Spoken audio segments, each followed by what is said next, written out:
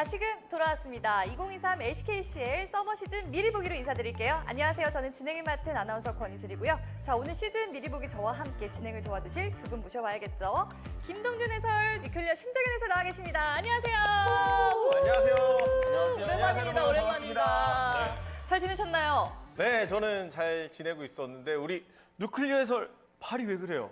제가 최근에 생일이었어가지고 생일 파티가 좀 격해지는 바람에 다리를 살짝 접질렸는데 그렇게 크게 다치지는 않아서 괜찮습니다. 우리 또 많은 핵붕이 팬분들께서 걱정하시는 거 아닌가 했는데 괜찮으시죠? 너무 괜찮아요. 그럼 뭐 서머 시즌은 또 멋진 해설 기대해 보면서 저희가 지난 4월 7일 스프링 스플릿에서 디플러스 기아가 우승컵을 들어올린 게 사실 진짜 엊그제 같거든요. 네. 그런데 벌써 곧 있을 6월 5일부터 서머 스플릿이 돌아오게 됩니다. 그렇죠. 네, 각 팀들이 지금 또 많은 변화가 있거든요. 그리고 지난 스프링 스플릿 때 멋진 활약을 보여줬던 팀들이 과연 그 기세를 이어나갈 수 있을 것인지 많은 분들이 기대감을 가지고 지켜보고 있고 멤버 변화가 있는 팀들도 꽤 있기 때문에 네. 설명해드릴 만한 포인트가 많습니다. 맞습니다. 자, 그럼 제일 먼저 LCK 챌린저스 리그 서머 스플릿에 대해서 알아보려면 지난 스프링 스플릿에서 어떤 결과와 성적들이 있었는지 알아봐야겠죠? 잠시 시간을 돌려서 스프링 스플릿으로 돌아가 볼까요? 제일 먼저 소개해드릴 팀 바로 디플러스 기아입니다. 우승컵 멋지게 들어올렸었죠? 그렇죠. 디플러스 기아는 이제 명실상부 챌린저스의 명가라고 할 수 있을 것 같아요. 2022년, 23년 스프링 스플릿 모두 우승을 차지했을 뿐만 아니라 22년 썸머 스플릿에서도 결승에 진출하는 등 현재 3연속 결승 진출의 대기록을 써내려가고 있거든요. 그런데다가 썸머 스플릿 때도 안정적인 전력을 보여줄 수 있는 팀으로 평가하고 있어서 이번 썸머 스플릿 때도 다시 한번 또 결승에 진출할 수 있을지 우승컵을 들어올릴 수 있을지 디플러스 기아를 응원하는 팬분들이 많은 기대감을 가지고 있습니다. 네. 그렇죠. 디플러스 기아가 확실히 챌린저스의 명가이기는 하지만 리그 초반에 작년에 좋은 성적과 대비해서 약간 좀 아쉬운 모습이 있었는데 후반부에 바이블 선수가 구원투수로 등장하면서 엄청나게 좋은 경기력으로 우승까지 했었고 그리고 저는 타나토스 선수가 초중반에 조금 아쉬운 모습을 많이 보였었다고 생각을 했었거든요. 근데 타나토스 선수도 폼이 굉장히 많이 올라오면서 이제는 첼체탑 아닌가? 이런 생각이 들 정도로 굉장히 좋은 경기력이 많이 나왔다고 생각을 합니다. 실제로 후반부에 타나토스 선수가 MVP로도 많이 선정이 되면서 맞아요. 그 저력을 확실히 확인할 수가 있었습니다. 자, 다음으로는 준우승을 차지한 DRX의 스프링 스플릿 행보도 궁금한데요. DRX는 지난 스프링 스플릿에서 정말 화제가 많이 됐었던 팀이죠. 정규 시즌 중반부터 잠재력을 보여주면서 무려 10연승을 기록했고 정규 시즌 1위로 플레이오프에 진출하는 데 성공했습니다. 더군다나 플레이오프에서 패패승승승을 2번 연달아 보여주면서 결승까지 진출해 이대로 우승까지 차지하는 것이 아니냐라는 얘기를 들었었거든요. 물론 이제 결승에서는 디플러스 기아에게 1대3으로 분패하면서 아쉽게 준우승에 머무르긴 했지만 DRX가 지난 스프링 스플릿에서 보여준 행보가 굉장했기 때문에 이번 썸머 스플릿에서도 좋은 모습을 보여줄 거라는 예상이 지배적이에요. 네. 그렇죠. DRX의 로스터에서 변화가 가장 많이 생겼는데 이번에 아카데미에 있던 선수들이 많이 올라오면서 탑의 프로그 선수, 미드의 예후 선수, 원딜의 파덕 선수, 그리고 서포터의 커리어 선수까지 새롭게 콜업되었는데 10개 팀 중에 가장 많은 팀원이 변동되었습니다. 그리고 예후, 파덕 선수는 LCK에 출전할 수도 있는 선수들로 어떻게 기용될지 좀 지켜보는 게 좋을 것 같고 제가 개인적으로 아카데미에서 봤던 이 선수들은 DRX 아카데미에서 가장 좀 센 게 아닌가 이런 생각이 들 만큼 좋은 경기력이 있었기 때문에 네. DRX의 여름도 계속 기대해 볼 만할 것 같습니다. 자, 그렇다면은 스프링 스플릿 정규 시즌 동안 정말 최강의 모습을 보여줬던 KT에는 어떤 변화가 있는지 궁금합니다. KT는 지난 스프링 스플릿에서 말씀하신 것처럼 1위 경쟁을 아주 오랫동안 치열하게 했던 팀이죠. 탑의 캐슬과 퍼펙트 그리고 서포터의 레블과 웨이 선수를 교차 기용하면서 팀 색깔을 그때그때 변해가는 변화무쌍한 모습을 보여줬던 팀인데요. 초반에는 좋은 흐름을 계속 유지하는 듯 하다가 후반으로 갔을 때 조금 흔들리는 모습이 나왔었거든요. 그리고 거기서 조금 더 패턴 변화를 다양하게 보여주고 싶어하는 엔트리 기용이 있었던 만큼 이번 썸머 스플릿 때는 어떤 선수가 주전으로 활약하게 될지 그리고 또 어떤 교체 기용을 보여줄지 많은 분들이 기대하고 있는 팀입니다. 다만 아쉬운 점은 레블 선수가 로스터에서 빠지면서 서포터는 이제 웨이 선수로 거의 고정이 된 듯한 분위기인데 스프링에서도 강력한 팀업을 보여준 만큼 서머에서는 또 어떤 모습을 보여줄지도 기대가 되는 것 같습니다. 자, 다음으로 만나볼 팀은 T1입니다. T1은 스프링 스플릿 초반부에 많은 팬들의 기대와 걱정을 한 몸에 받았던 팀이죠. 일단 누클리어에서도 스프링 스플릿 미리 보기 때 말했다시피 달 선수는 매듭무비에도 자주 등장했던 화제가 됐던 선수고 포레스트 선수도 슈퍼스타라는 별명이 생길 정도로 캐리력과 스로잉을 좀 번갈아가면서 보여줬던 좀 재밌는 선수거든요. T1 전반적으로 봤을 때는 정기 시즌 중반부터 좀 흔들리는 모습을 보여주면서 이대로 주저앉나 싶었었는데 후반부에 다시 끈질긴 저력을 보여주면서 나름대로 좋은 성적으로 마무리 지었다라는 생각이 들어서 썸머 스플릿에 거는 기대감이 조금 더 커지지 않았을까 그런 생각이 듭니다. 그리고 또 중요한 엔트리 변화가 있어요. 그렇죠. 네. 말씀해 주셨다시피 미드에 두 선수가 새롭게 들어온 것이 가장 눈에 띄는데요. 아마추어였던 나이스 선수와 그리고 아카데미에서 활약을 했었던 포비 선수 모두 베일에 쌓여있는 선수인 만큼 이번 서머 스플릿에서 T1이 어떤 행보를 보일지도 좀 궁금해집니다. 특히나 플레이오프에서 보여줬던 T1의 깜짝 픽들은 정말 놀랄만한 픽들이 많았기 때문에 더욱더 기대가 됩니다. 자, 이번에는 농심 e스포츠 아카데미에 대해서 알아보도록 하겠습니다. 농심 e스포츠 아카데미는 개성이 넘치는 색깔이 짙은 선수들이 정말 많죠. 미하일 선수는 크산테 그 자체로 불릴 정도로 선수. 크산테를 선호하는 그런 경향을 계속 보였었고 또 엄청난 플레이를 자주 보여주면서 화제가 많이 됐을 뿐만 아니라 콜미 선수는 또 LCK에 출전하고 난 이후로 한 단계 업그레이드 된 듯한 기량을 보여주면서 많은 분들이 열광하는 모습을 보여줬습니다. 그런데다가 칼릭스 선수의 캐리력 또한 농심 e스포츠 아카데미가 조금만 더 팀적인 합을 다듬으면 서머 스플릿 때 확실히 더 진일보한 경기력을 보여줄 수 있지 않겠느냐라는 분석이 나오게 된 원인이었기 때문에 농심 e스포츠 아카데미의 이 챌린저스에서 계속 이어지고 있는 저력에 관해서도 좋은 평가를 내리고 있는 분들이 많아요. 그래서 또 이번에 농심 e스포츠 아카데미 로스터를 봤을 때 가장 놀란 점이 은퇴 후 크리에이터로 활동하던 쿼드 선수가 농심 e스포츠 아카데미를 통해서 복귀했다는 점인데 아무래도 LCK를 뛸 가능성이 좀 더 높긴 한데 그런 팀원과의 합의나 어떤 챌린저스 선수들에게 동기부여 그런 점에서 많이 도움이 될 것 같고 제가 작년부터 중계를 했었을 때 가장 많이 느꼈던 점이 지우 선수가 이번 스프링 스플릿에 가장 많이 성장을 했다는 점인데 지우 선수가 또 얼만큼 업그레이드가 됐을지 이번 서머에 다시 한번 지켜보시면 좋을 것 같습니다. 이번에도 지우 선수의 자신감 넘치는 플레이들을 팀원들이 또 잘 받쳐주고 멋진 합을 보여줄지 기대가 되는데요. 자, 이어서 하나생명 e스포츠의 지난 스프링 스플릿 결과와 이번 서머 스플릿에서의 주목할 부분을 한번 알아볼까요? 정규 시즌 초반부에 연속적으로 루어 선수가 펜타킬을 기록하면서 화제가 많이 됐었죠. 그리고 전체적으로 봤을 때 하나생명 e스포츠의 향상된 경기력에 대해서도 많은 분들이 깜짝 놀라셨고요. 우승 후보로 거론이 될 만큼 좋은 페이스를 이어나가다가 중반부터 조금씩 주춤하는 모습을 보여주면서 정규 시즌은 4위로 마무리를 했습니다. 그리고 플레이오프 1라운드에서 T1에게 0대3 완패를 당하면서 이변에 가까운 결과가 나오지 않았나 싶은데 이번 썸머 스플릿 때는 조금 더 팀적인 합이 다듬어진 모습을 보여줘야 할 것 같아요. 네, 특히나 팀원 변화가 없다면서요. 그렇죠. 하나생명은 아무래도 팀원 변화가 없다 보니까 기존에 했던 대로 합을 계속 유지하면서 본인들의 기량을 조금 더 끌어올리는 데 집중하면 될 것 같고 저는 가장 기억나는 게 루스터 선수의 크산테도 많이 기억이 나거든요. 그렇죠. 그렇기 때문에 이번 썸머에서는 크산테의 주인공이 누가 될지도 좀 기대가 되는 것 같습니다. 저는 또 하나생명 e스포츠 하면은 한타, 전투력 막 이런 게 기억이 나거든요. 그래서 시원한 경기들을 또 서머 스플릿에서 보여줄 수 있을지 기대해 보도록 하겠습니다. 자, 이어서 만나볼 팀은 바로 리브 샌드박스 유스입니다. 리브 샌드박스 유스는 사실 좀 아쉬운 모습을 많이 보여줬던 팀이죠. 중간중간에 강팀을 때려잡는 깜짝 결과를 만들어내기도 했지만 그 페이스가 꾸준히 이어지는 느낌을 주지 못했었기 때문에 정규 시즌 성적은 7위, 5승 13패로 약간 저조한 모습을 보여줬습니다. 그런데 확실히 팀적인 합이 더 좋아지고 있다는 생각이 스프링 후반부에 들기 시작했고 그리고 서로 신뢰를 바탕으로 한 끈끈한 팀플레이가 무엇인지 좀 깨달아가는 과정이 있구나라는 생각이 들었었거든요.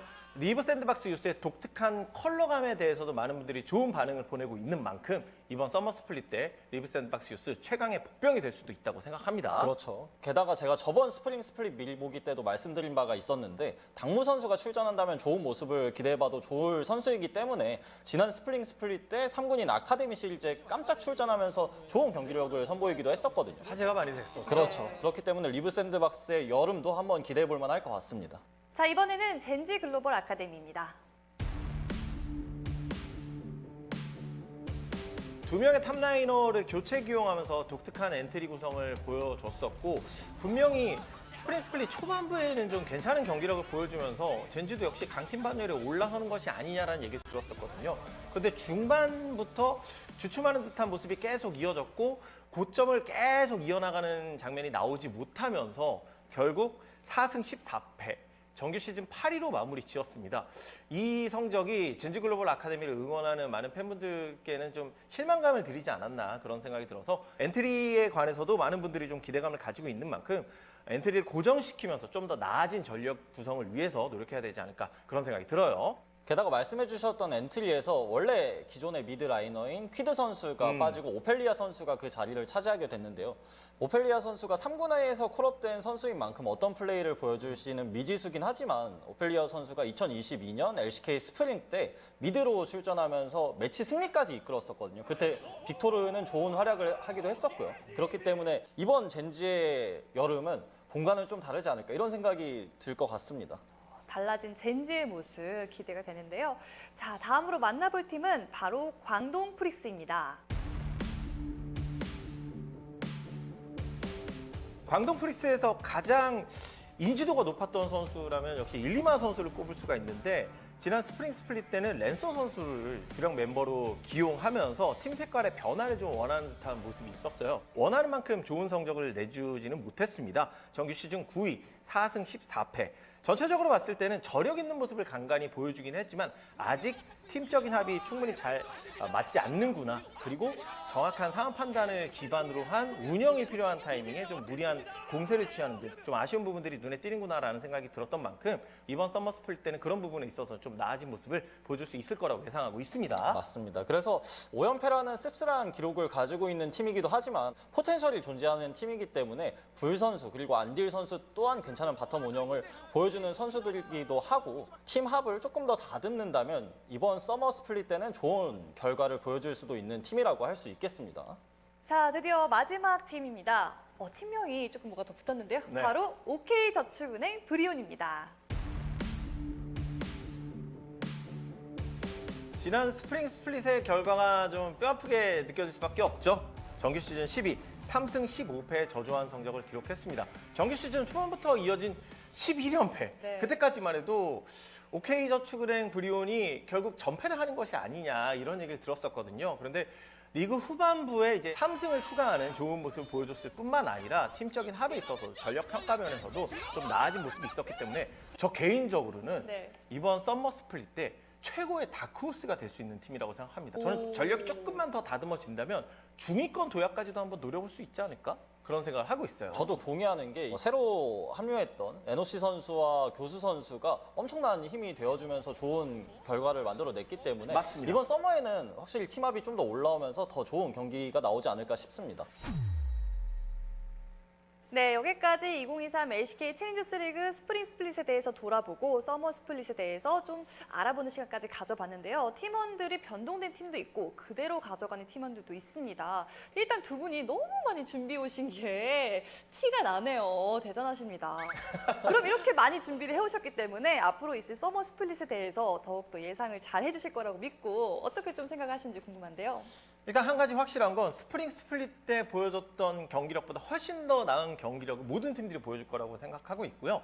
DRX가 지금 엔트리 변화가 매우 컸기 때문에 이 멤버로 경기를 치렀을 때 어떤 경기력과 성적이 나올 것인가에 대해서 많은 분들이 기대감과 의문을 같이 가지고 있는 상황인데 그래도 플레타 선수라든지 좀 베테랑 선수가 중심 역할을 해주면서 좋은 경기력을 계속 이어나갈 수 있지 않을까 그런 개인적인 예상을 하고 있고 그리고 또 하나 OK저축은행 브리온이 저는 이번 서머 스플릿 때 진짜 돌풍의 주역이 될 수 있지 않을까. 일 한번 낸다. 그런 생각을 하고 있습니다. 정규 시즌 후반부 때 모습만 보면 네. 충분히 가능하지 않을까 생각이 들긴 하거든요. 엔트리 변동된 팀 중에 T1에 이제 미드 라이너들이 새로 들어왔잖아요. 나이스 선수와 포비 선수가 새로 들어왔는데 어떤 활약을 할지가 포비 선수가 좀 궁금하긴 한데 나이스 선수는 아직 완전 베일에 감춰 있는 선수이기 때문에 상대 팀들이 좀 상대하기에 좀 껄끄러울 수도 있겠다 이런 생각도 들어서 T1이 어떤 활약을 할지도 계속 기대가 되고 그리고 포레스트 선수와 새로운 미드 라이너들이 어떤 합을 맞출지 이게 저는 가장 궁금한 것 같아요. 어떻게 보면 젊은 피를 수혈했다? 뭐 이런 느낌이 드는 엔트리 구성이거든요.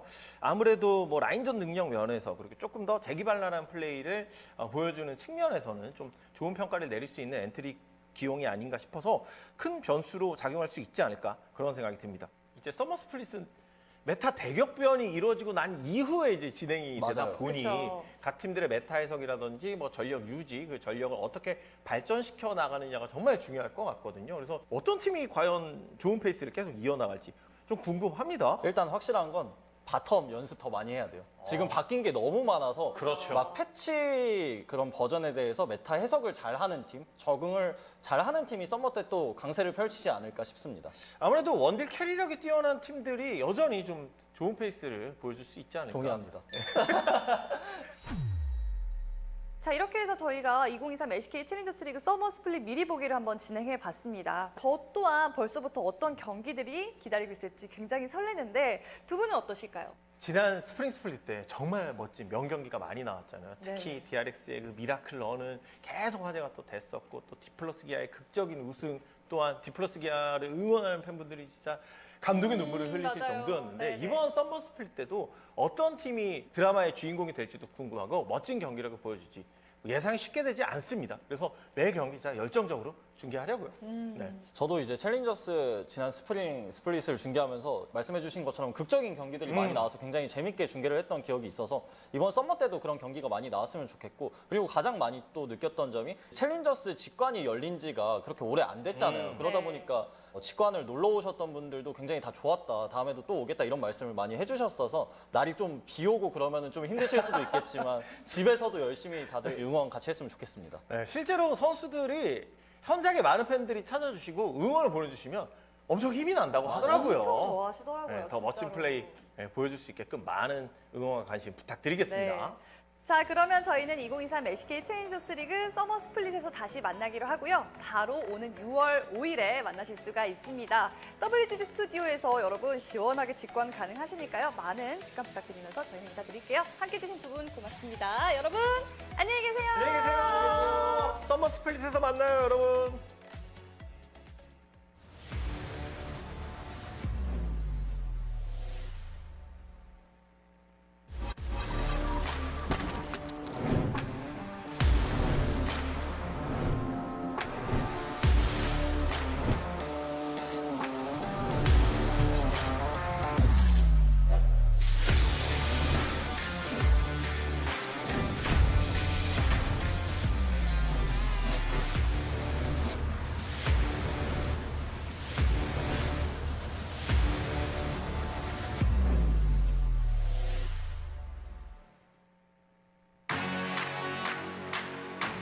Welcome, ladies and gentlemen, to LCK Challenger. I'm Atlas. I'm joined by Wolf here as we bring in the summer season of 2023 LCK Challenger. Yeah, it's been a really long time. I've missed all of you guys in the chat. I'm glad that you and I are starting things off with challengers this week. I know. We get to kind of ease into what is a crazy amount of changes with 13.10 and, you know, just see what the challengers players are up to, how they've improved during the offseason. Yeah, see whether it's different from what we've been seeing over in the LPL. I assume it probably will be, especially because it's Challenger. Starting off with Live Sandbox and D+ Kia as well.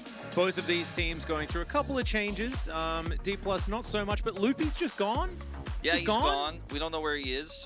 We hope he gets picked up by a new team soon because he's a very good player, very talented. And Bible is going to be the main support for this team, at least for the foreseeable future. We also have Clear coming into Live Yeah. Sandbox, so that's a very exciting announcement that came out like yesterday, I think it was.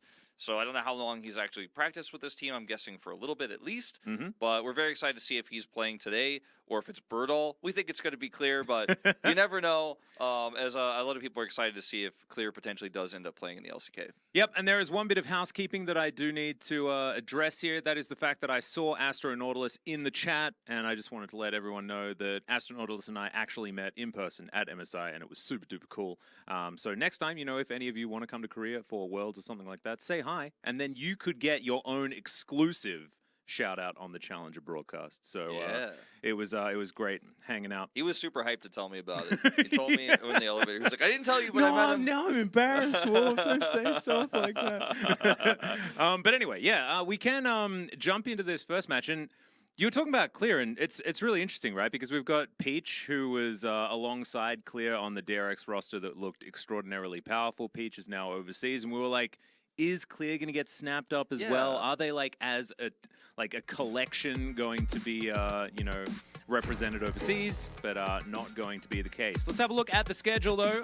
As we expect, it is Monday to Thursday. We broadcast the Monday-Tuesday games, and then unfortunately, we cannot be in two places at once. No. They need to, fix up the AI to make sure that we can cast on Wednesday and Thursday. So it's all going to come to a head on the 22nd, so just after LCK Finals on the 20th. So we're going to be running back here as fast as we can, taking the KTX back from Daejeon to get here to do the finals for you guys on the 22nd. So it's from today till 22nd, same schedule that you guys had last season, same format, no changes, so playoffs and all that is going to be the same.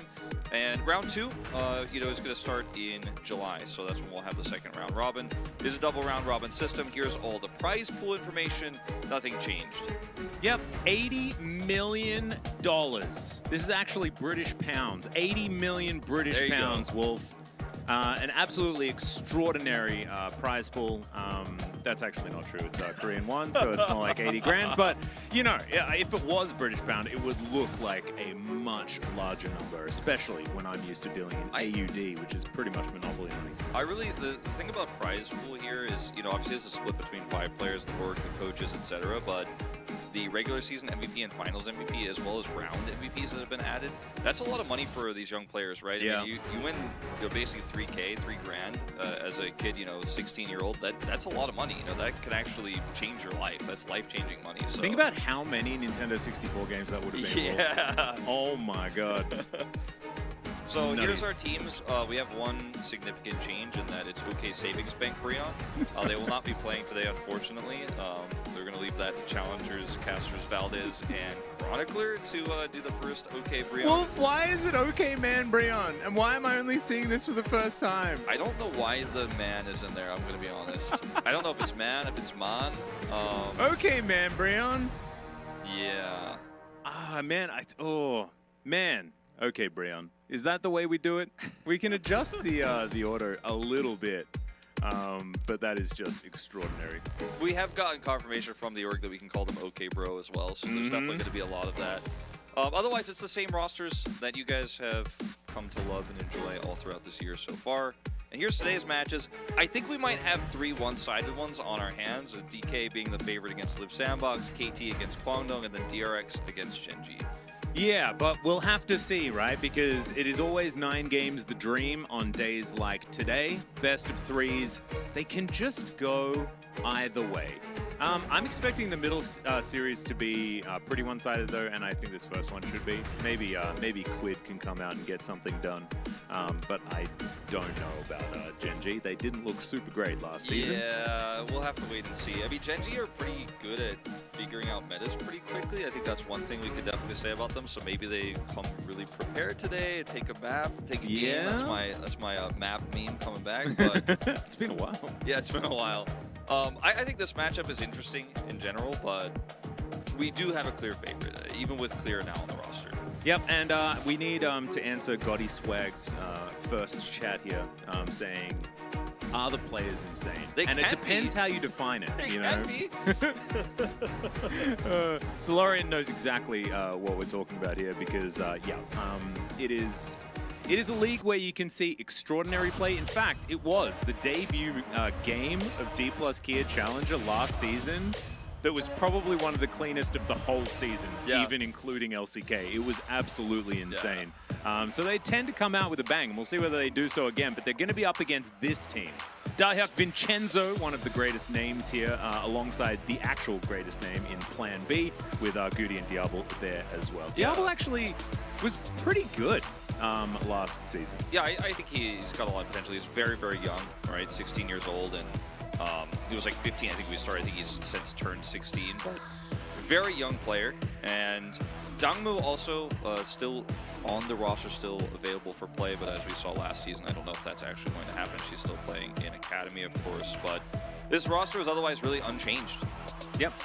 So yeah, a lot of people asking where Dongmu is. She's not here today, but maybe she will next week or in the following days. We'll have to see. This is your D+ Kia roster though.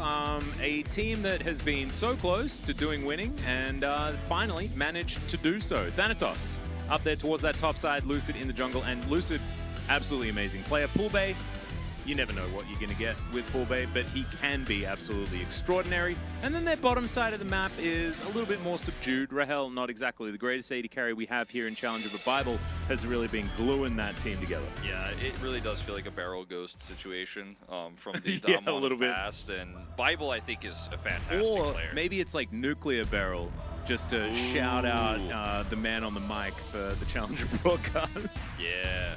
So here are the match records between these two teams, as well as their finishing regular season results. D+ getting 3rd place at 13-5, and mirrored is Live Sandbox at 5-13.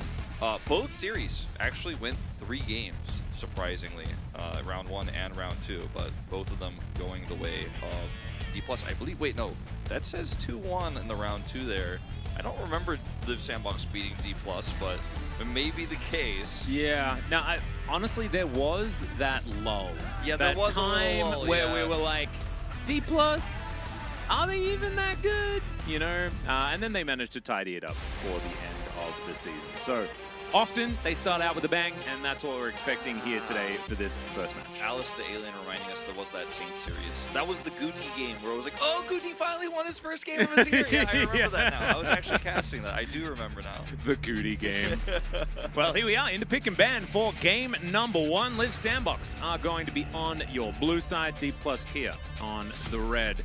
Already Vi to be taken away here, and we'll see how things will change and evolve moving towards this one. Milio is busted. We expect Zeri to probably remain banned as well. Yeah, there's some trends that we know to be true, especially on red side bans. Like Zeri and Milio are almost must bans.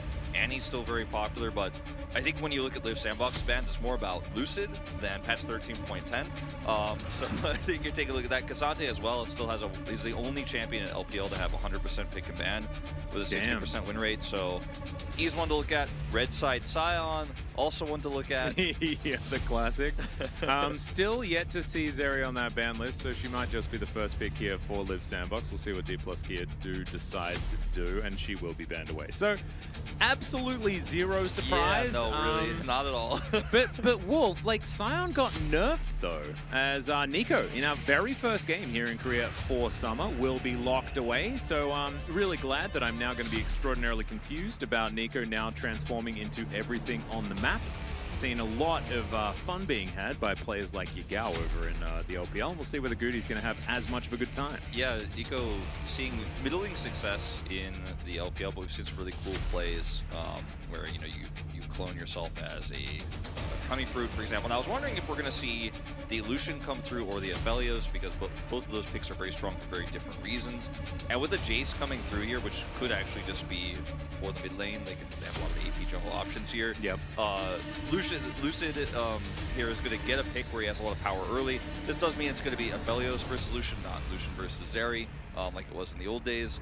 And maybe we'll see Damwon, or rather formerly Damwon, try to, starting early with that one. Yeah, you're really getting in there. No. Maybe we'll see them get a tempo advantage here. It looks like that's what they're looking to do with this draft. By which map will Wolf stop saying Damwon? That's the question. I got to get back into casting, man. It's been a little while. I didn't cast MSI. I've just been chilling. Yeah, it's been a hot minute. And, dude, I've been feeling it as well. Believe you me. I casted 2 series or something like that in MSI, so it doesn't even really feel Doesn't that count. much. Yeah. As Nami, unsurprisingly, going to be banned away as well. Vincenzo not allowed to play Kha'Zix, who has been really skyrocketing ever since his buff prior to MSI. So jungle is probably where a lot of people are going to be looking, especially Goody on the Nico. You always got to look into that jungle, see how many of these camps you can transform into. Yeah. So we see the Annie ban coming through here, so they're expecting this is actually going to be Jace top. And we'll see a Wukong ban to follow here. And we still just have no idea what Lucid is going to play. I mean, I always think of Lucid as an Elise player. We're a little bit past that era now in terms of AP junglers, but it would be really fun if we played, if they played like Renekton, Nidalee here or something like that. And they do ban the Elise. I like it. Because you already mentioned the fact that Bulbay could be playing the Jace in the mid lane, and so with the Elise, you can then even pick Renekton or something like that and have like something completely ridiculous. I mean, they could play Renekton, Nidalee. Well, now they can't because they blocked in the Sejuani. They could have, of course. And Gragas does come in here with the Viego to be the jungle pick here. Viego, Nico, we have seen this duo in the LPL. A lot of burst damage, a lot of CC. Yep, feels very similar to the old Ari Viego or Lissandra Viego, things like that.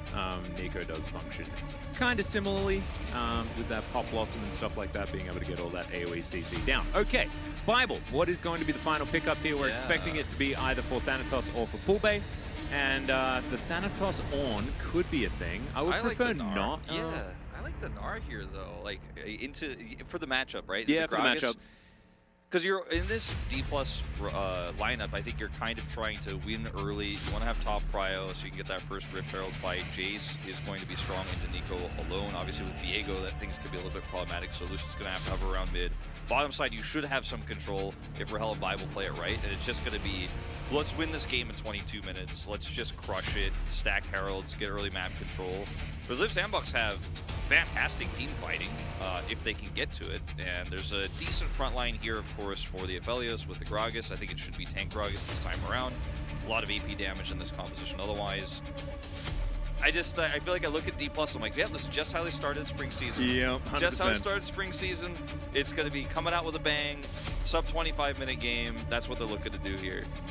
Yeah, this is like, D+ Kia could be playing at any point last season.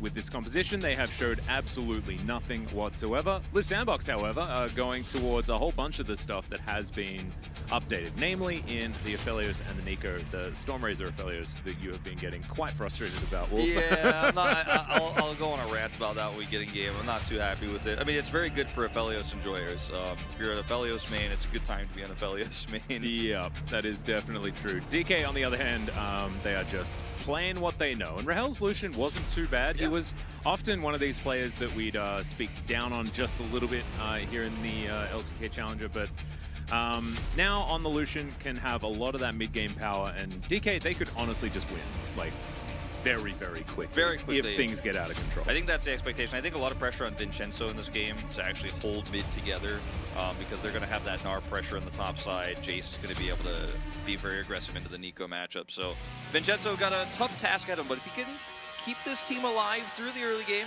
maybe there's a chance of some 5v5 team fighting later on. And also, perhaps, in this intro, there is a chance for some doo-doos and some doo-doos, but maybe we'll just have to wait it out this first time around. Chat, you're gonna have to take it, get on the doo-doo-doos, and we'll see whether it's going to be happening once again.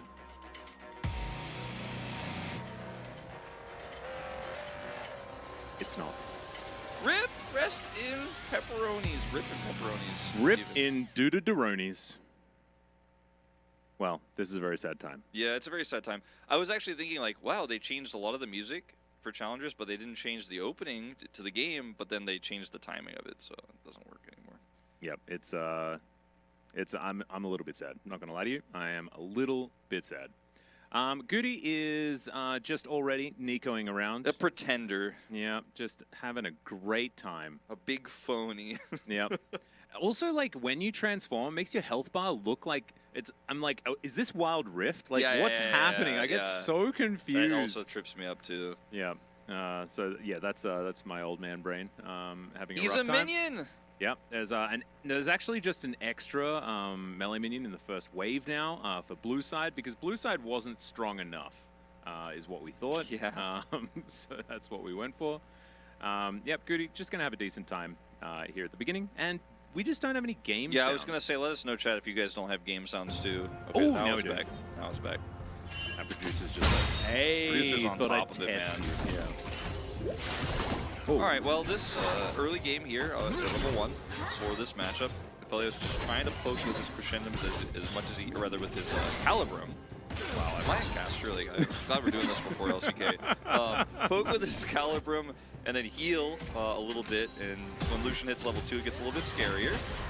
Yeah, we do have a very cute question, as Goody does get a water. Lots of damage here, though, with the Q. Already Pulbe in a little bit of trouble. Just trying to farm up where he can. Goody's just, like, really on fire. He really is. Like, Pulbe, I mean, it's not an easy level 1, but after that, things can get a lot better, but still just playing very defensively here, and Comet getting a lot of value. Not the first strike variant we've seen. You pointed out to me that Faker's been playing a lot in solo queue. Well, there is a question that has been asked, and this is a really important one. It does apply to both of us. It's, what is it? Boys' Yankees says, if you could Nico transform into your cat to become your cat's friend, would you? Oh, or is that a 100% magical journey you just can't go on? No, I want to go on that journey. I also want to know what my cats, like, if I could speak to them, you know, what they're thinking. Like, I want to know what they think thinking about of things. that last night, man. Bibion's brain, like, it just does weird things, dude. I don't understand that cat at all. Somebody told me that, I read this recently, that there's like a new theory that cats just think that their owners are big cats. Like, that they just think we're big giant cats and that, like, we're the same species as them. I don't know if I believe that.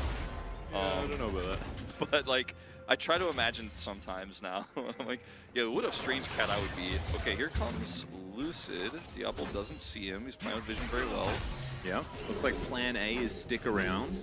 We'll see what plan B is going to be very soon. So we do have the back actually completed here. Rahel's still going to go in. It has to cleanse immediately on that polymorph as now Bible. No mana, not a lot of hope. May have to flash here as the Glitter Lance does come down. And they're not able to quite pick up the kill in response. So a little bit of a communication mishap, one could say, on that bottom side, perhaps. Yeah, I think definitely that's exactly what I'm thinking here. As the recall completes, Bible is not with Rahel initially, very low on mana. And it felt like an opportunity that they wanted to seize, but was canceled by Lucid. They're like, yeah, we're not going to do this, but Rahel still goes in. Pick up a little bit of first strike gold, I guess, but that's about it. Otherwise, losing a lot of control in this lane. So Diablo feeling very great about how the start to this matchup has gone. Same, of course, to be said of Goody, who will just go back to lane here. Ooh, immediately takes a shock blast to the face. So there we go, Pulbe getting something back here, but he's down like over a camp there. Thanatos, he's a big old angry knob, but he doesn't have his ultimate available just yet. I'm not that familiar with this matchup yet, since Miko Mid is so new to my time in the LCK, but the Jace here I thought was going to have a good time. I think D+ thought so as well, but he's having a rough time. He also started Doran's shield, so Pulbe knows he needs to get some of that healing up here, but he has just been pushed in.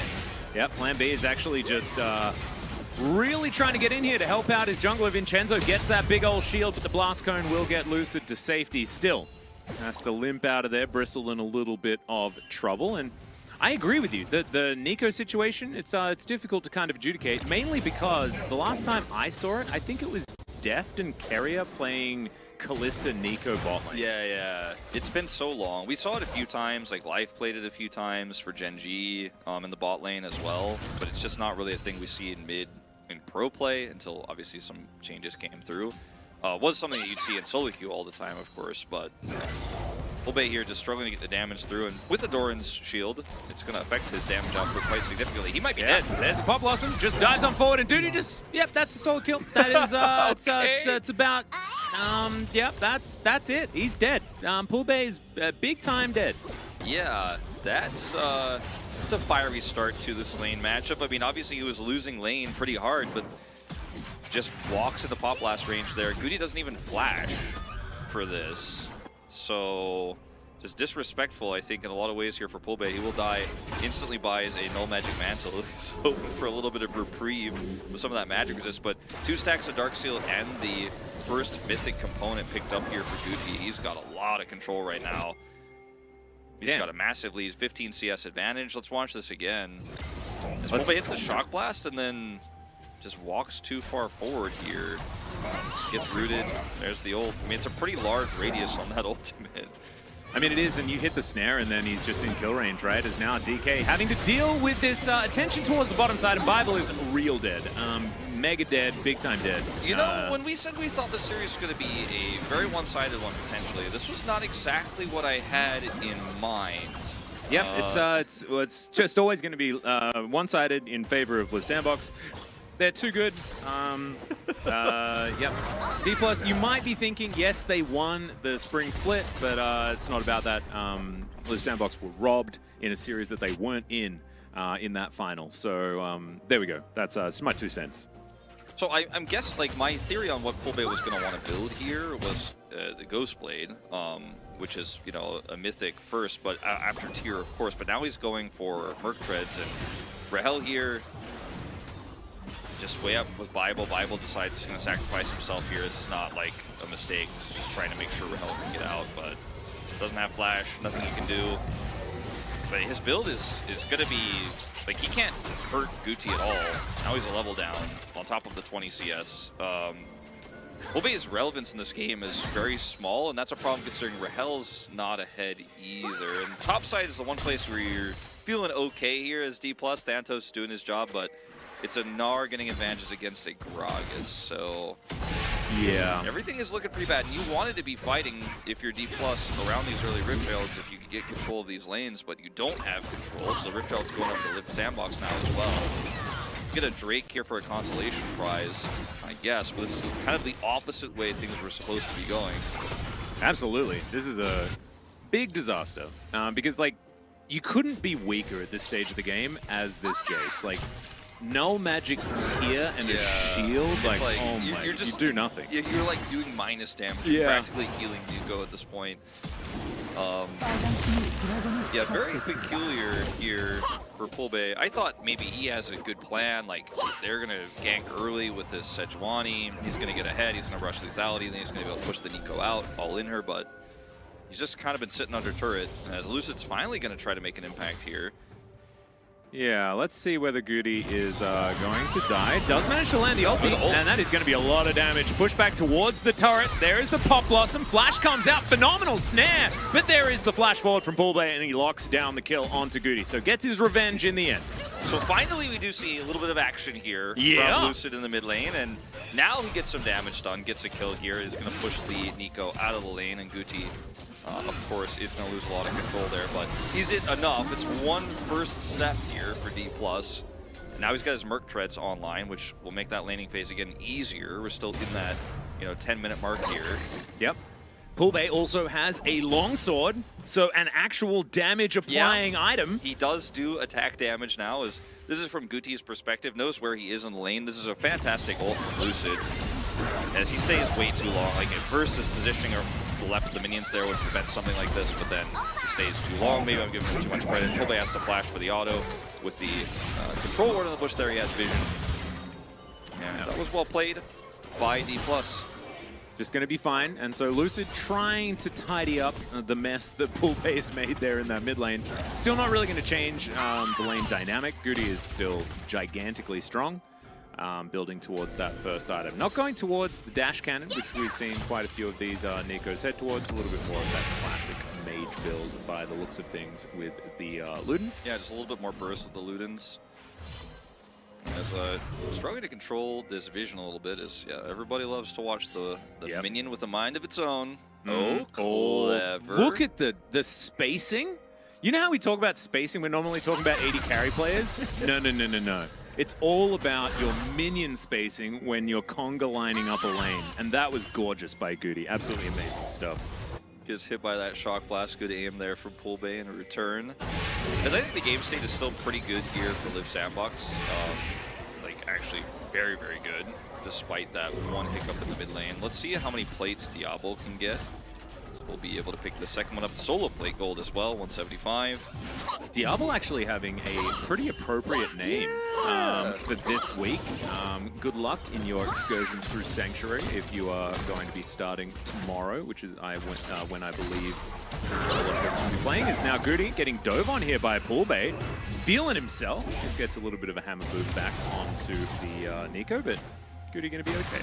Yeah, that's kind of how I expected this matchup to be going a little bit earlier, is Poolbay started to be a little bit more aggressive like that than for all ins. If you don't get rooted, you should be able to win the trade. But yeah, I think the way it's looking right now is Diablo might be a hardcore character in this one. He's got his Stormrazor now. We could start talking about Stormrazor Aphelios, where Aphelios gets to have additional movement speed for free and feel very safe against threats, as well as be able to chase extremely well. You can understand it though, right? You're like, oh, well, like, we'll just remove the slow and we'll add a speed up. It's basically the same thing, right, guys? But then, like, you apply it to this situation and, like, pressing Q with red gun and then being able to zoom through everyone like a portable blender that's out of control. Like, it's just a little bit scary. Yeah, it's not my favorite change that they've made, but it's very good, like I mentioned earlier, if you're an Aphelios player, because it allows you a lot more freedom. He is going to get the entirety of this turret as Lucid comes over here and is trying to punish him for the last plate. Oh, that is a Captain Jack right there, able to avoid the Winter's Wrath as well, so Lucid gonna have to get out of there. Gorgeously played. Diablo's really, like, he must have been practicing hard in this offseason. He just really wants that plate, and I think he's still going to get it here, so ultimately it won't matter. Good ult here to push them back. Yep, and that Vigil does come down as he just dashes to the side. All right, gets out of the way, and that is guaranteed money. You, like, flashing for a turret plate? That I respect. Yeah, he's just going in. He doesn't care. And, like, the rest of D+ is like, well, Viego's nearby, for sure. I don't know, actually, if he was on vision or not, but they're like, if he's flashing like that to avoid this as well as get the plate, I don't think we're sticking around, especially without the turret. They back away. And, I mean, Stormraze is going to be great for Lucian, too, in the early game, too, in terms of itemization, I guess. I mean, it's just a good item, right? It's good for the start for Jinx. Like, it's just strong for all AD carries, but Aphelios in particular gets so much value out of it.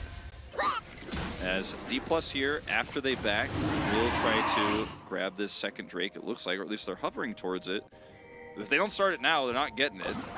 No, maybe they don't want it. Maybe they're like, oh, Chemtech, ew. Let's hope that they take that one away so that we can stack good Drakes. Problem is, it's probably going to be a good soul with the Ocean and the Chemtech here. Well, Lucid gonna find Vincenzo here, immediately flashes away. Diablo not able to offer too much back with no front line. So they will slink back into the fog of war. Goody here towards this bottom side, not going to be able to find too many avenues towards joining any potential fight. And DK will take down this Chemtech Drake. So, what will it be? Yeah, we're going to find out. I'm feeling like it's going to be Hextech. I'm feeling Cloud. It's got to welcome you back with a Cloud, Well, right? I think that's fair. As long as it's not Mountain. I feel like Mountain's very boring for this game. It's not very fun. Lidopo in chat is like also a big Cloud enjoyer. Oh, Mountain! What is this? Boring. Yeah, that's not it. That is not it. Great for D+ here if Live Sandbox starts stacking these up as well, considering the Jace and the Lucian situation here. Actually feels amazing for Live Sandbox with Everfrost Gragas to help defend this Aphelios here if they do start stacking this up.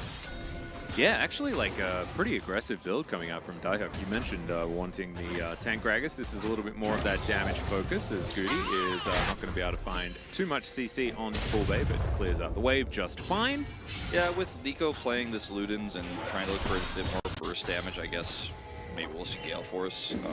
Well, not looking likely with the Zeal coming out here. I was going to say maybe Gale Force, Aphelios, you're trying to burst those targets down with this composition, but at this point, you know, just looking for a little bit more damage. They had a lead. Can respect it. Yeah. Well, where is Ice Drake? This is a question that has been plaguing me for quite some time. I'm really glad Embryage really did ask the real questions here. I've always kind of been wondering when he's going to show up. Whoa, that's a big old flash forward, and this is why you don't flash cleanse to get a plate, because you just die. They do manage to still get the charge, but Vincenzo gonna get permanently frosted, does have to ult to get himself out of the way. Meanwhile, there is a cask being thrown at a prehistoric Yordle. He's gonna be all right. They're just communicating well that Diablo has no flash, gets cleanses down, and I like how Luck Dude's immediately like, nah, plate was still worth. Perfect. I mean, let's bring up the gold counter. How much gold? How much gold does he have total? Let's see that total gold.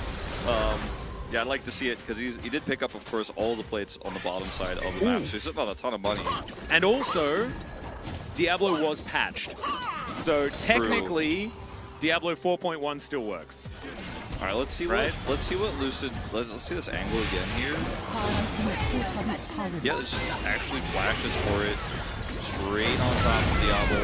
That's his second really nice ult here in the mid lane. Secure kill. Rahel's actually going to pick it up with the culling coming out. So some much needed money going into Lucian's pocket. Bible also playing it very, very nicely, getting the knockup with the tidal wave, guaranteed bubble, really expertly played on the Nami. So nicely done just in general, does have the Imperial Mandate, doesn't even need to worry about that taking up a Mythic slot anymore. You just get to build it. Feels good, man. I hope he builds that fun item that slows stuff when you, it's shields, not heals, right? So you have to shield. Ah, sad. I love that item. It's so fun. Just getting a free thing that shoots someone whenever you press a shield feels good. Hi, Chronicler. Welcome to the chat. What if that was just a passive on a support called Milio that exists in the game? Yeah. Yeah.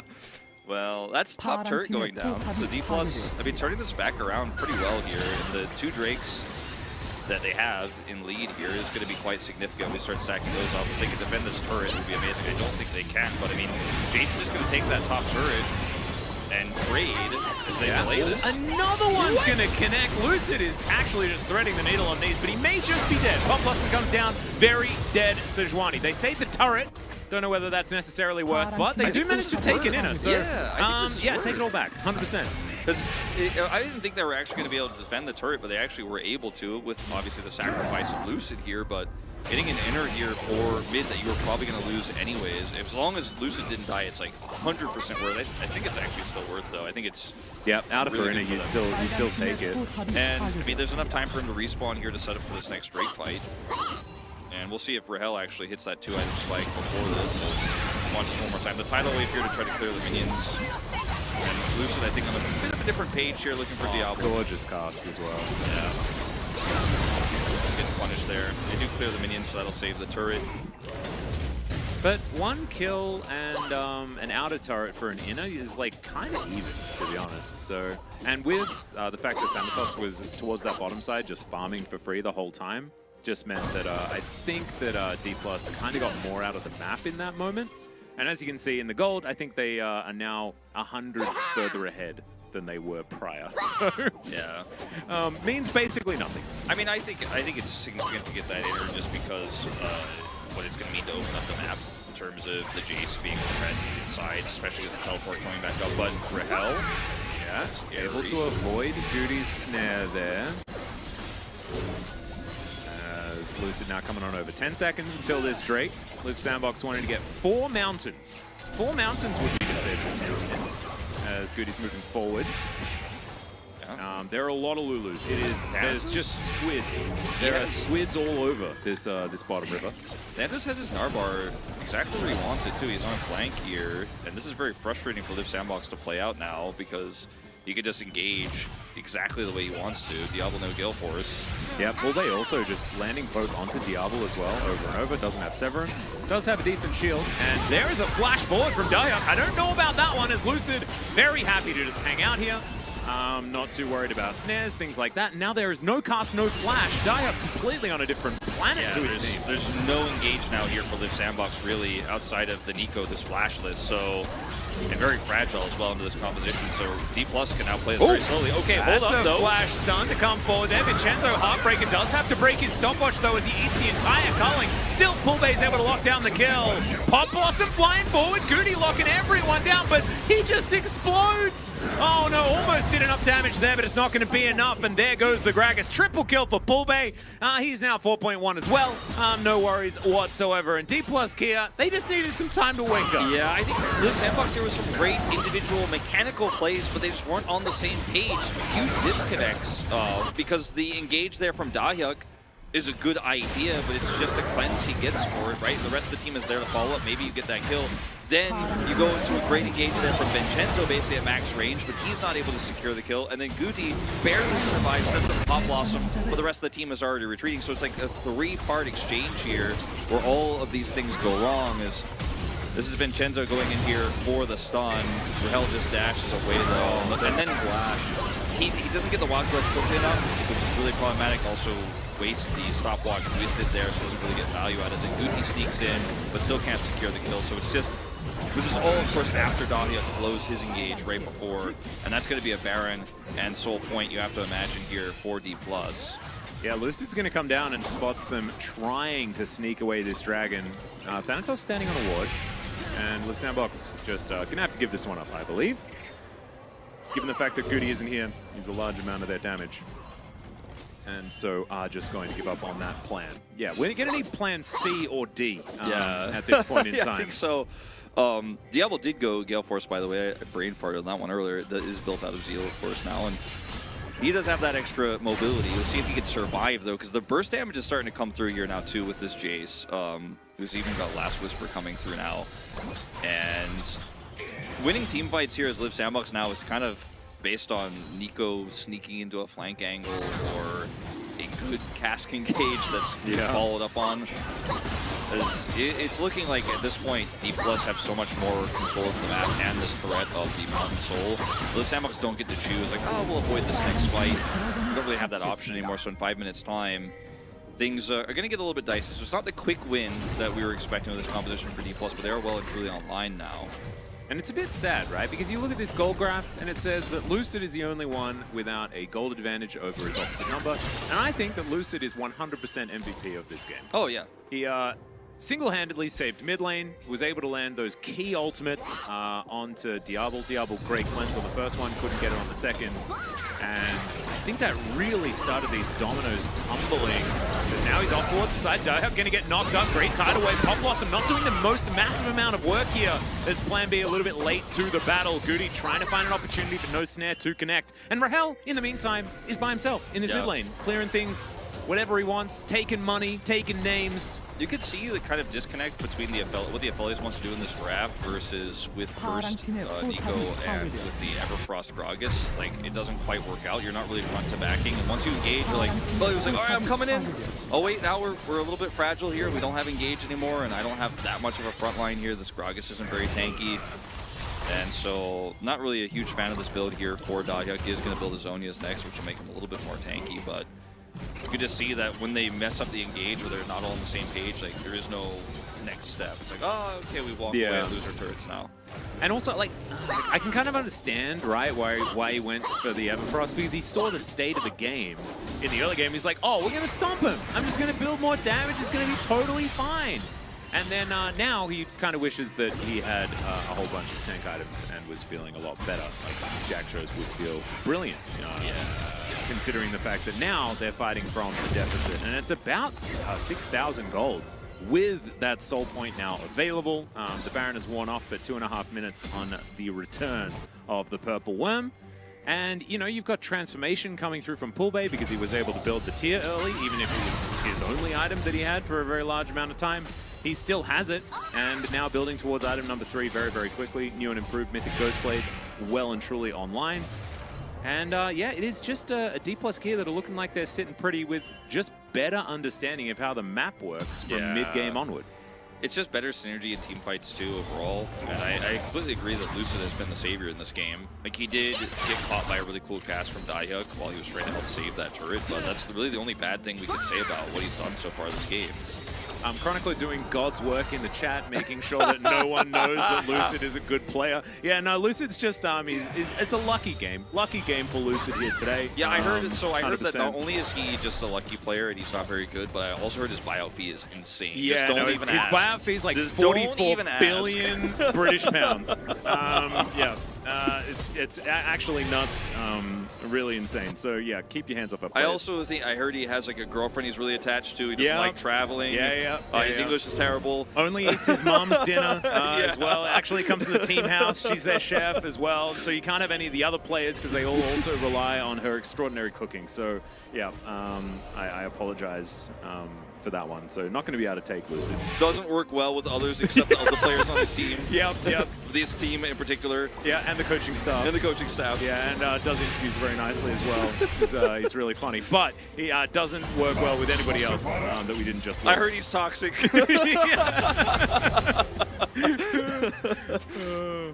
All right. Anyway, hopefully we've saved his career in Korea. I heard he hates China, America, and Europe. Yeah. But also Latin America. Yeah. He can't fly. He's allergic to airplanes. He comes up in hives and explodes if he goes onto a plane. So I'm sorry, but it's like by boat. That's the only way you'll get him out of there, and there's no solo queue on a boat, right?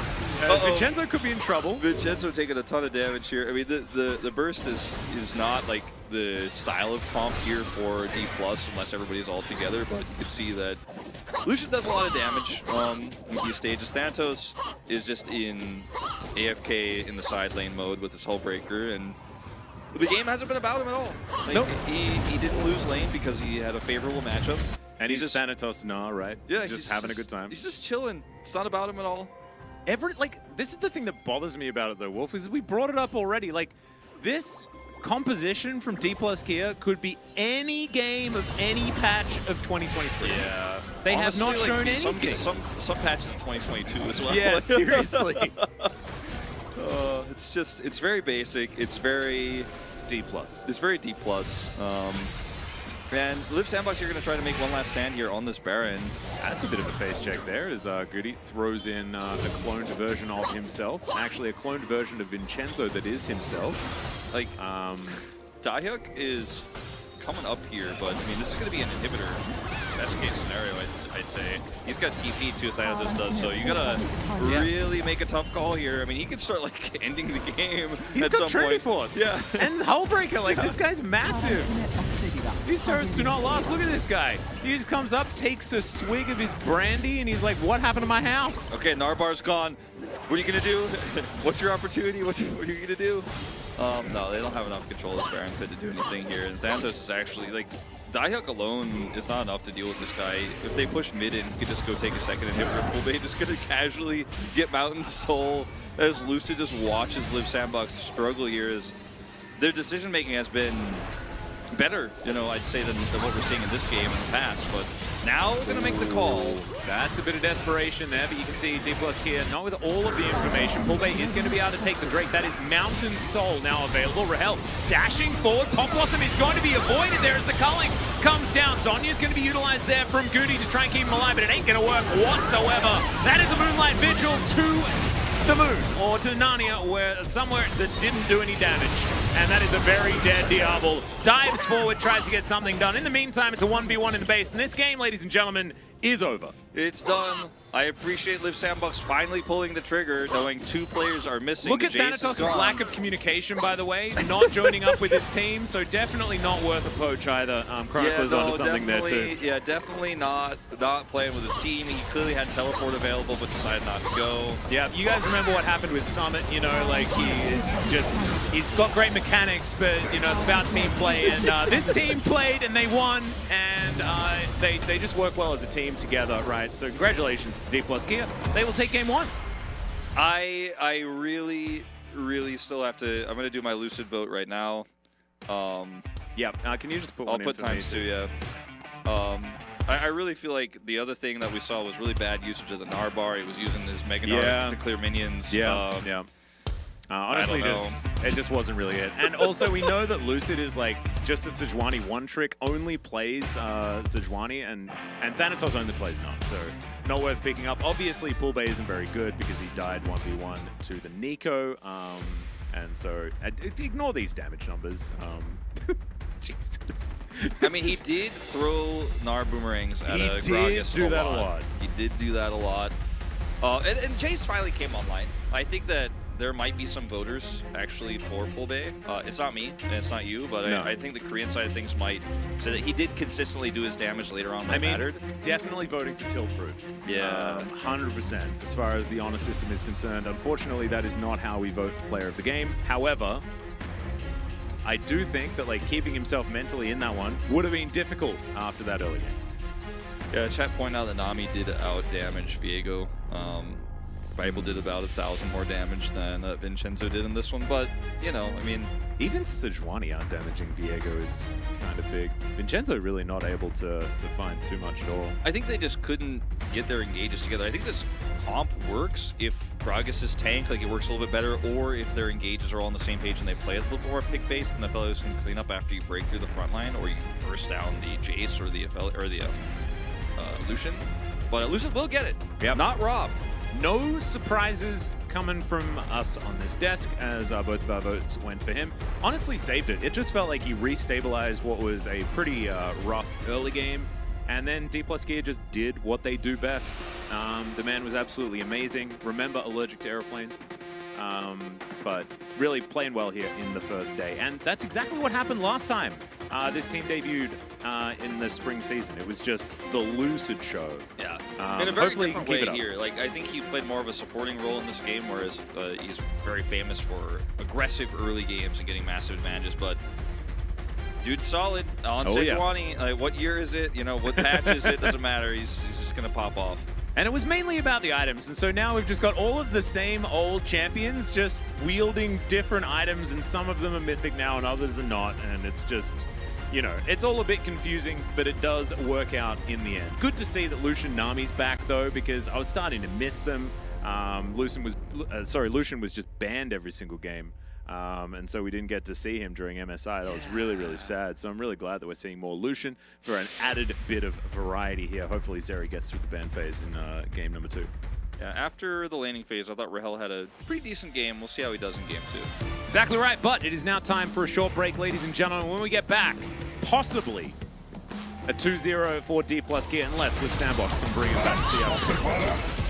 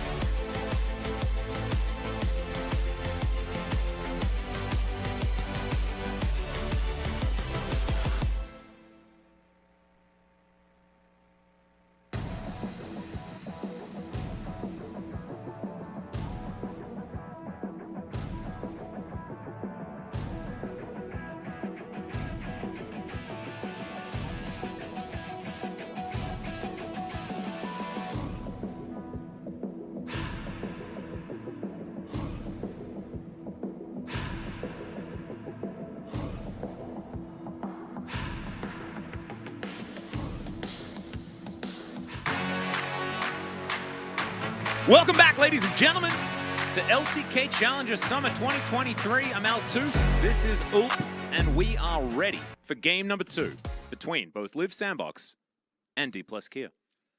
Can I just say we changed our background a little bit? It's very nice. Yeah. I don't know where the lights go to. Like, where do they end up? I think they go to Faker because it goes up, right? Yeah, true. So true. we're actually just during the first 2 days of every week, we just charge Faker here on the Challenger. That's set. what we do. Yeah, we just send them all We're the empowering energy. him. And we actually do more than the Korean side because they don't actually have the charger behind No, us. they don't. And when they do the interviews, we stay on camera so we can make sure we send all the energy to Faker so he's going to be okay for his upcoming match this week. Charging it as much as possible, and he may need a little bit of help given the MSI results that we'd prefer not to talk about ever again. Yeah, we'll spend some time talking about that, I think, at the LCK, maybe a little Pog State action. Yep. Speaking of things to talk about, Wolf, In the Brain, welcome back, by the way, In the Brain. Oh, welcome. Hello, casters, how y'all doing? Quick question. What are you two's favorite breakfast foods? Ooh, that's a really tough one. I know mine. It's for me, it's very easy. So for me, like when I was growing up, I really liked eggs, grits, bacon. You know, the classic. Basic. You know, if you guys don't know what grits are, Google it. You'll probably be like, "That's nasty," but they're actually really good. In Korea, I just like really eating. I really like eating myeokguk. It's like a small food. If I'm gonna eat like a little breakfast, that's like my favorite. I'm a Wheat Bix boy. I just eat Wheat Bix. Just Wheat Bix with honey. That's all I need. That's solid. And probably too much honey is like I always get a look from my fiance every time I make Wheat Bix. She's like, "Do you really need that much honey?" I'm like, "Yes, yes, I do." That's Are you the kind of guy who puts like a ton of syrup on your pancakes as well? Nope. Oh, okay, me neither. No, it's just Wheat Bix. Just Wheat Bix. I like to overdo it. Whenever I go to Waffle House in the States, I don't know. You've never been to Waffle House, right? It's like, No, I haven't. It's a pretty good place, but when I go with my friends, so many of them like put so much syrup the waffle is like floating. And I'm like, I'm glad that you're eating some waffle with your syrup. Yeah, it's like it's kind of gross. We did get confirmation Live Sandbox picked blue side, which I was joking with you right before, and I'm like, oh, I hope they don't pick red side. That was definitely not the issue. Oh, there's a Wheat Bix question, which is important. How many Wheat Bix is the correct number? There isn't one. That's a trick question. The correct number is the amount that you can correctly get into a bowl whilst also managing to sufficiently submerge them in milk. Okay, so is Wheat Bix like a colloquial term for like Wheaties? No, Weetabix. Weetabix, I think, is that's what they are in Britain. They're actually it's like a whole bunch of Wheaties, but in like a brick. Oh, okay. Oh, okay. I know what you're talking about now. Yeah. Yeah. I don't know. For some reason, I just assumed it was like Wheaties, and then I was like, oh, he just doesn't put milk in his cereal. He puts honey out. That sounds way better than putting milk. No, I think if you didn't put any milk, you'd actually glue your mouth together. I'm actually. I'll say this really quick before we start the draft. But like, I don't really enjoy cereal because the concept of eating something cereal-like with just dumping milk on it is just kind of gross to me. I find it very strange. And yes, we do have a desk. I will get to the draft, but first we need to prove that there's a desk. Let's see whether this works. I'm going to knock on the desk and put the mic near where I'm knocking on the desk. I can put the mic next to it, or you can do it. There you go. Could you hear me knocking on the desk? Because that is confirmation that there's a desk. Playing knock sound effect 2.wave on his phone No! right now. I put that together! Oh, God. Okay, well, way to just completely ruin the whole illusion that there's a real desk. All right, well, Nico is going to be banned this time around. Poolbay not really feeling getting solo killed again. Once more, we have Vi Maokai banned away here on Live Sandbox Society. Was the Scion to follow things up. And we'll see who escapes the ban list, because Emilio or Zeri are the two. Yeah, I think Zeri... Okay, so they don't want to pick the Emilio. They'll ban it themselves, so it just becomes an easy Zeri ban now, I think. You would hope so, unless they want to ban Scion, but I assume they will.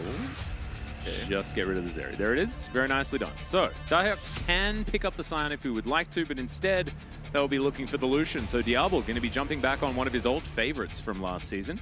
Yeah, the red side Scion with Lucian, not the greatest, but it can be a problem. So picking away the Lucian here, I guess, is solid. But the Lucian wasn't really the problem for the Sandbox the last game. They played the laning phase really well. They had actually control and advantages there. I guess we're just going to kind of flip the table a little bit on this one. It's just going to be a Felio solution the other way around.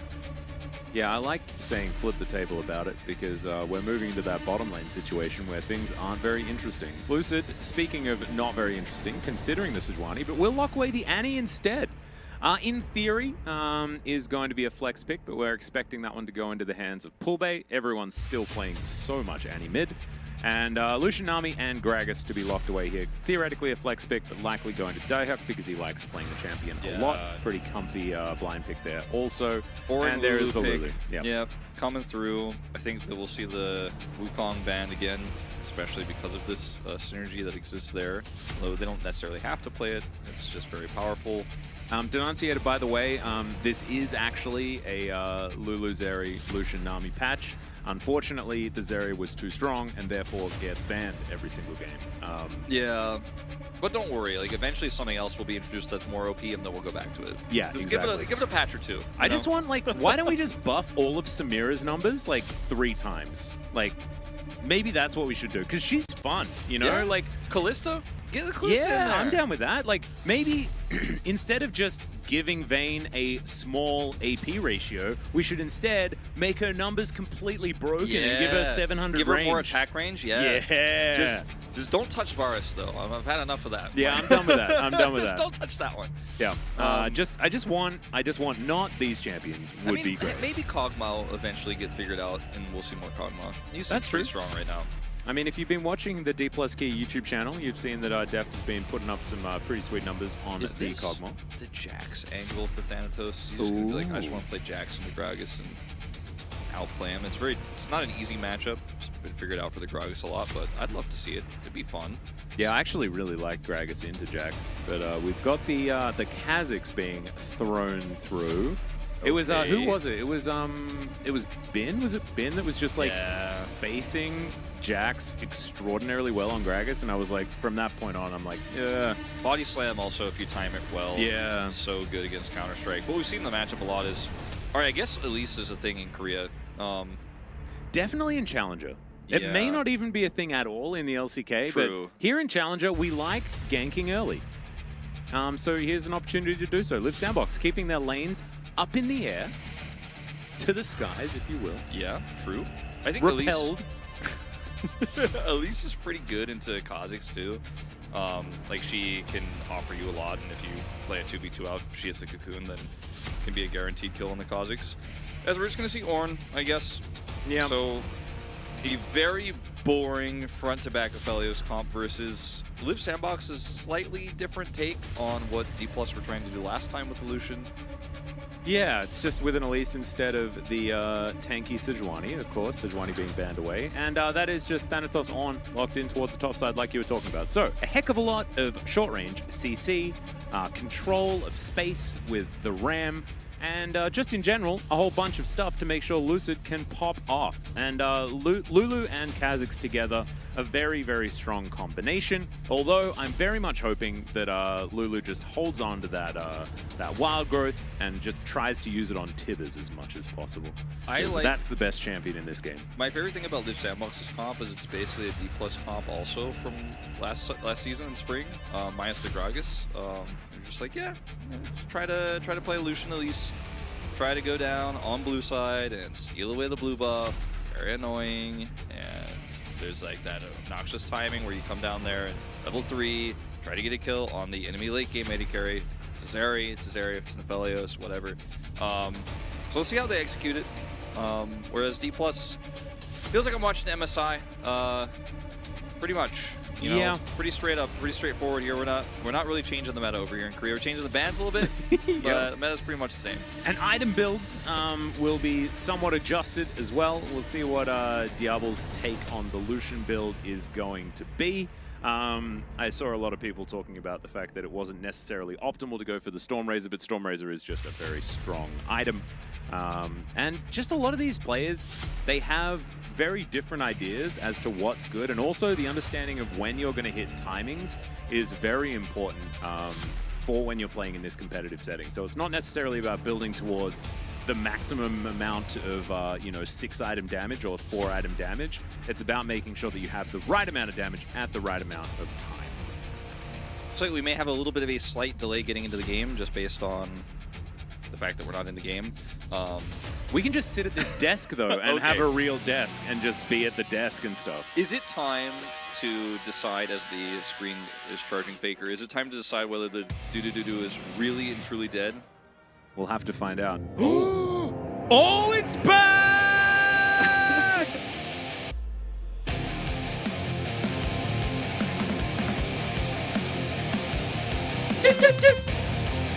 Hell yeah, it's back! We back! Oh man, I was really worried. I was very concerned. It's the dream. I just like how a producer was just keeping us on our toes, and then he's like, nah, don't you worry. Speaking of not worrying, Plan B, not going to worry too much, gets underneath his turret, and Rahel's not going to be able to punish him too much. So, Ward down in that brush, and Live Sandbox is going to be backing away just a little bit. I legit was...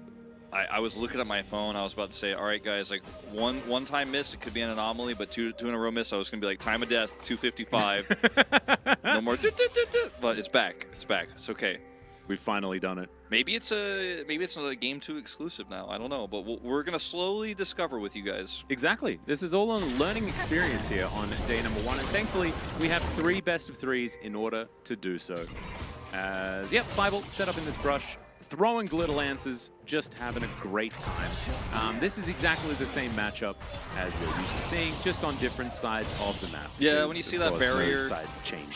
You see that barrier against Solution, and you're like, here we go again. It's like the meme. Yeah. Oh, snap. Here we go again. One more time. I was watching, it was, because that meme, is that meme from San Andreas? I think so. I don't remember I'm not a big GTA person. Yeah, I so don't remember which GTA it was. I Chat didn't knows for sure. I also didn't, but I watched the speedrun for that game, and it was hilarious. That game's really broken. As Plan B, just getting lanced once again. I wouldn't know any other broken games where things are broken, where things are very broken, and I'm not watching it right now or anything.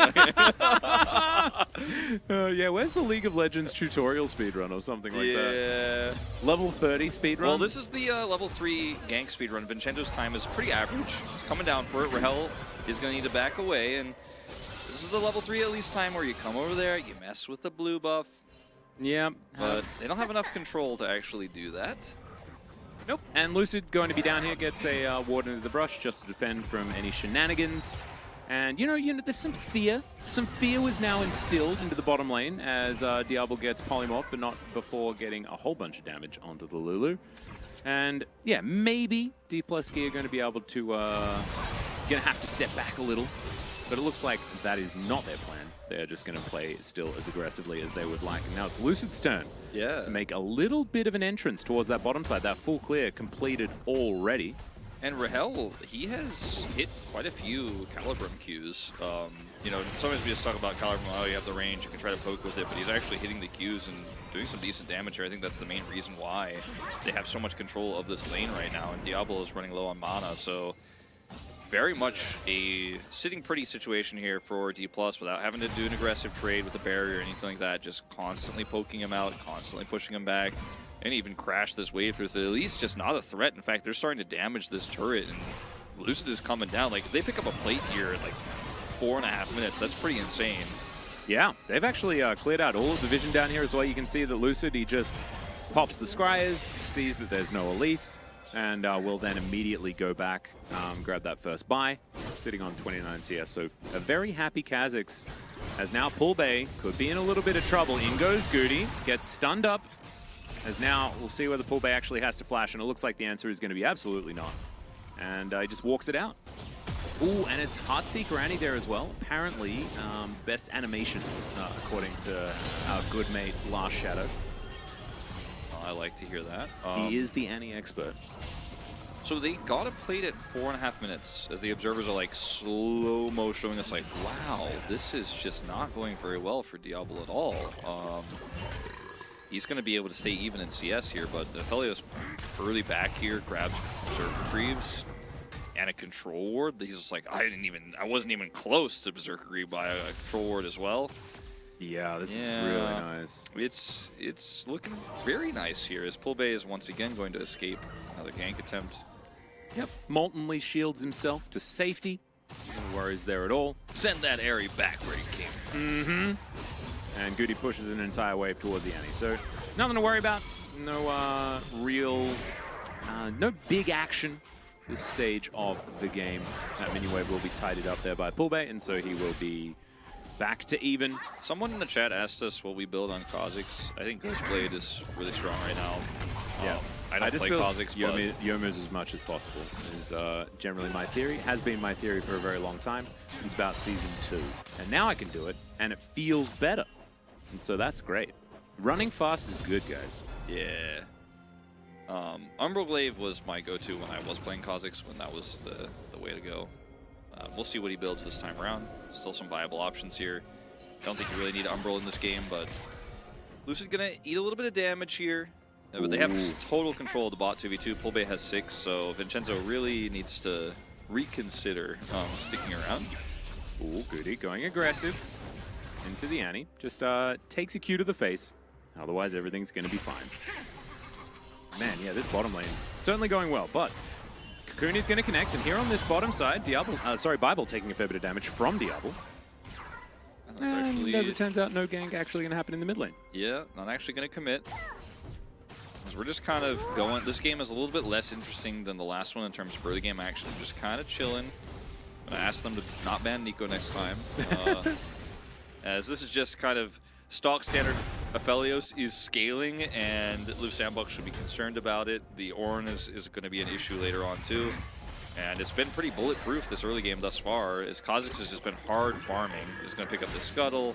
Daya can't do anything about this. He's even like considering maybe I could take this blue buff. So at least his bottom side. Lucid is just under full control. As Tibbers comes down in this mid lane, Goody take another cue to the face as well, as Tibbers is just going to be wandering around looking beautiful in that tuxedo. Very, very nice. As plan B down to 50%. Vincenzo moving in though, and that is going to cause D+ Kia to back away in this bottom lane. Good adjustments. I think that the coaching staff probably had a bit of a chat and said just play a little bit safer. You know, the rest of the team, they are going to be in a whole bunch of control as this game goes on, especially with a composition like this. Yep. And they have just been keeping themselves calm. Lucid evolves his Q here as his level 6 is going to be clearing even faster now, so now he's confident that he can just leap onto this blue buff, take it away. He uses his smite to secure it, and might actually commit on the Vincenzo here. Remember, he does have 6. Dahyuk is in the area, but I mean, so is Thanatos. We might actually have our first fight. I just tried to will it into existence. I wanted it to happen. It was almost there. We almost saw people hitting each other with abilities. Instead, we might see a second turret plate going down here on this bottom side. That's excitement right there as Diablo dashing forward. Doesn't have a lot of mana here available, so probably isn't going to be able to finish them off. Level 5, looking for that power spike there, and does get a bit of his mana back, so should be all right. Okay, any action? No. Any cullings? Might try to find the angle. Almost. Baited the shield. Uh-huh. Shield's on cooldown. Go for it. Diablo, get in there. There we go. Press that R button. You got this. All right, they're just going to go aggressive themselves as Rahel. Oh, the bubble is going to connect, and that is first blood. Going to Diablo in the 2v2. No culling required. It almost felt like they accidentally killed Bible. Like the bubble connects, so they're like, oh, I guess we get him. I don't know. We'll kill that one, I guess. Nice little knock up there. Thanatos getting taken down extraordinarily low. The cask is amazing for getting rid of Tibbers. But Tibbers is still going to die, and this is a disaster for D+ Kia. Yeah, everything's going wrong all of a sudden here, and Rift Herald, see if they can actually hold on to this one, but still winning the fight there, taking Thanatos out of the picture, getting the kill there onto Bible on the bottom side of the map. So staving off some of that pressure there, and Stormrazor is now complete for Diablo, so he's going to do the same build that we saw from Rahel. Yep, looks like Stormrazor is just a thing if these bottom laners. Yeah. Medic, hands off. Thanatos is ours. He also, if you saw last game, just Naba, mismanagement, all these sorts of things you saw in this game, just hard entered in the river. Yeah, so not a great player, so don't worry about it. You're fine. You'll be fine. Yeah, Bible here is very low, and he's standing on a ward. Heals forward here, and Plan B just casually accidentally kills him. Yeah, and also, like, Bible was out of the bubble, and then he's like, oh no, wait a second, I got this. It's like, I guess he died. Oops. Thank you for the money. As Thanatos only gets one of these knockups, so there's a ton of damage here. This was bizarre flash usage as well, hoping to get over the wall there and escape, but wrong side of the turret anyways, so... Yeah, definitely a fair few hmms going on. He's just trying to continue our storyline about how he's not going to be leaving this region anytime soon. 9 games the dream. Yeah, so Live Sandbox, they're going to need to win this one, and then it doesn't matter about the next one. Bible going to avoid that bubble, got the memo, and that is going to be the Chemtech Soul taken out. So Cloud Drake, makes me a bit sad, no Cloud Soul, but at least there is a Cloud Dragon represented on the Summoner's Rift. We're ramping up to it. Next game is the Soul. Yeah, there we go. Game 3 of this series. Yep, exactly. Right? Exactly. Gorgeous. That's where we're headed. I still haven't had my 9 game, the Dream. I had a few 8s, but never the 9, so... Yeah. 8 is the worst, man, where you're like, oh... Yeah, I know, because so then close it's to 9, not but the I'm cool still here thing. for a while, and, yeah. you know, that one series went to Game 3 when it wasn't supposed to. Thank you, KT Rollster, you know. But, yeah, the 9, you know, you don't get credit unless it's full 9. Nobody gives you credit for 8. Nope. 9. And it is still a very long day. And in fact, you know, 3 best of 3s, even if they're all 2-0s, still a long day. But we're just happy to spend it with you guys, to be perfectly honest, especially right now. Yeah, and we're doomed if we're already starting to worry about that on day 1. Yeah, no, exactly, especially when it's game number 2. However, we'll try and keep track of it. We'll make sure that the 9-game dream stays alive for as long as possible. As Vincenzo going to face check. Lucid not able to get over that wall, but he does go invisible, so he's going to be all right. Full bait, just going to throw down a bear, and that is going to stop Goody from being able to get any follow-up damage, although he does still onto Lucid. Thanatos moving his way down, does have his control ward in the brush, spots the fact that he has been seen, and there is the Rift Herald thrown in. See whether we can get some plates here at this stage of the game. Yep, it's going to be charge complete. Connected. And Dahyuk over here, going to grab a plate, it looks like, just barely here before Thanatos gets back. So a lot of money picked up here. Still very even in terms of gold. It's just the scaling issue here that I have for Live Sandbox that they're going to have to somehow get a bigger lead with. I mean, it's a very tiny lead at the moment. Rahel could be vulnerable here. Potentially. Bible off to the side, just gets a little bit poked by Diablo. Thought maybe they were going to commit the tidal wave. Pulbe is in trouble. No prep stun. Nope, and the Cocoon, he walks back into it, and Vincenzo's just going to eat him up. No worries. That's the kind of play, you know, finding some pressure bottom side there with your ultimates available, pushing the Aphelios back, making them wonder where is the jungler, then making the gank happen mid. Pulbe doesn't have his stun, doesn't flash, just goes down here. Unfortunately, Cocoon connecting. Even if he flashes that there, he's going to be pushed away, he's going to lose a lot of minions, so watch it again. There's one bar here, just greeting for the minions. As soon as he sees Vincenzo, if he flashes this, actually, I think he probably gets away. Oh, but yeah. It's tough, man. He's being and also, greedy. like, yeah, flashing on Annie just feels extra bad, right? Because you need it so much in upcoming fights. So just tries to hold on to it. A little bit greedy, you could say, because you definitely don't want to die, but still. I don't think it's the end of the world.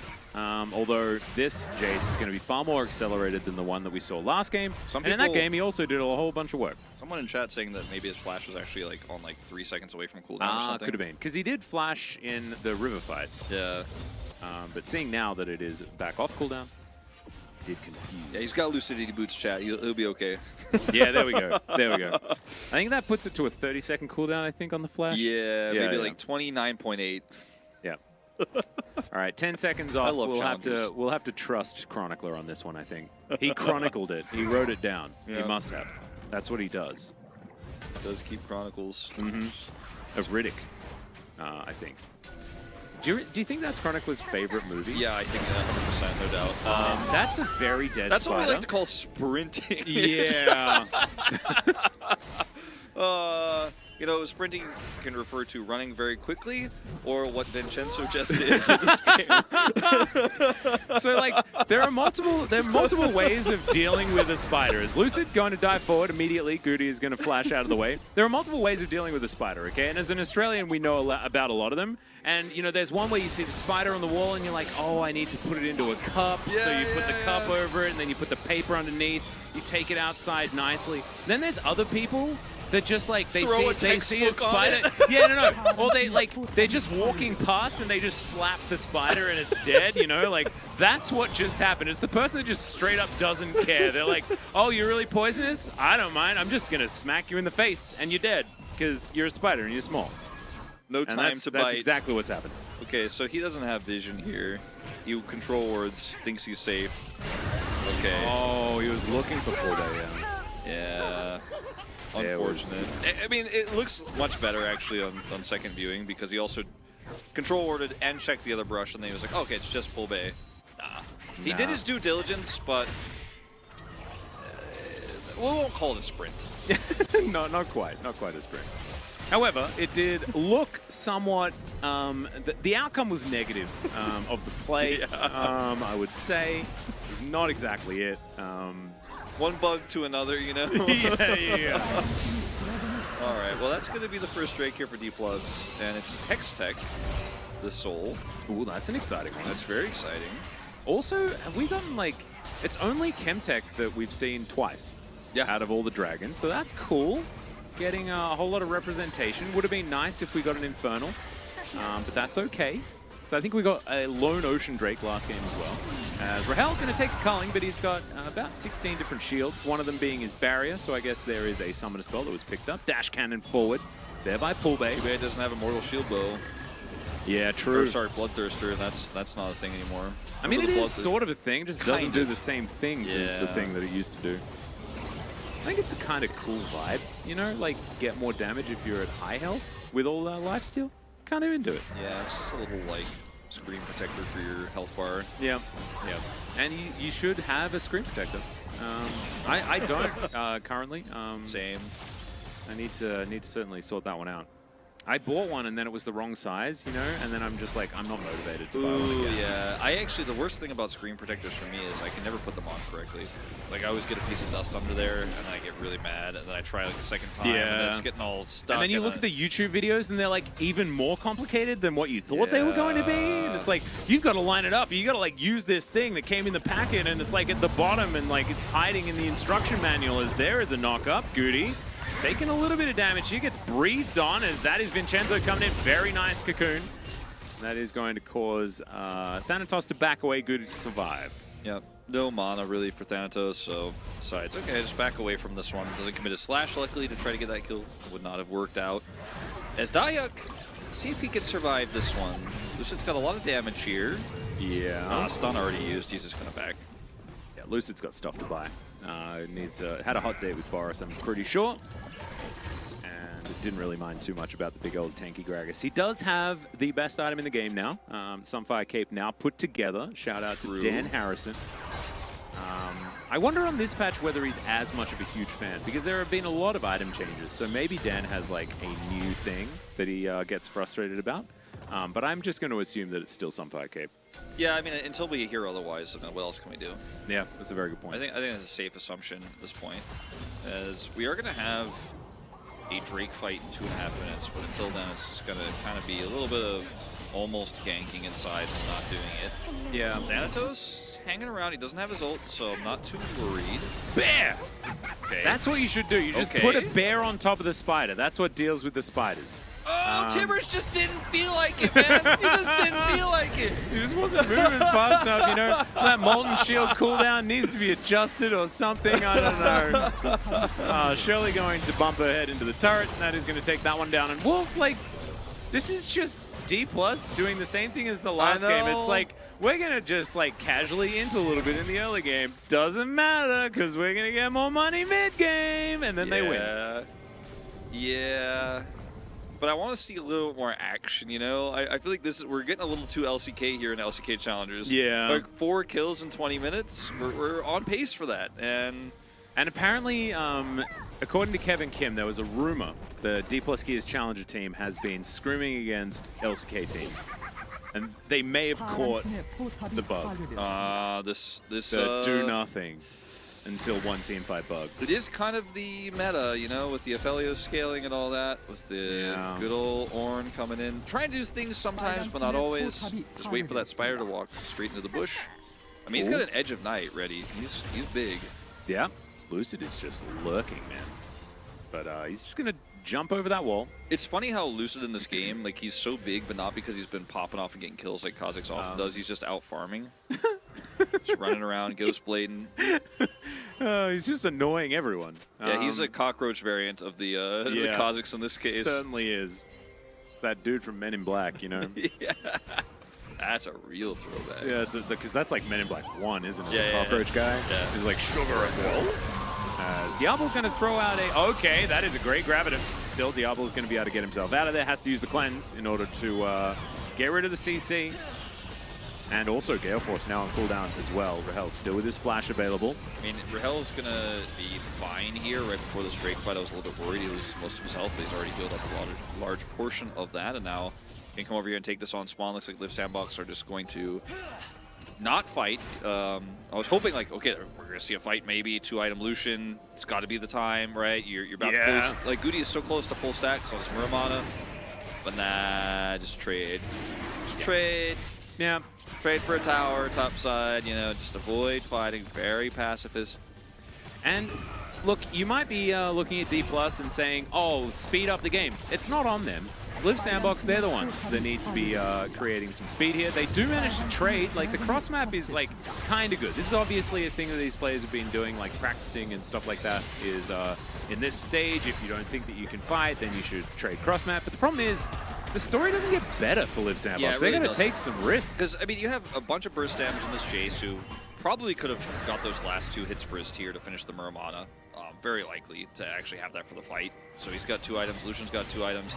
This is the fight you take, where you know, force that pick, you know, deal with Annie, and then get your way into that fight. You know, Thanatos wasn't in a great position either. They decided to take the turret down, but I agree with you. I think it gets much worse from here.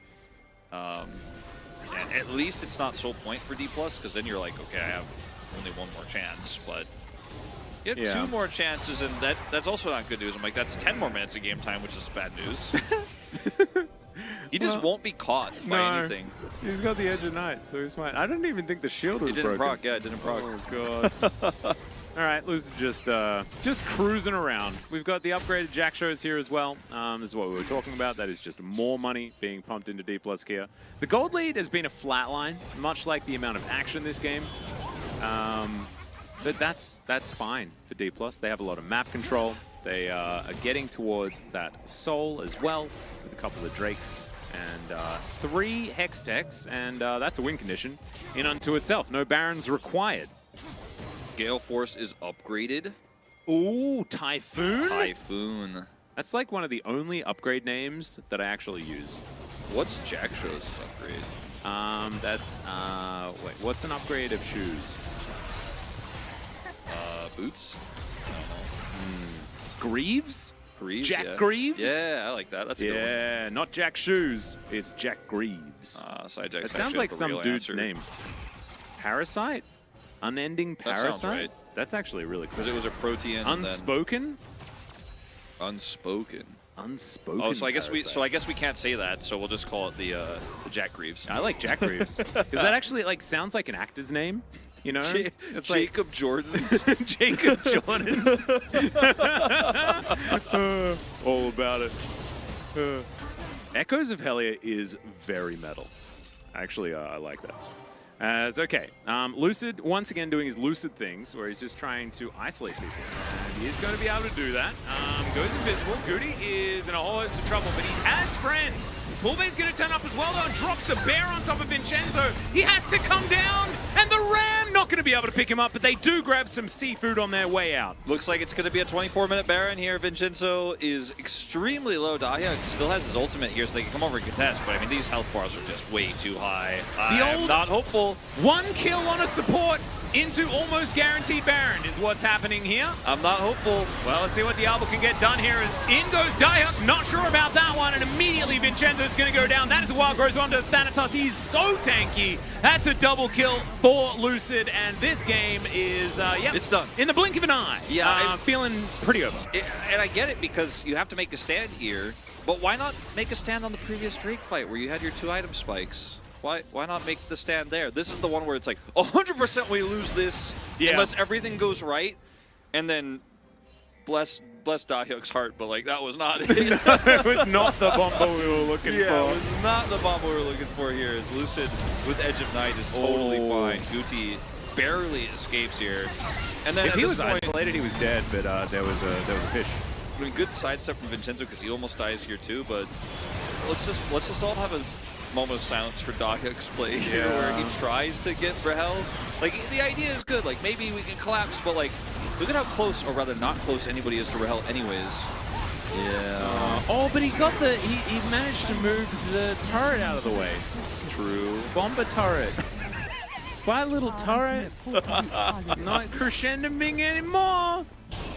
I mean, it was a cool idea, but Yeah. you're Jack Shogragus, you're not going to kill him anyways. Hey, Kami Yeats in the chat, like completely understanding. Got the turret. It's worth. Yeah, W Bombo. Yeah, you typed that one in.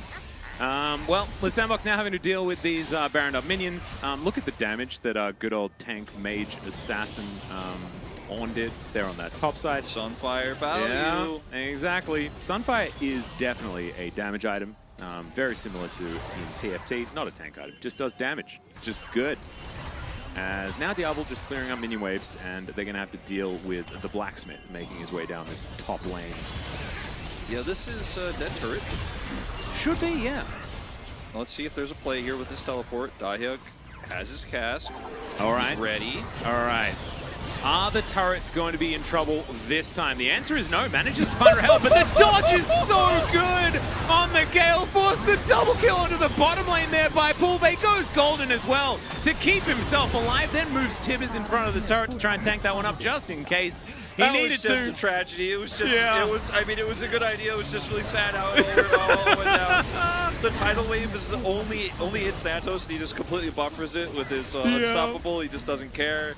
And, I mean, look, it didn't end up happening the way I thought it would, but ultimately, as predicted, a 2-0 easy, clean game here from D+, one-sided. Oh, and Lucid didn't even need his stopwatch? Nope. Oh, man. Then just wanders to have a chat to the enemy team's Boris. I- Really well played there by D+. I don't know who I'm going to vote for. I think I'm still Lucid.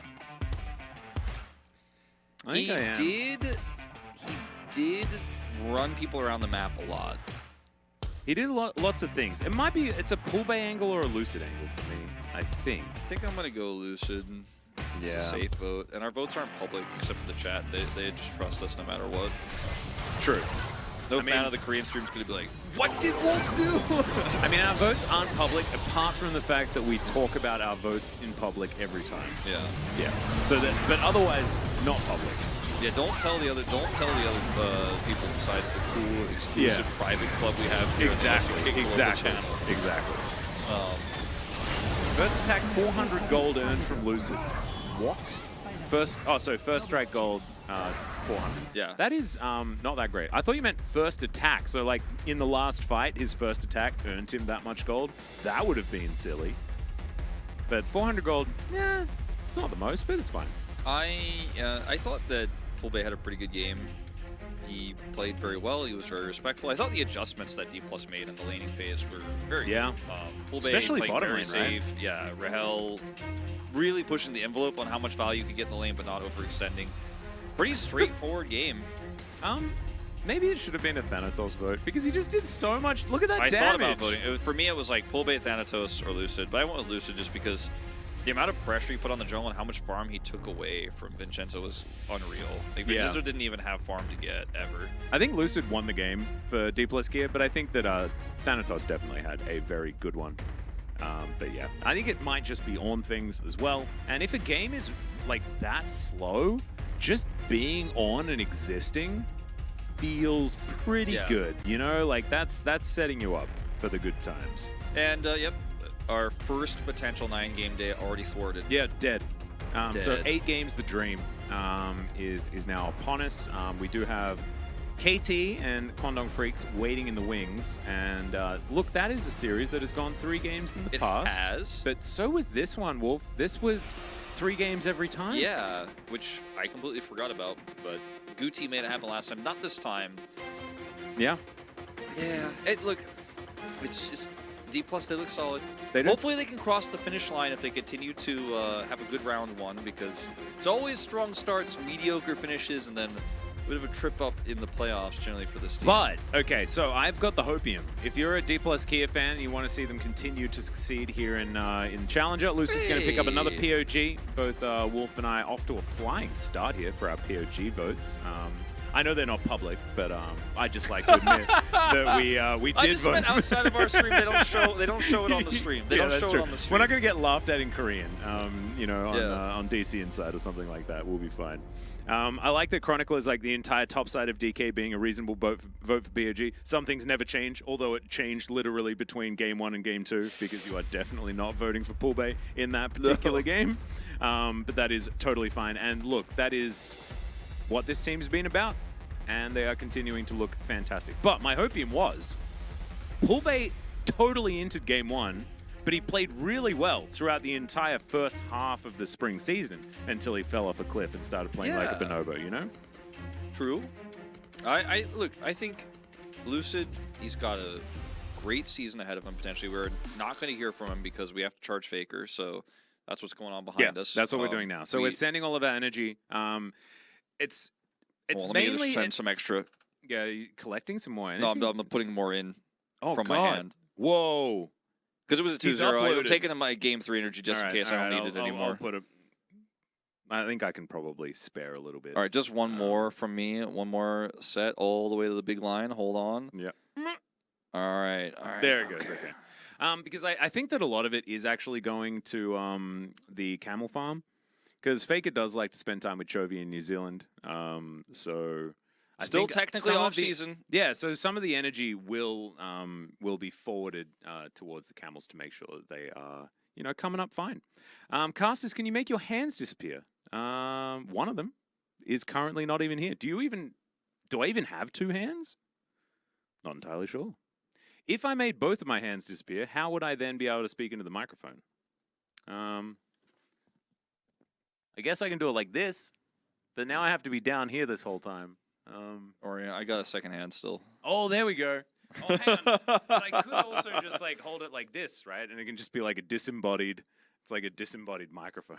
There's actually a third person under the desk that helps hold it for us. No, we've actually we've upgraded. We've now got mic stands. We've got mic stands for the microphones, as you can see. Or our technician Mike, who Mike squats under the table to hold the mic. He's our mic stand. Are you wearing shorts or pants?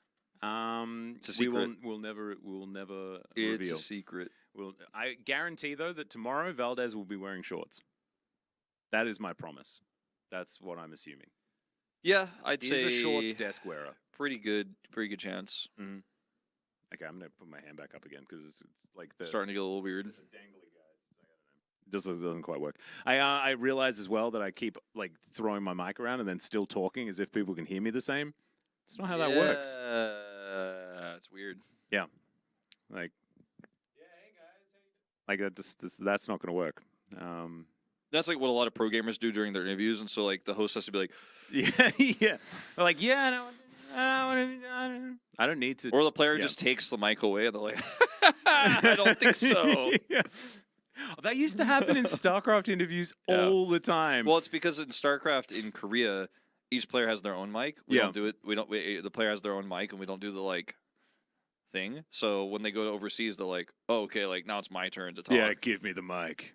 So takes some players some time to get adjusted to that. Yep, certainly does kind of work. Guangdong Freaks time? Yeah, it is. It is indeed. Well, I mean, after this interview ends and then like a short break and also we get to see mainstay Wei for KT. No longer is Rebel on the roster. Just a little bit unfortunate for Rebel fans, but yeah, it's going to be Wei all the way. Very good for me because I don't have to cast with Valdez calling him Reble anymore. Reble? Yeah, it's done. It's over.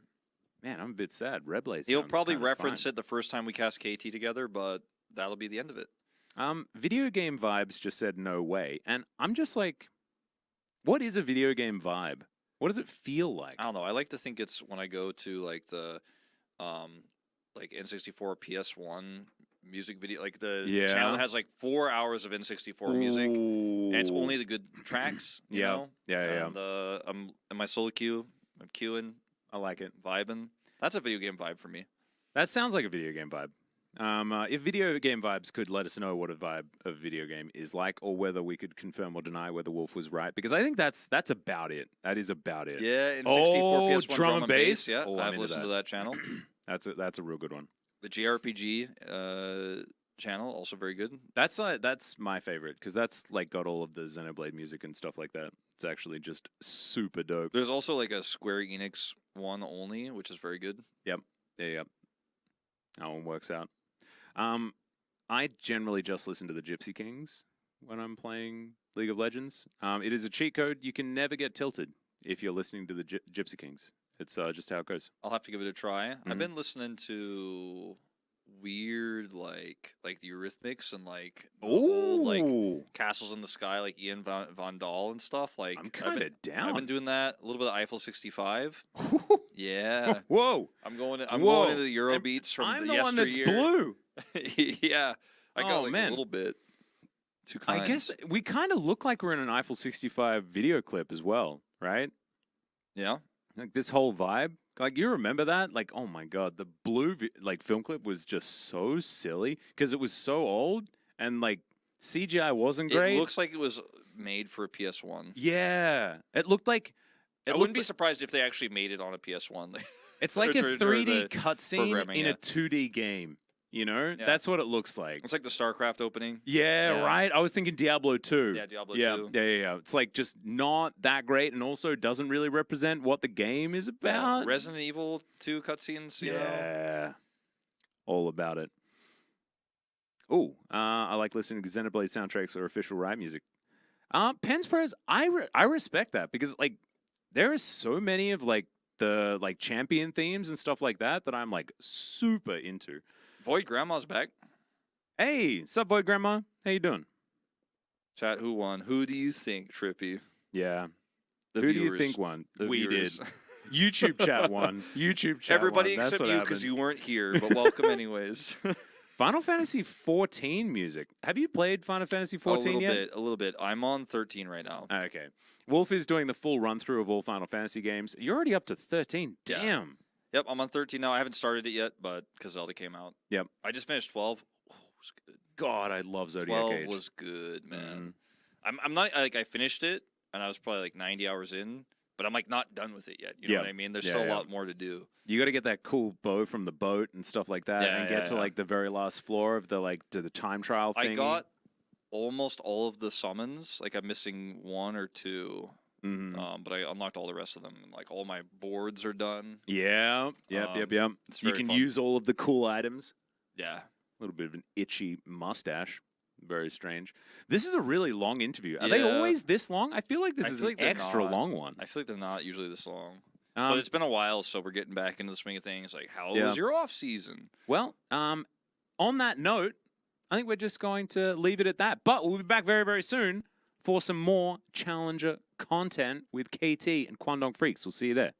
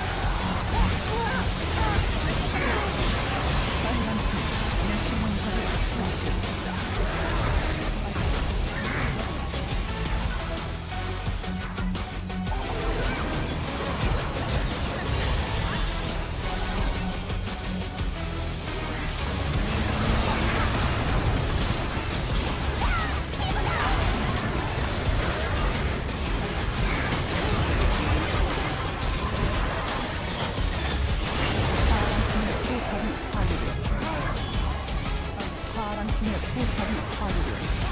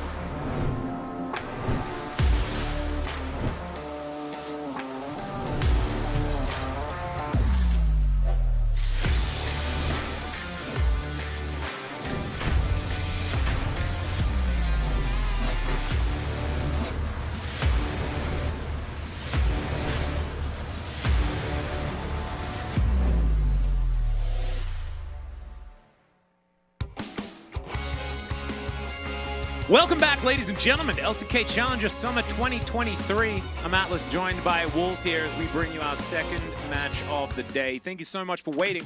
It's been quite some time since we've been sat here at these desks. I mean, well, I say desk. It's not entirely confirmed that it exists. However, it does, and so do we. Yeah, that was the nicest and like most polite and professional caster way you could have answered Tumber question in chat who's casting today. Oh yeah, that's us. Hi, I'm Atlas. This is Wolf. As I said before, that hasn't changed over this last few seconds. Nope. I'll keep you updated just to make sure that we do not change. We haven't had any change of casters in I'm this tournament Valdez. yet. Whoops. Oh no. Yeah. No. Oh dear. No, back to Atlas. We're fine. That's okay. We have had certain tournaments where casters have become ill in the middle of broadcast and had to be swapped out. But In not fact, the LCK last challengers. time I cast a challenger with Orcs, that happened. He disappeared for a little bit. He did. He just left. He Yeah. came back though. He did. Thankfully, he didn't leave me on my own for absolutely forever. So, getting into our next matchup. This is kind of an exciting one. This is your favorite team, Wolf. Good old KT and Challenger, because it has Feisty on it. And you were the Feisty believer. I was the feisty believer. I was the KT believer. I was a little bit of a KT believer in LCK playoffs as well. But Yeah. and we all knew that eventually they'd let us down. But who knows what will happen. I think that it's a really good meta for LCK KT right now. But that's something we'll be talking about later on. Because in terms of challengers meta for KT, I don't know if that's actually going to be the greatest for them. I still think they're the favorites in this matchup against Guangdong tonight. And we'll see what Feisty is cooking, how good his Nico is, or if he's just going to keep playing Syndra until they ban it. Yeah, I'm sort of hoping for no Syndra because I'm like a bit of a Syndra anti, but that's okay. We got the pleasure of seeing Knight play Syndra in MSI, and that was great. He's good at that champion and stuff like that. So maybe Feisty can live up to those sorts of expectations and have one of those pop-off games. But I have a feeling that that's probably not going to be how it's going to work out. But it's time to learn or relearn about these teams. Quantum Freaks first. Lancer, Courage, Cleaver, Bull, and Andal. Yeah. Will be making their way out onto the stage. Illiman not going to be playing in the first game. Yeah, Illima, he kind of eventually got phased out for Lancer. And then at the end of the season, he was in again for a second, but then it was mostly Lancer. I think Lancer is very good, but I think the standout player for me for this team has always been Courage. I think Bull in the Varus meta was very good at on-hit Varus. But didn't always get that from him, but I thought he was one of the better players at it. I'm looking forward to seeing how this team has grown during the offseason because they were a bit of a like untuned machine, you know, a little bit rough around the edges, let's say, in spring season. Yeah, well, we'll see how this team is going to go. Castle, Humbug, Feisty, Hype, and Way is going to be your KT roster. No more Rebel. The way is the way. That is the way. That is the we way. have decided. Yeah, no Mandalorian quotes here. I loved Hype last season. I actually thought he was absolutely amazing. Him and Lua were kind of the 80 carries to watch here in Challenger. Lua kind of petered off towards the end, and Hype really did step up. So really impressive stuff. Of course, you know, Pleta was also pretty good, as it turned out. Yeah, he turned out to be pretty good at the end of the day. And, you know, people always talk about the summer of KT. That's always the big meme. And looks like we might have some family members who believes that as well here for KT. Might be talking to somebody so they don't realize they're on camera, but Yeah. some fans and or family members here in the arena. As we'll take a look at the match history between these two. Quantum Freaks did take game one. We talked about it earlier. It was a 3-game series between these two in round one. But in round two, KT was well and truly in their stride and hit the 2-0. Yeah, and I wonder what is going to reign true here. Is it going to be KT managing to get that ball rolling and sort it out, or is it going to be a slow start once again? Because we could see that. We'll see whether Quantum Freaks have anything special planned. Of course, in our last series, we saw Nico. Like, that's about it, though. Otherwise, it was all just stuff we'd seen before. Castle is a pretty, like, he's a pretty standard, stock standard, boring top laner who does very well, but isn't like a high impact player. So I think that's meta suits him. I think it's the meta suits Hype in that he's a very strong 80 carry player in a meta that's very 80 carry centric. But in challengers so far, it's just kind of been about teamwork, Yeah. working together. It's only been one best of 3, but you know, so far here in the summer season, we haven't been focused as much on what the meta picks are and what the drafts mean, as much as what happens in the game. Because it's the Yeah. challenger's way. Exactly. And a large thing about what has changed, we are, of course, in 13.10.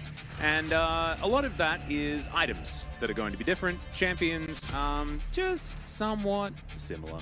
As once again, Melio going to be banned away. We're expecting Melio and Zeri to remain as mainstays on the red side ban list. That is a Poppy as well as a Maokai being taken off the board here by Quantum Freaks. Maybe aiming for a Vi first pick, which would be odd. We've seen Vi and Maokai exclusively banned on the blue side so far, but could be a, you know, targeting at Lucid type situation. You never know. Did see the big grin on Hambach's face when the Poppy ban came through, so he's just giving a chuckle. All right. Vi will also be there, so once again, just 3 bans towards Hambach. And see what this final ban ends up being. Zeri, I imagine, is the safest call at this point in time. If you want to ban the Aphelios, you have a good answer. You want to say, okay, you can take Zeri, we'll beat you with Lucian. That's another option, but I don't suggest it. Yep, as Zalorian says, Morgana is still open. That is very true. Also, Cassante, I completely forgot about him. Yep, Cassante pretty broken, isn't he? Yeah. Look, he always has been. Oh god, it's a first pick cat! Well, now they have to pick Zeri, right? There's no way. Wait, so hang on. It's the new Yuumi also, by the way, chat. Yeah, but why would you pick Yuumi when you can just first pick Zeri, and then Zeri's always going to be good that's- whether you get Yuumi or not? That's the question, isn't it? Like, I don't know what Yuumi comp they're looking for if Zeri's picked away. So now you can pick Zeri where you pick Lucian. If you pick Aphelios, I'm like, ooh, that's you're asking for trouble. You just pick the worst version of the better one. Well, I'm expecting just Sejuani Zeri, right? That should be it, right? I think that it's either that or Sejuani Lucian. Unless they don't want to pick Zeri, because they might just... Oh, okay, so it is just going to be Zeri. They're like, okay, so are you playing Zeri or what's going on? Because we can play Lulu with Aphelios and we can play Lulu with Zeri. So do you have a weird pick here, or is it just going to be Zeri Yuumi? Yeah, maybe KT were like worried about Twitch Yuumi or something crazy. They're just trying to play it safe. Is this the safer version though? Not really. No. I think. This is actually just like fighting fire with a smaller fire. Yeah, this is we know what you're gonna do, and we're not gonna do anything about it, huh? I think there's a lot of. I think it does speak to KT's confidence in their ability to play out these team fights and to execute the Zeri, but they've also now lost the Gragas, so that's one of your best options at locking down the Zeri. In terms of a top laner that's pretty safe, that can get you some good engage. Yep, no Maybe Vi available either, as that's okay, Kog'Maw Lulu. Yeah, all right, so Kog'Maw Lulu, that's the one that we didn't really, we like know about, but we weren't really thinking about because we were just thinking of Aphelios here. So this is still like slightly worse, I think, than Zeri Yuumi, but it's a better way to look at things than the Aphelios, I think, and you've got a lot of range here. You can, Zeri could be very slippery, but if you right-click on her, you know, that auto attack's gonna hit. It is, and Rage Blade now being mythical and all that sort of cool stuff means that Kog'Maw can certainly do some fun things as the game goes on. So I'm look, Lulu Kog'Maw, one of the better Kog'Maw lanes. Zeri Yuumi does just seem a bit too frightening at this point. But you mentioned, you know, Bull, not necessarily the same kind of weight in name value than what Hype has presented, especially last season. So we'll see whether that is going to play into effect here. Even though, I mean, I think it's Zeri not, Yuumi. like, early Kog'Maw is fine in lane, but it's not really a Scion situation here where you want to dive Scion, so they probably won't ban that. Because these are just 2 comfort picks for Courage, the Lee Sin, and the Wukong. Gwen is banned instead. This is actually a really huge idea, though, which was Zalorian hinting at a potential Mordekaiser, still holding onto it as the potential flex option. It did get picked in LPL once. Yeah. Jace here leaves a lot of flexibility in this draft. Like, they could still play Scion. Wait to see what happens.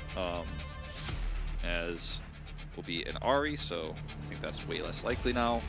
Yeah, Ahri Viego, something like that. Yeah, maybe here. I think that's probably the safest. Nocturne is an interesting decision, just trying to burst down that Kog'Maw from a long way away. A lot of engage here, but also frontline for this Zeri. And they're just going to go with the Scion anyways. Okay. Well, you do kind of want beefy boys. if you're playing Kog'Maw style compositions.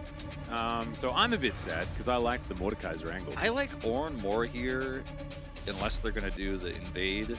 But the invade, I think, is not that good with Lulu, Kog'Maw, Sejuani.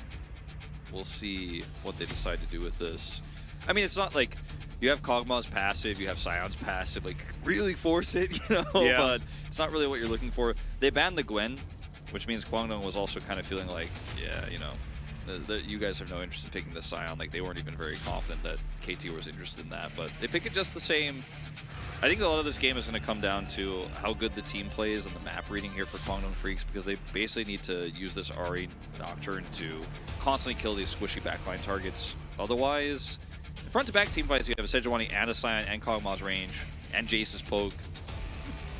Yeah. Sorry, I'm getting distracted. Silent Symphony. Fast Remind us Turtle. of good old Fast Turtle. Oh, man. What a legacy he has forged for himself by being correct in chat. He was that, he one-guyed us in chat to the point where he became wholesome. He became it was a legend. just beautiful. Absolutely amazing. This is the type of legacies that you can expect if you hang around here for Challenger as we take you on a wild journey through summer. All right, so we are 1 for 2 in terms of So let's see if we're going to get it a second time tonight. Yeah, it is time for some do's, and then some do's, and then a couple more do's is generally what we're looking forward to here. Feisty is looking scary, by the way, Wolf. Yeah, Look at his picture. That pick is pretty intense. Also, I feel like his natural skin tone is a little bit darker than that, so he looks like a little bit unleashed, you know? Like he's going Super Saiyan or something. Something like that. He looks a little bit like he said something like really inappropriate at the dinner table with his like grandma. And she was like, feisty! And he's like, and now, that, or it's like he knows how bad it is, but he's like, I refuse to relent. I will not back down. This is the hill I die on. Stay strong, feisty. Exactly. Let's see how feisty he's going to be as we head towards Summoner's Rift for our first game of our second series.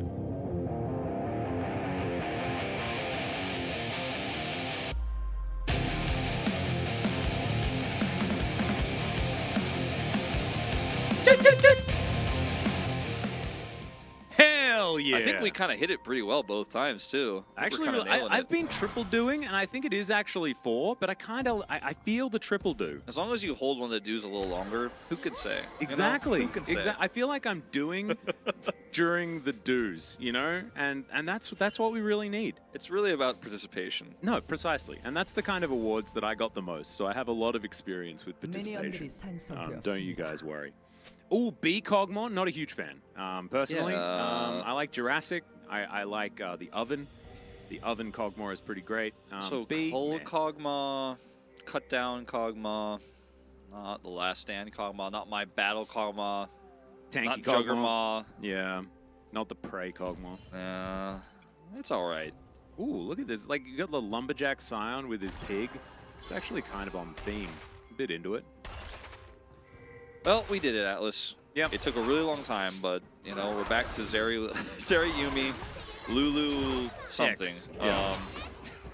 This time it's going to be a Kog'Maw, though, so at least that is somewhat interesting.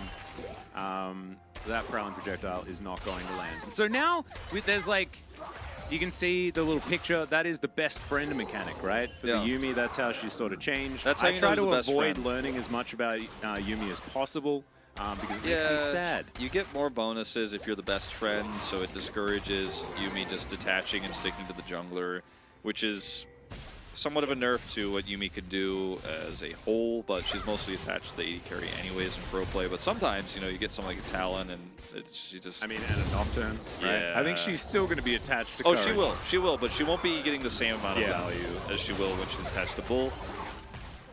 And her ultimate also no longer roots. It just does a bunch of damage and or healing, depending on who's underneath it.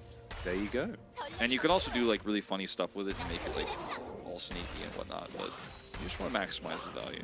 Let's see how sneaky Andal's going to be in this game. You can see Hype is doing a lot of vomiting on this lane. Pressing Q, Caustic Spittle, if you would. What is it? Caustic Spittle, It's Caustic Void Spittle, Ooze, Ooze. Bioarcane Barrage. and living artillery. Artillery, yeah. There we go. And then the explosion. I like the mech Cogmusk, I don't know what it's called exactly, but where he actually has like legit an artillery type gun thing attached to his head. Yep. That's my favorite skin. That's what I use. That's the oven, isn't it? No, not it's The gun.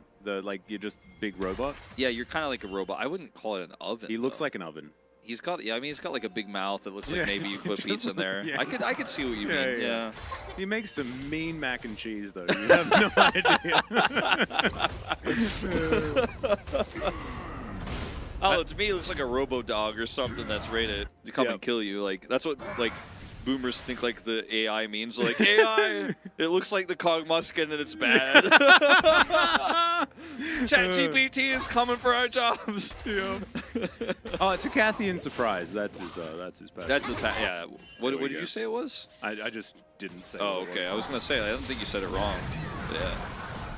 All right. Well, Courage is gonna come over here and take away these Raptors a little bit of action in the early game. Slight battle avoids the Duskbringer, and that is Humbug locking down his chicken camp. Love to see it. Well played. Ooh, -1. All right, pack it in. This game's over. And already, as you can see, it is a 300 gold lead for KT. This game is uncomebackable, Yeah, it's as they say. yeah, looks like pretty much done and dusted. So Is it Freak that said that once during like an actual broadcast? uncomebackable. That sounds like something I'd say, to be honest. Yeah, I don't know. There was someone that said it. It was probably me. Oh, what's up, T1 Chronicler? How you doing? I hope you're getting your soup. ChatGPT version of Atlas would be funny. He is canonically AI, right? Yes. Well, no, that's Chronicler. I'm not AI. Chronicler, every time he's That on sounds the like something an broadcast, AI would is say. actually AI. An AI trying to take over the world would say something like that. I'm Yeah. not an AI. Well, also, like, an AI not trying to take over the world would probably think that they're real consciousness as well. So I guess I would never know. I think a Regardless real of my person intentions, I just don't know. A real person would fear the possibility that they could actually unwittingly be an AI. Exactly, right? Well, I mean, that's me. Does that confirm that I'm a person? Because, like, I'm thinking far enough to the point where maybe I am an AI? Like, I don't know. I think it makes me believe it more. Dude, I've been playing a little bit of Zeri recently, just because I'm looking for freelo, you know? Yeah. And I don't know, I just can't, I mess up the wall rides back to lane, like, every time. And then my support, like, pings me, like, Why did you crash? I'm trying to glide back to lane. The most difficult mechanic of Zeri is actually trying to wall ride out of base. Yeah. You should see me try to skateboard or surf, Perfect. which I actually did a few days ago. Falling on my face a lot. Well, this is a pretty calm early game. Yeah. The big gold swing here for Kwangno Freaks puts them actually now in an insurmountable 120-ish gold lead. Whoa! I hope they can surmount it. I've never used surmount like that before. Yeah. It doesn't feel like a real word when it comes out of my face. I'm already feeling like it's the 3 best of 3 day, and we're into the second one. Yeah. And it's game number 1 of Yeah. the second one. It's because of the extra break, because we have to make time for, you know, the next team to get in and stuff like that. And with a 2-0, it's like we get an hour. And so I'm like, my brain's like fully switched off, you know? Yep. We need to get back into it as Extendo Beam flies towards Hype, and Hype doesn't care. He's got his butter knife, I mean rage knife, in his inventory now. Uh-huh. And he's ready to start raging. He's well and truly on the way to his Rage Blade, and that's what Kog'Maw builds first. We'll get Berserker Greaves when he can afford them. And Castle getting the knock-up here. By the way, Humbug's so here. I know we want to talk about the game and all that sort No, of it's stuff. fine. We but don't have to. If we had to make a storyline for all the players on each team, right? Like, as Castle is going to get a little bit aggressive onto Lancer, just boils him up there. Going to be absolutely fine though. His Soul Furnace is reaping its rewards as he cuts down those minions. But I'm thinking that this is like Sion and Jace's farm. Okay. And you've got like the bees, and then they've got like a little pond or something that's got little jellyfish in it. Sejuani's walking the pig. And a pig. Yeah, between farms. They've made a sale, you know, transferring the pig over. Like maybe it's like, and like, you know, Bristle is is like the farm pig, and maybe it's like Sion and Sejuani with their son Jace or something like that. It kind of seems like a cute little farming thing, as they are going to go aggressive onto Cleaver. They do manage to get him to dash out of the way. They do, so it doesn't have his ultimate they anymore. do take care of their farm very well, and they prevent outside threats like Cleaver from messing with the farm. They're very protective of it. So Cleaver, Yeah. gonna have to get out of there. We'll have to use his ult. Here comes the Yuumi ult. Speaking of ults, there are ults flying out from everyone. Flash is going to be used there as Hype is ghosted. Wei is in trouble though, had to wild growth himself. That is going to be enough after the Glitterlands to get themselves out of there. Good old early game Zeri Yuumi. Feels good. Yeah, if by good you mean familiar. Yeah, and by good I mean awful. Yeah. Yeah, I'm kind of ready to double down on the Zeri Yuumi hate, because for a while I was like, all right, guys, come on, it's only been like half a season. It's only been one season. Now I'm like, all right, well, Yeah. this is... It's only been way too long. Yeah. It's day one of challengers. Back here again. Yeah. At least it's Kog'Maw. That is true. That is true. I'm also really glad that good old Valdez hopped into the chat just so that he could see some good old Zeri Yuumi. Yeah. I mean, it was like Zeri Lulu, Lucian Nami every time. Now we got Zeri Yuumi back because Yuumi was removed for a while. Like, they basically just pretended like they were going to rework Yuumi so that she could be disabled for a while to appease the masses. Yeah. But then they were like, oh, the rework is actually a buff, by the way, and she's going to be back. Oh, sorry. Yeah, we done goofed.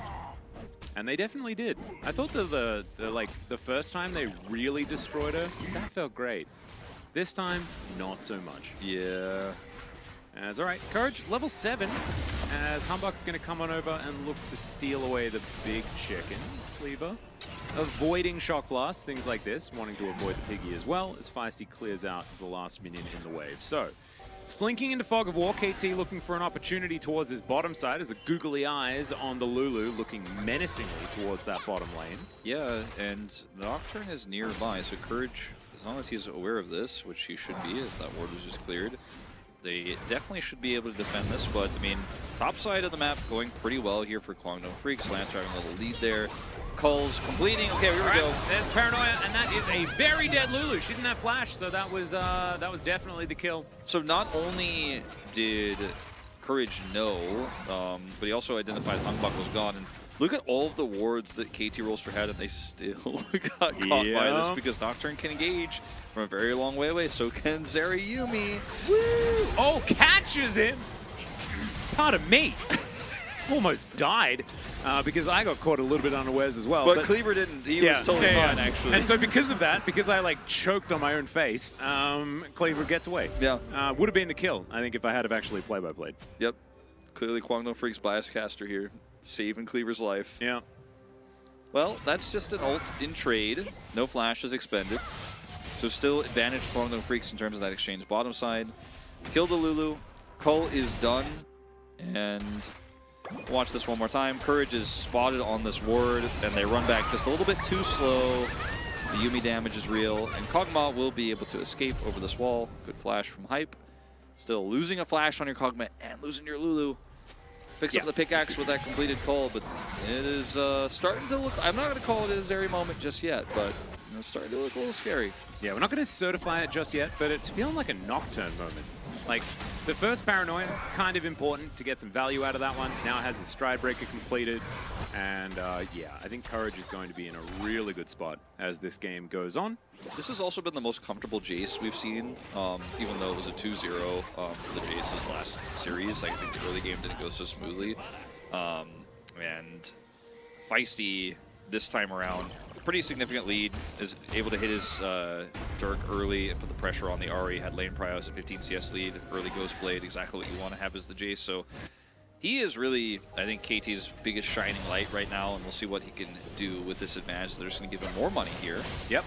My friend Wolf told me that Feisty is always the shining light. Yeah, that's what I believe. He's now going to get smacked in the face. That is a good old charm, as he's going to flash, but it's not going to be enough. Humbug now could be in trouble as well as Bull hops over the wall. And yes, the Rift Herald managed to get a charge, but that's the end of the good news. I'm getting KT'd early. I'm getting KT'd early. I'm just like, look at this guy. He's the only one who's doing all right. He's got a nice advantage. He's going to get some more plate money in his pocket. He's got his Ghost Blade. Yep. Not only is he killed, his flash is down here. He's losing plates, and Hambach almost goes down as well. He's going to pick up all this money at least, but that's money that's not going in Feisty's pockets. And we'll watch this again. So the timing of this Herald drop without the minion wave, a little bit awkward here. Courage once again, the initiator, and then look at that charm. Gorgeous, absolutely gorgeous. And trying to get a bit of money for the Zeri there as well, but a little bit late on that rotation. So Feisty, still ahead by about a wave. There's a Rage Blade sitting on the Cogmore as well, which is kind of cool. It's good news, yeah. Yep. How do you feel about Zeri having more movement speed? I don't know if I'm allowed to say it on the stream.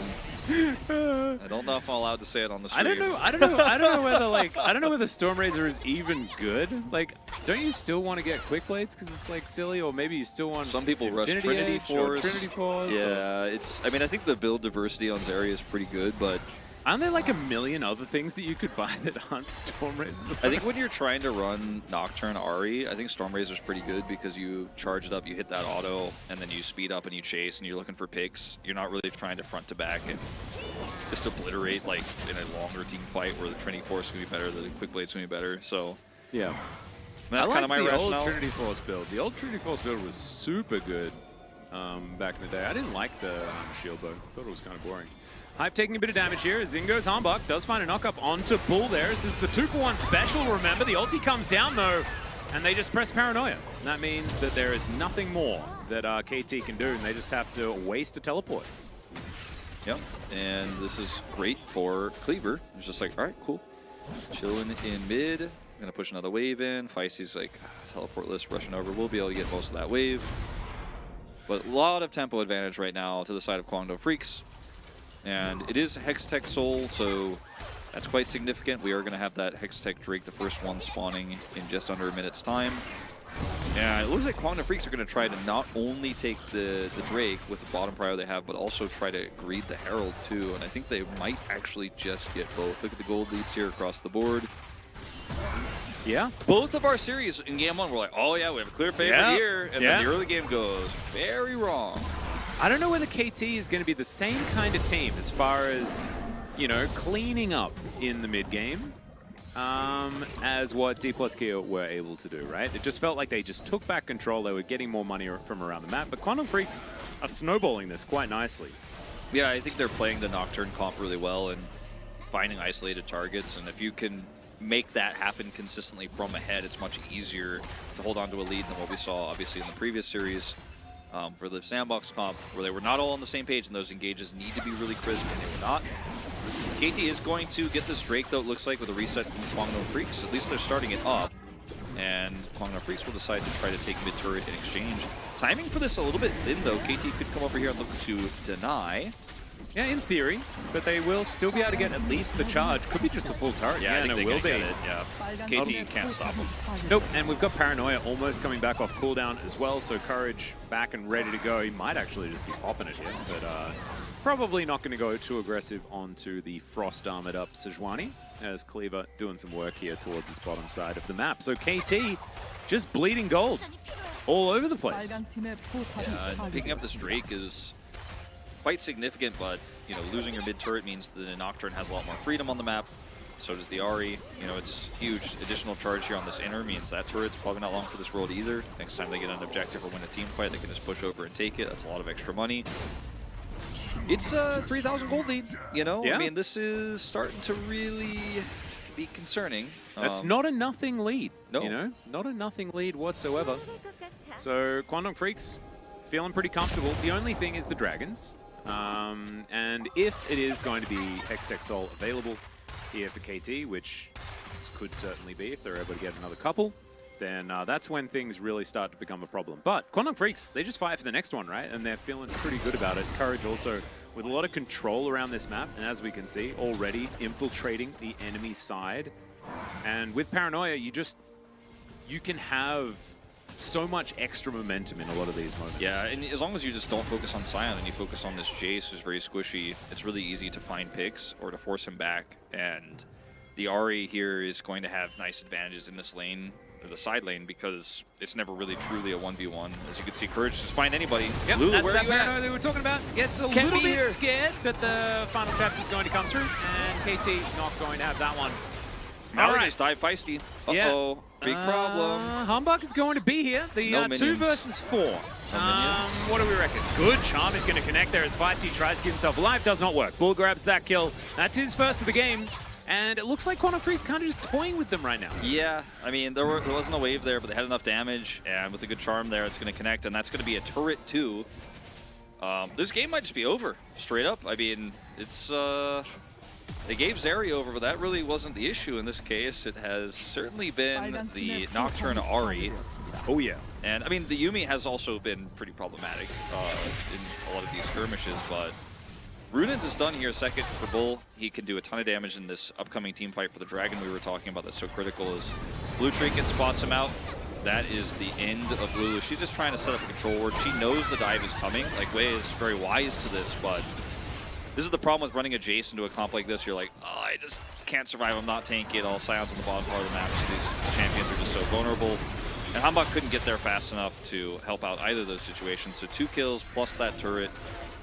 This is, Yeah, and look, Yeah. it's Challenger, so we do have to add True, that true. caveat. Donut did remind us that, in fact, you can never call a game over when, in all honesty, it probably should be. And this one's getting towards the point where Quantum Freaks aren't alleviating any of this pressure. They're just continually living in KT's jungle, denying a whole bunch of gold. And as you can see, with no turrets taken, it's so hard to get out onto this map against a Nocturne Yeah. composition.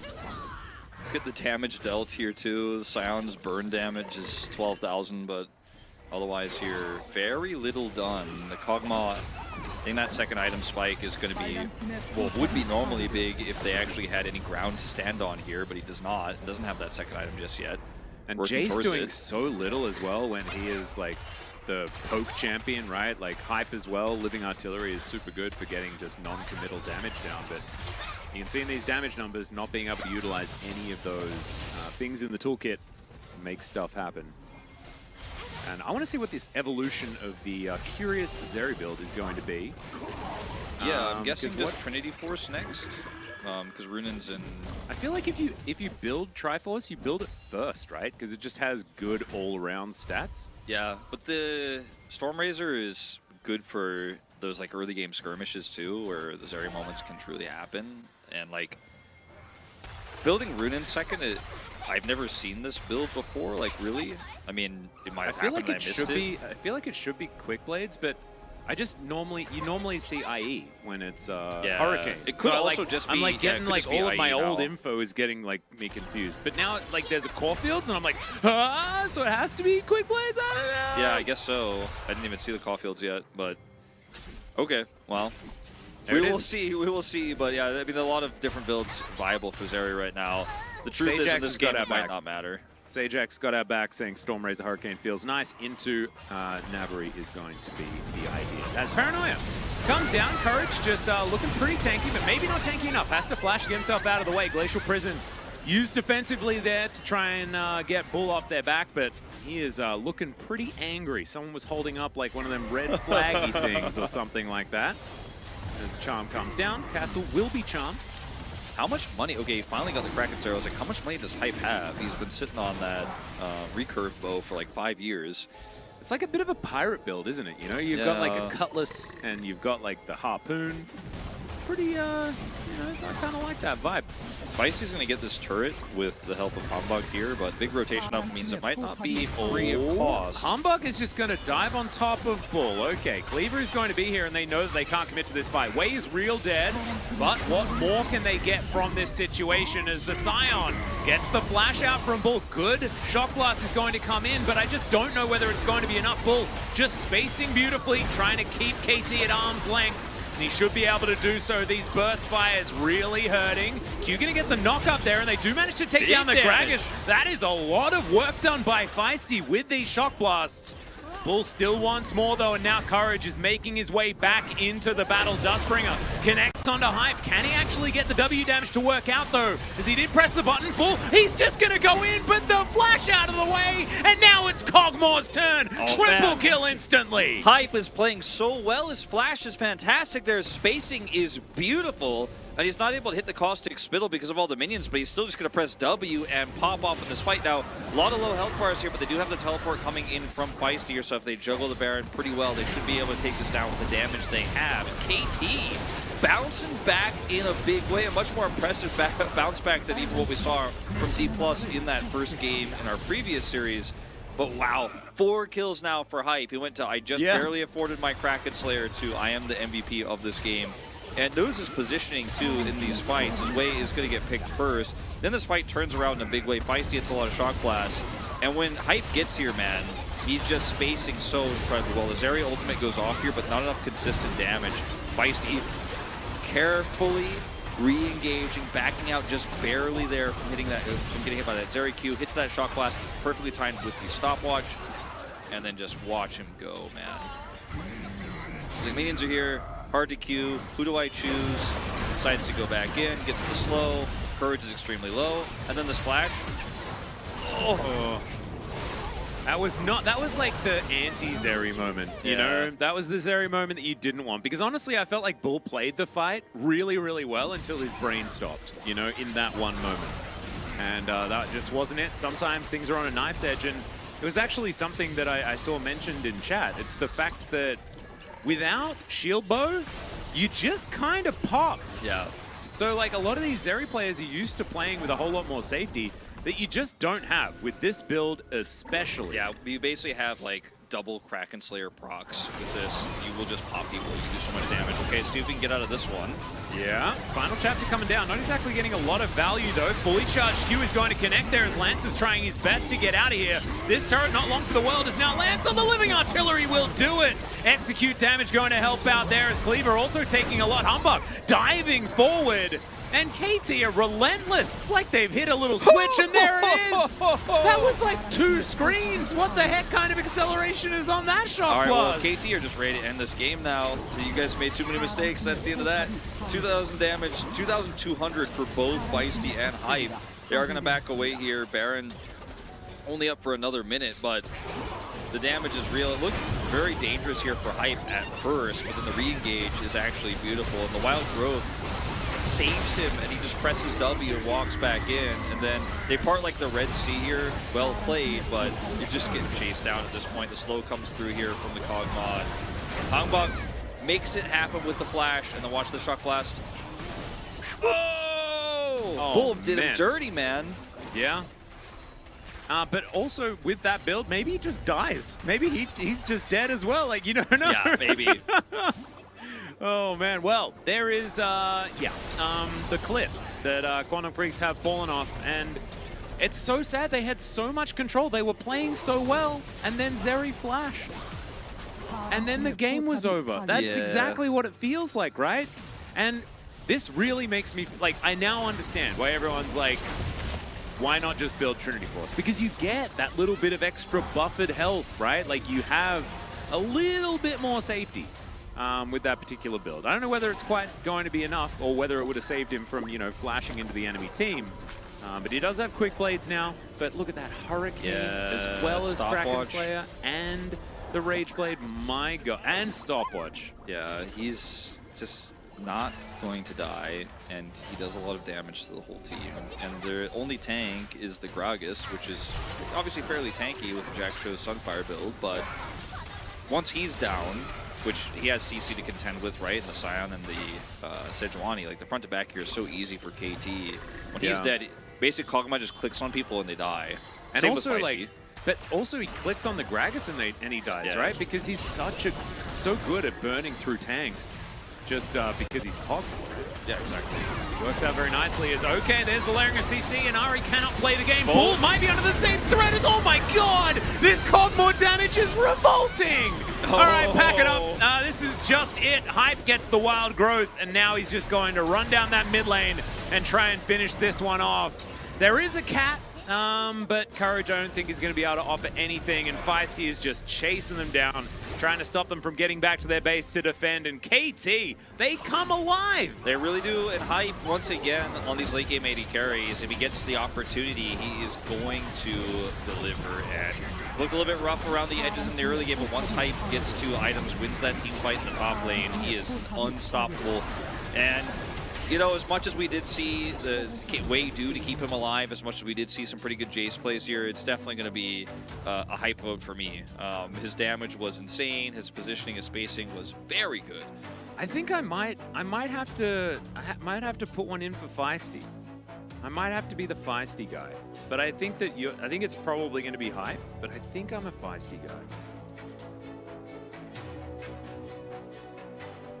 I put mine in for Hype, but I mean, I think both are fine choices. I'm okay with splitting that one because Wei, I felt like they were both really good this game. Wei had few, you know, trip ups. I think his ults were a little bit early. Like he did keep the Kog'Maw alive a lot, but there were a lot of mistakes too. So I think he's not really in the conversation for me. I thought about it and I was like, nah. Yeah. And this felt a little bit like a 4v5 as well because Wei pretty much just got eliminated before every single battle. And then they managed to win one when he was mainly just walking back from base the entire time. So really impressive stuff. And this goes back to what we were talking about before. We were ready to call this game over. The game should have been over. And then KT won against all of that. So you just never know what's going to happen here in Challenger, guys. Keeps you on your toes. And KT, theoretically, you know, based on what we were expecting today, the understandable winner of game number 1. But if you were here at 18 minutes, you would disagree. Yeah.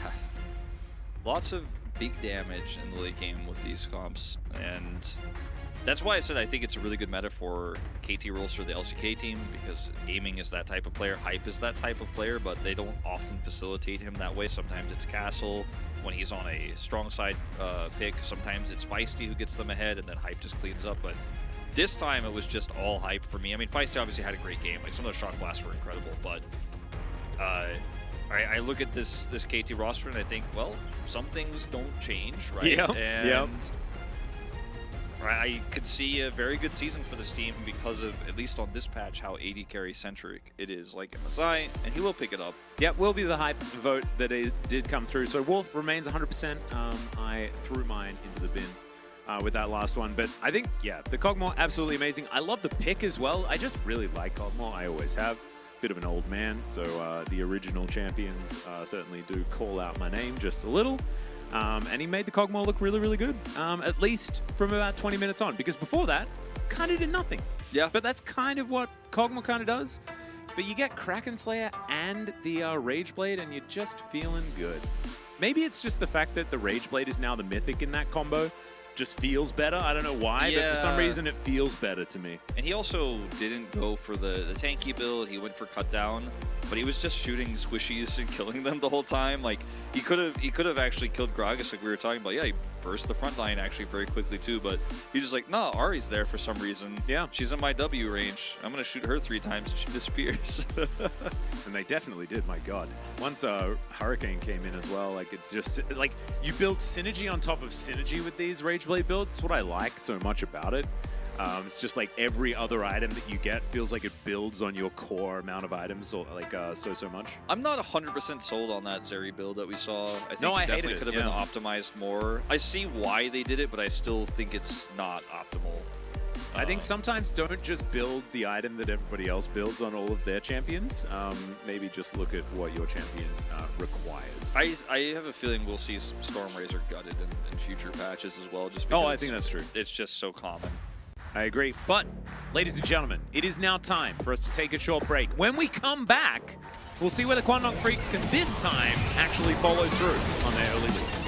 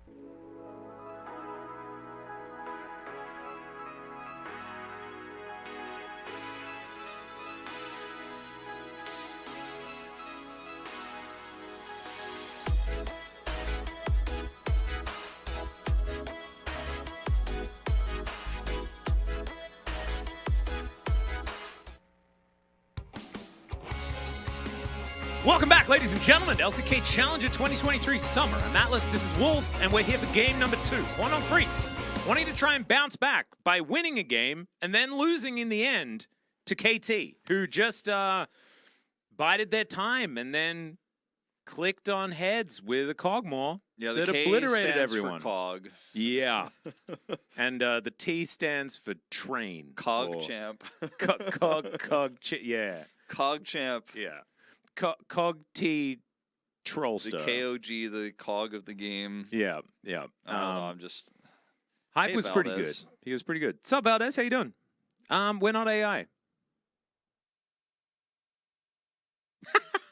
No, but we're not. Seriously. No, we're really not. Nope. I assure you. Nope. Absolutely not. Nope. Not AI. Nope. Never have been, never will be. Yeah. Denunciator, stop that.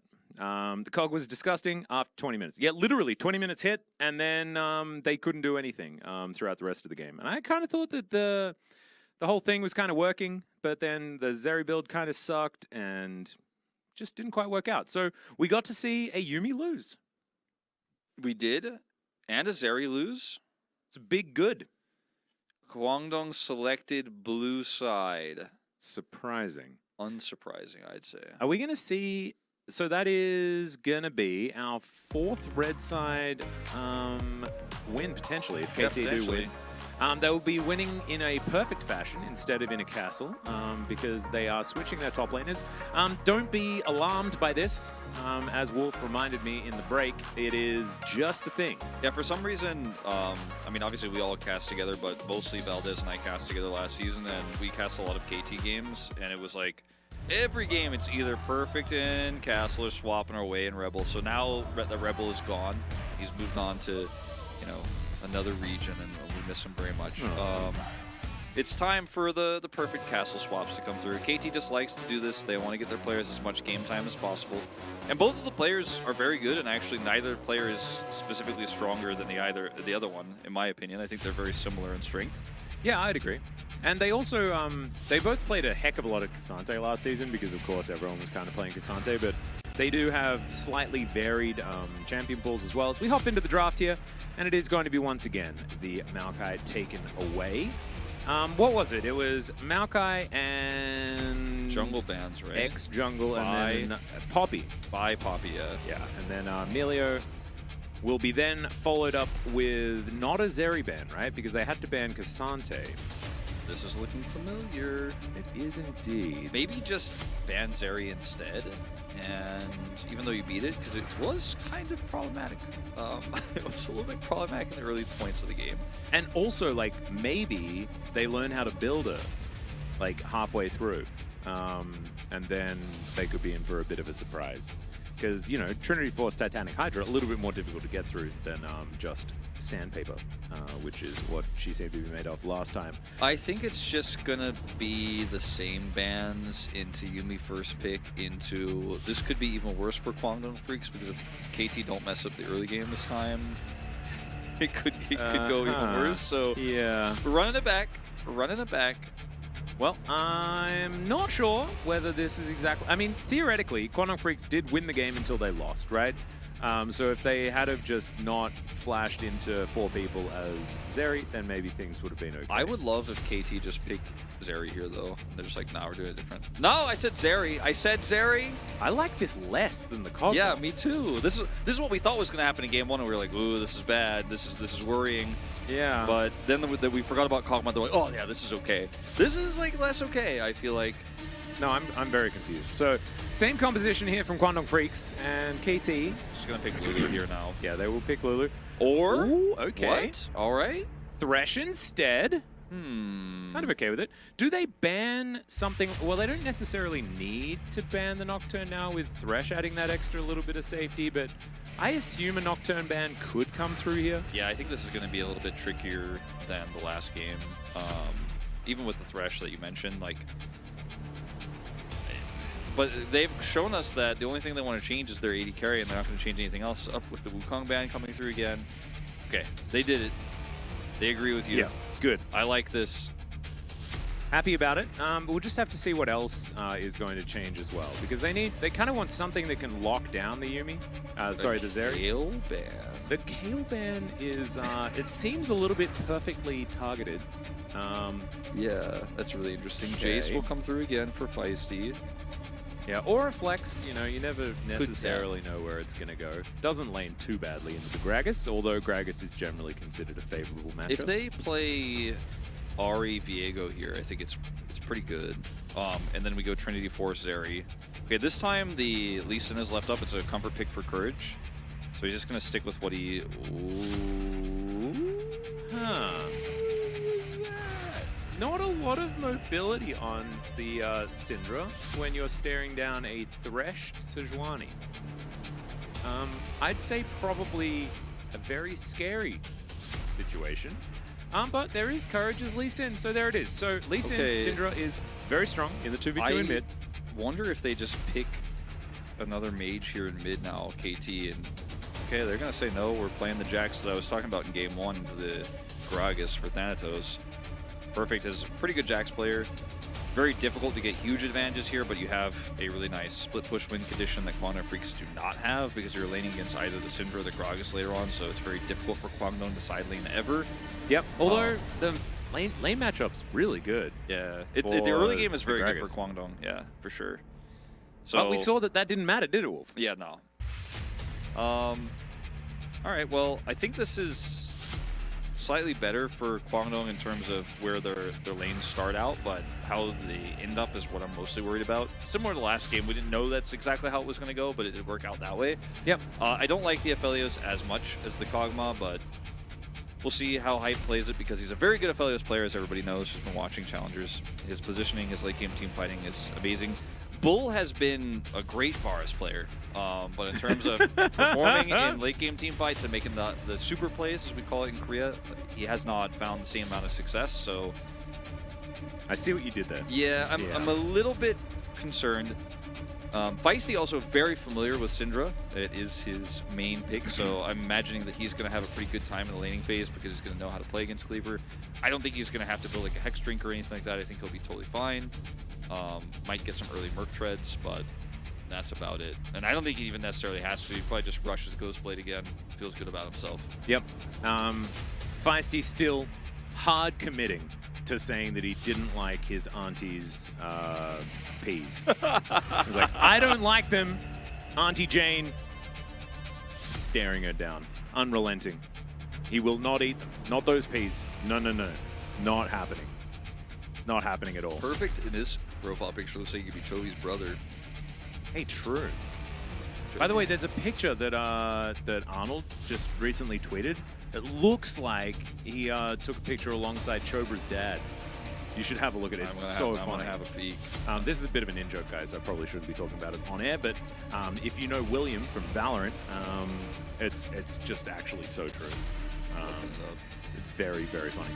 Anyway, Quantum Freaks. Similar draft to last time around. The top side of the map has changed in the jungle and mid lane position, and KT have decided that they don't want any more range.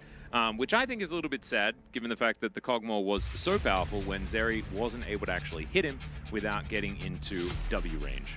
I couldn't find it. Oh, you couldn't find it? Yeah. I'll show it to you. It's totally fine. I thought I scrolled down too hard, so I was like, I must have missed Well, it. we're getting ready to do. I can. I think Bull gets one more chance with this Zeri, you know? I mean, he got Zeri twice, and I think the fact that it wasn't banned twice in a row means KT has a lack of confidence in his Zeri. They probably feel a lot better about that as well after game 1. So, see if the build changes here. And KT Rolster looking to go for a 2-0 bang here. Oh, yeah. Oh, my God. What? It is Chopra's dad. Right? What?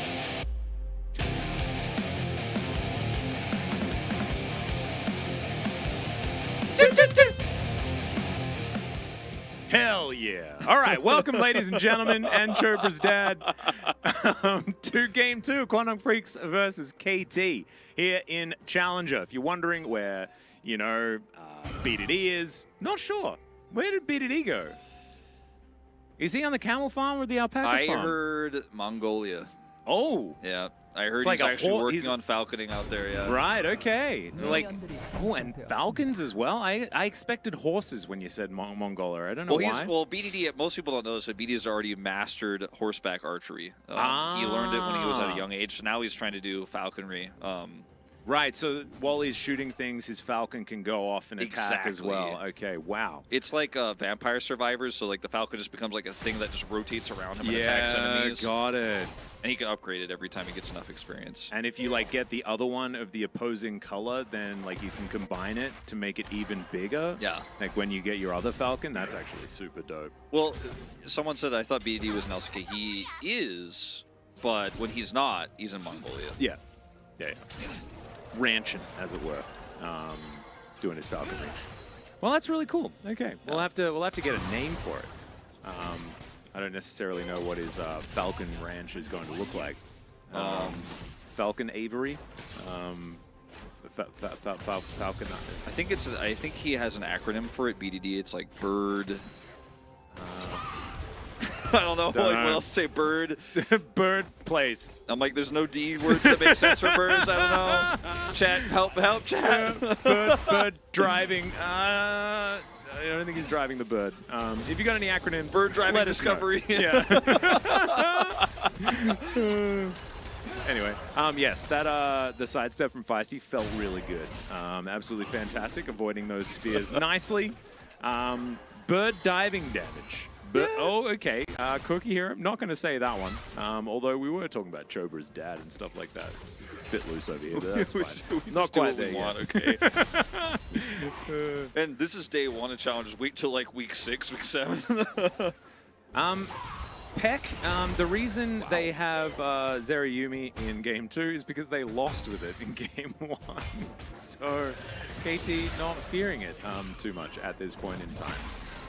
You can see the Aphelios Thresh actually having a pretty good time there towards that bottom side as well, getting the shove in, as Courage is going to be discovered.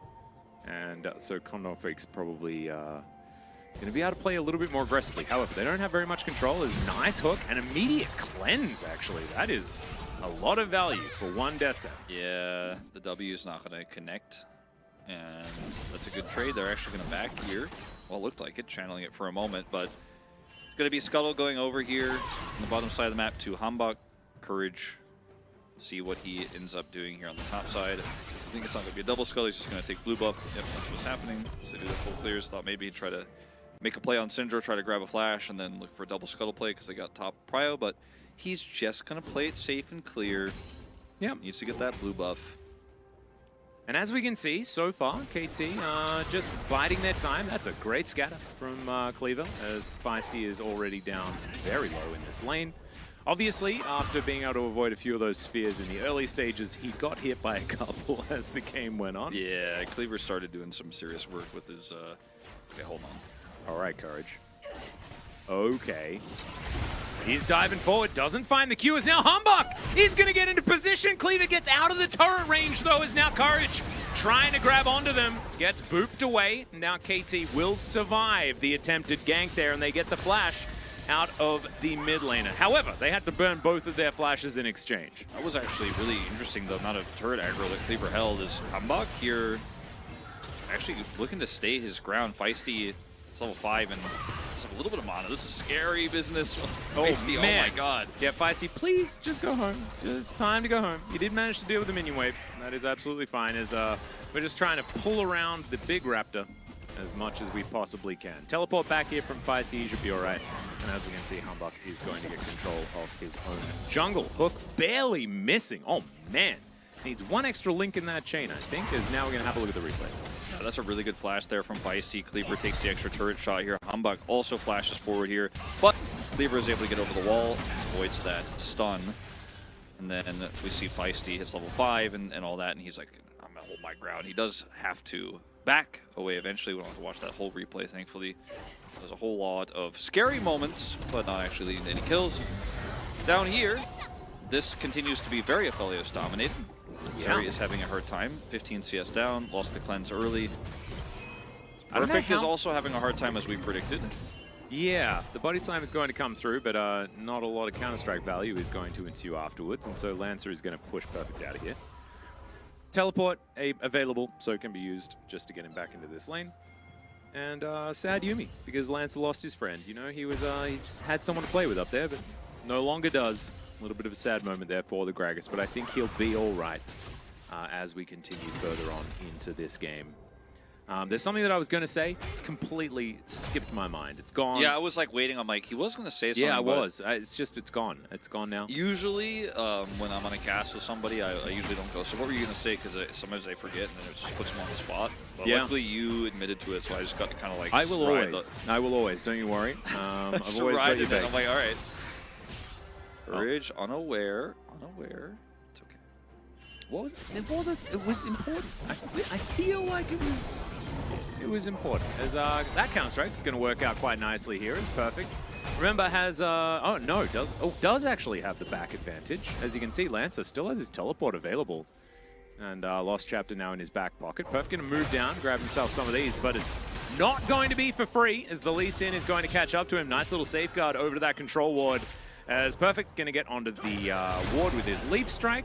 And we'll be able to get out to safety. The Q almost sealing his fate. They're not going to do so as Humbug going to get to work on this dragon. I thought that was a really cool play from Perfect. Come over there, you get the honey fruit. You can also scout the Rift Herald at the same time, know where Courage is. If he's not there, you can make a play for top side. If he is there, then you make a play for the Drake here, bottom side with the bottom prio you have. So risky play, like you almost had to flash there. Does have a ward to hop onto and does get away. Looked really scary for him, but I think the decision making there is quite wise because it allows his team to grab this Drake here bottom side. And if he dies there, then it's not worth it, but I was able to escape death and won't really lose a whole lot of farm for it because he had control of top side. Lancer still hasn't teleported. Nope. It's going to be unleashed in 2 minutes on this hatch. Just hanging out, having a great time. His way in position to try and get a hook off. But looks like Bull's not going to offer him that. Has to poke his head out to avoid the extendo beam. And this is just, you know, Hype and Wei having a great time. The Kog'Maw doesn't have as much staying power on the bottom side, and I feel like with this particular 2v2 matchup, Hype and Wei can really kind of assert their dominance. Yeah. We know that this is a bottom lane that has found so much more success than what Bull and Andal have put out before. You've actually casted way more of the Quantum Freaks Challenger games than I have, by the way. I think I casted 1. Like, just with how the schedule worked out. Is now Cleaver going to avoid the Glacial Prison? Humbug needs some lessons from Lucid, I think. Yeah, if that hits, this is a totally different scenario, but it goes wide. And yeah, the team for me last season was Gen.G. I think I cast them literally 1 time. I'll cast them at least this time, today, for their first game, so I'm already kind of on track to break the record, but I think I also cast them only once. Just happened that way. Ooh, BDD Bird Discipline Disciple? Ooh! That ain't a bad one. That's a good one. I'm kind of down. Heck yeah. Now find what it would be in Mongolian. Ooh, can I ban this guy forever? I can do that, right? Yes. Yeah. Or you could do it like Valdez and ban them for 87,000 minutes. Is that like 14 days? I don't know how long it is. I just saw Valdez's 1.2 million? 1.2 million seconds. There you go. There we go. That's a lot of seconds. I'm kind of into it. All right, that's my new meta. Normally it's just permaban, but I'm kind of into the... All right. Counting them down. Mm-hmm. That's 1. That's my first of the season. There we go. Love to see it. Hey, in 10 minutes, it's only going to be 1,209,000 seconds. Yeah, that's true. It's true. Those seconds are going to tick down. His Hype is in trouble. He's going to get taken out there. First blood going to the Zeri. Great hook to come through here from Wei, but the turret loses interest. Oh, that is not what you wanted to see, is this control ward. Wei trying to get rid of it. You can see they're desperately trying to get Humbug down here, but it looks like Quantum Freaks will allow the Thresh to survive just for now. Humbug doesn't have ult, so he can't even try to send out a Hail Mary here to try to turn anything around. Not that it would work anyways with the health here of Bull, but very nicely timed here by the side of Quantum Freaks, coming over with Courage. Blast Cone's in. Hype takes so much damage, actually, just before Lee Sin even gets here. And even with the play there from Wei, it's not enough. Flash gets him out of the turret aggro before the death sentence hits. That's actually pretty sick. And it also, the turret aggro went onto Bull there as well, so even if like the minion died or something, like it wasn't actually going to work out. As now Lancer is possibly just dead. Okay, there's the flash leap strike. And another couple of autos are going to do it. Perfect. Yeah, he's got enough, and that is an empower for the kill. So a solo onto Lancer, who I think just like was feeling himself a bit more than he probably should have. Yeah. Talk about turrets not losing interest. That one did a lot of damage to him. I mean, Lancer lost interest in being alive, I think. Yeah. That's actually going to be at least a plate here for Perfect, maybe two, because he has Demolish. Not going to stick around for too much longer. Out of mana, just wants to get a back timing here. Yep.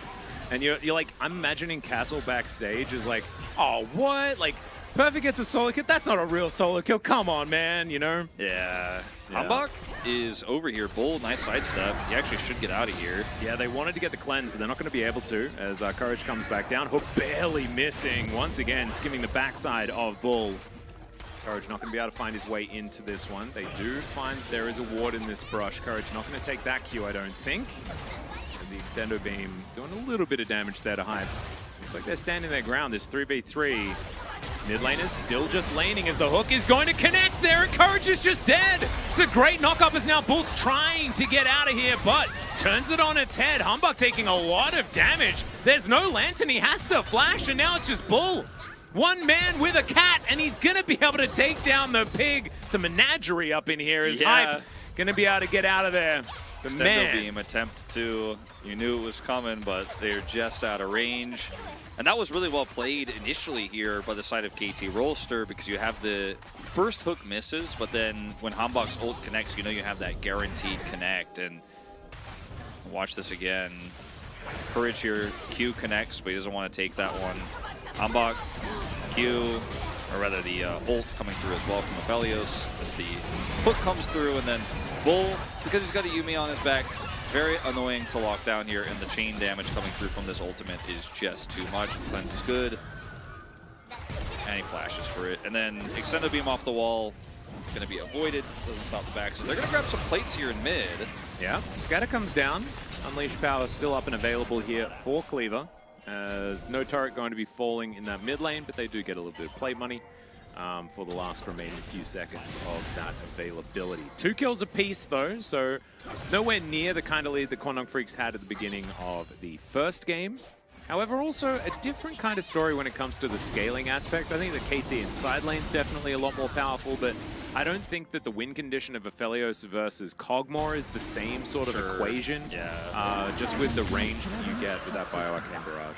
It's also Trinity Force this time for the Zeri, you know, building what we expect, or at least I was really expecting to see in the previous game, and then Storm Razor came out, and it was straight into Hurricane second, and the spike came much later, and the play didn't really back it up. In this game, she's going to be more relevant here in the mid-game, and the stats are going to stack up. I'm a little bit concerned about what Cleaver's role in this game is going to be, because obviously he has a lot of synergy with the Gragas and the Lee Sin, and you know, there's the Everfrost, but in later team fights where you really are going to be under pressure from that side laning, you're going to have to really press the go button quickly. You're going to have to turn on a dime, hit those scatters, and I think his role here makes sense in terms of what the draft is trying to do, but it's so difficult to execute. So that's where I think things can fall apart a little bit here for Quandong Freaks. And if your initial engage fails, like failures to scale forces away, or the Jace gets away, it's like, do you ever win those 5v5 fights? It gets a little tricky. I agree. I think that like if they do blow up Cleaver at the start of a fight though, then that's a lot of cooldowns that are potentially unavailable for when Bull decides that he wants to kill everyone. So that could be a danger. Not entirely sure. Humbug was seeing where the Lance would overextend as Andal just hanging around trying to get some vision down, and will be able to continue to do so. Trinity Force, by the way, Wolf. So it's we're not doing the silly build. Bull's playing real League of Legends now. He is. And like I was saying before, I think those stats are really going to be more relevant this game around. Hype's going to get first brick here, 15 minutes. He was denied for a moment there, but we'll be able to finally connect this. It's going to be, or collect this, excuse me. It is going to be the eye picked up for Quandong Freaks in trade, but see if they can actually secure this mid turret. I think they will be able to. Yep. And this is a bit of a money exchange here, but first brick did already go over. The money going into Hype's pocket here on the bottom side. Courage is going to pick this up here. And turret in the mid lane as well is very valuable for map control. So Especially with that's this certainly comp. good news. Yeah. With the Lee Sin being able to do a lot more with this, and it's very difficult for Hype to freely farm in the mid lane. Whereas Zeri has a lot more mobility, can avoid the Sejuani's engages a lot better. And Wolf, we do have a question. Yeah. In our professional opinion, why does everyone not simply buy Static Shiv, as it's the most funny The item? most funny item. Thanks in advance. This is also best top Bard NA. So Totally serious question, yeah. no, but also Static Shiv on Bard is kind of dope. Meep slapping with lightning feels good. I think that we will see Static Shiv when Yasuo gets played, and it's going to be fun. Ooh, I hope so. I just feel like we should be seeing Static Shiv all the time. With all the Storm Razor, why not just Static Shiv as well, you know? It used to be a combo, right? It's like Static Shiv. The old Storm Razor is kind of what Static Shiv was, but not really. And now it's like not even that anymore. Storm Razor's just makes Aphelios broken. He didn't build it this time though. He's going to go straight into the Gale Force for some extra mobility against this comp. Gale Force wise. Collector, because Collector has like 6 extra lethality now. That's what I'm talking about. I'm all about it. All about that life.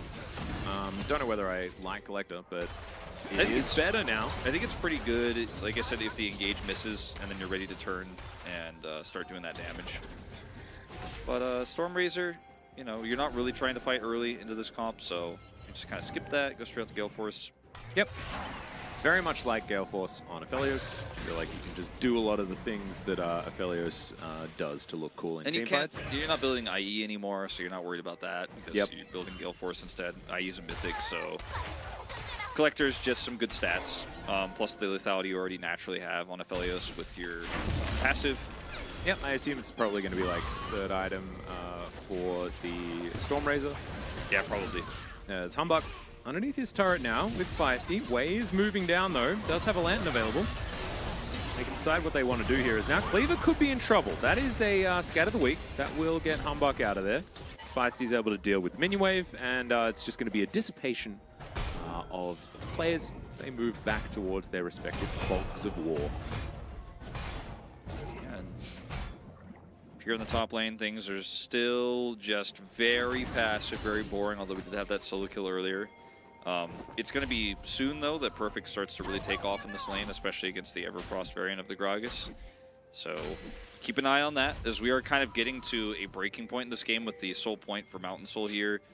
KT really do not want Quantum Freaks to start stacking these, but they have an advantage, I think, in this upcoming team fight. Collector's done 2-item spike for Aphelios. It's not the normal spike you normally talk about with Aphelios, but I think in this game it serves as one.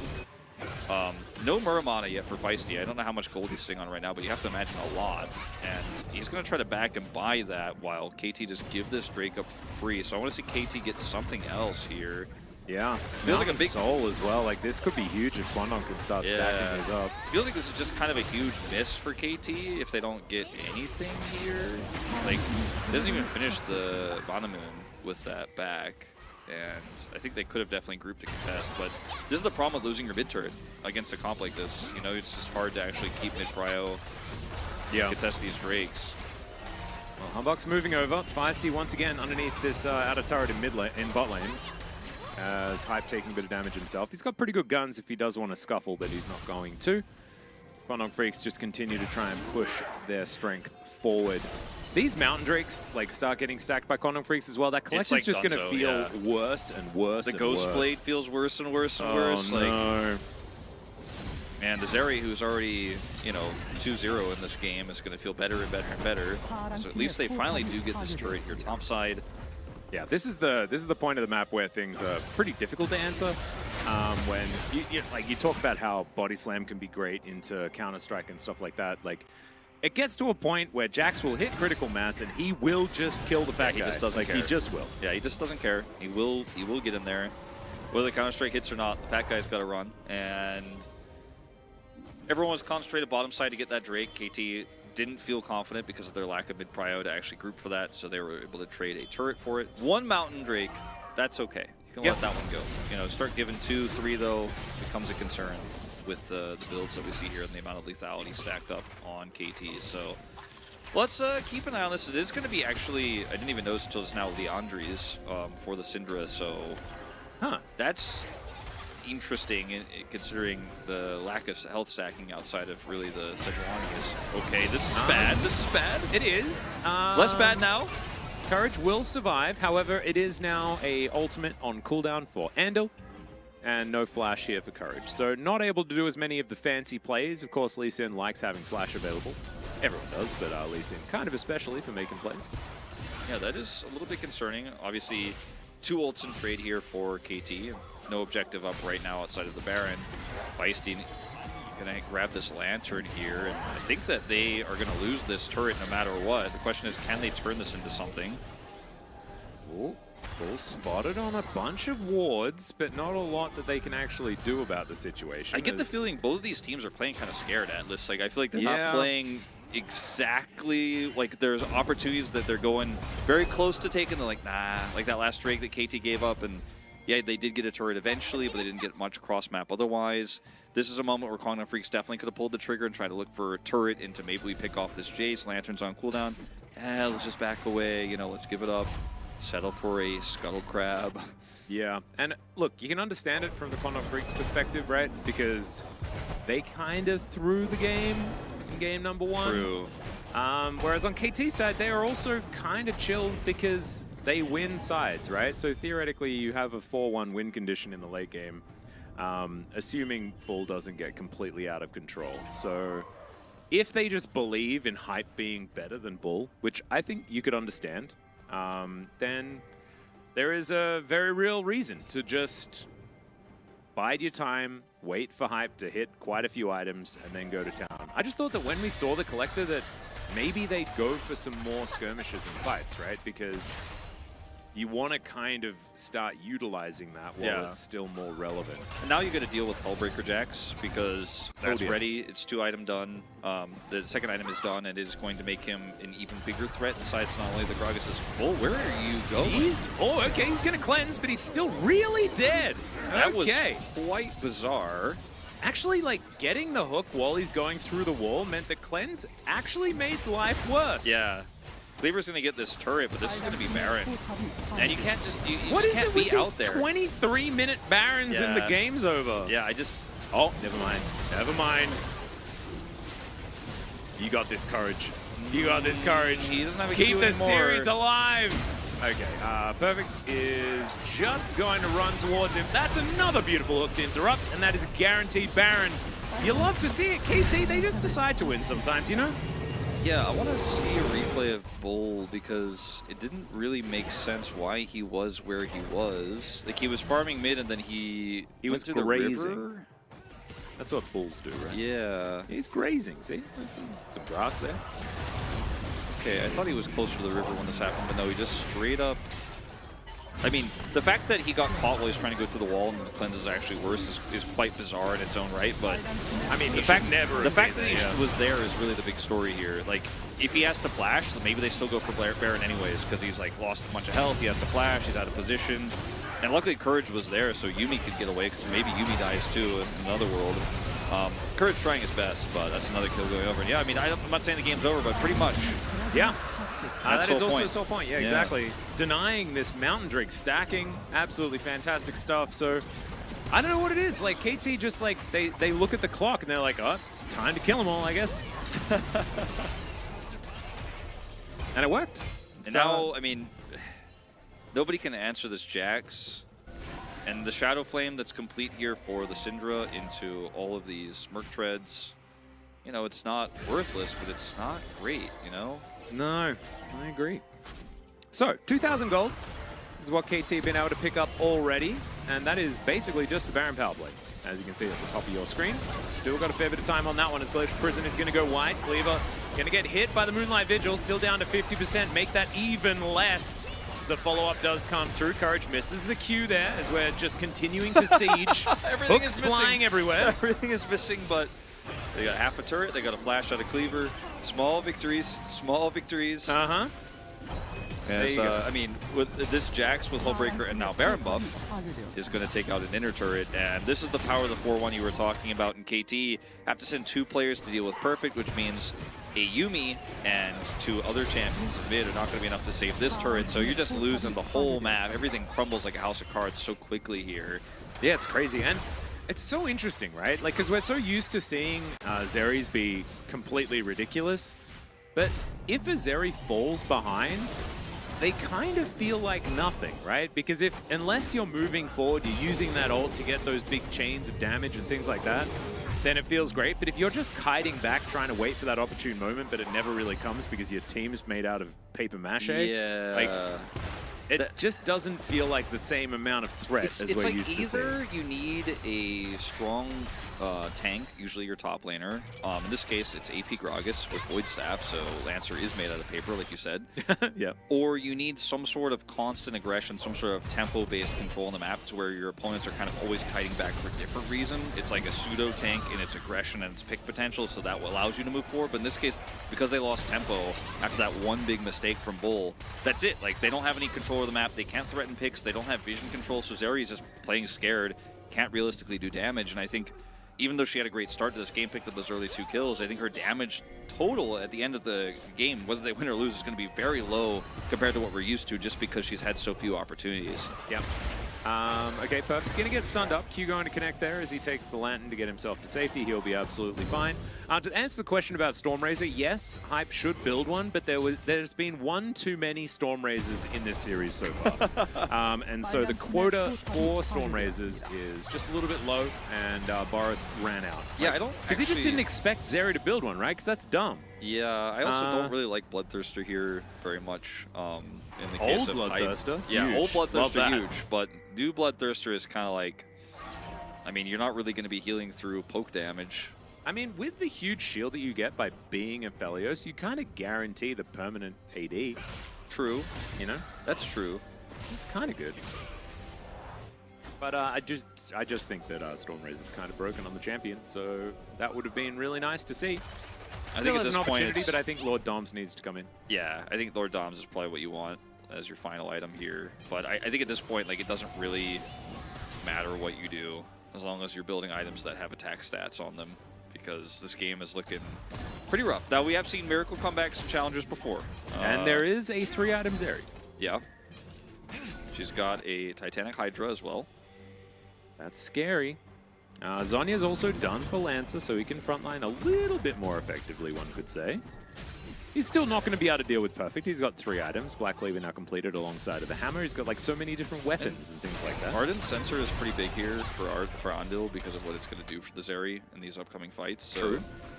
I mean, if the Zeri can actually clean up a fight, it isn't burst down or caught by Sejuani ult into a Thresh hook, etc., Jace Shock Blast, and there's hope for Bull here, but... And I hate to say it, and it has been true so far in 1.5 of these games. Like, he hasn't been very clutch, you know? He hasn't been the guy who's going to do it for you. He's definitely not doing what Hype did in Game 1. So, yeah. Prove me wrong, Bull, because you're going to need to. And a Zeri moment is certainly what is required to win this game, you could assume. We've got a few seconds on this Baron. Spondon Freak's looking a little bit feisty. KT, of course, obviously, always looking a bit feisty. Yeah, only the Everfrost really expended here, and Lancer needs to be careful about overextending, though, because he is, as you say, made of paper mache, and like, he is really up there. Making me scared, because even a Shock Blast onto this Gragas is going to damage him quite significantly. If he goes down, the whole team goes down as they just push him. The thing that's difficult, though, is that if they engage onto Lancer and use cooldowns, Then that gives Zeri's Bull alive, the opportunity, yeah. right? So it's a lot of it is like testing the waters. How far forward can I go? What can I absorb?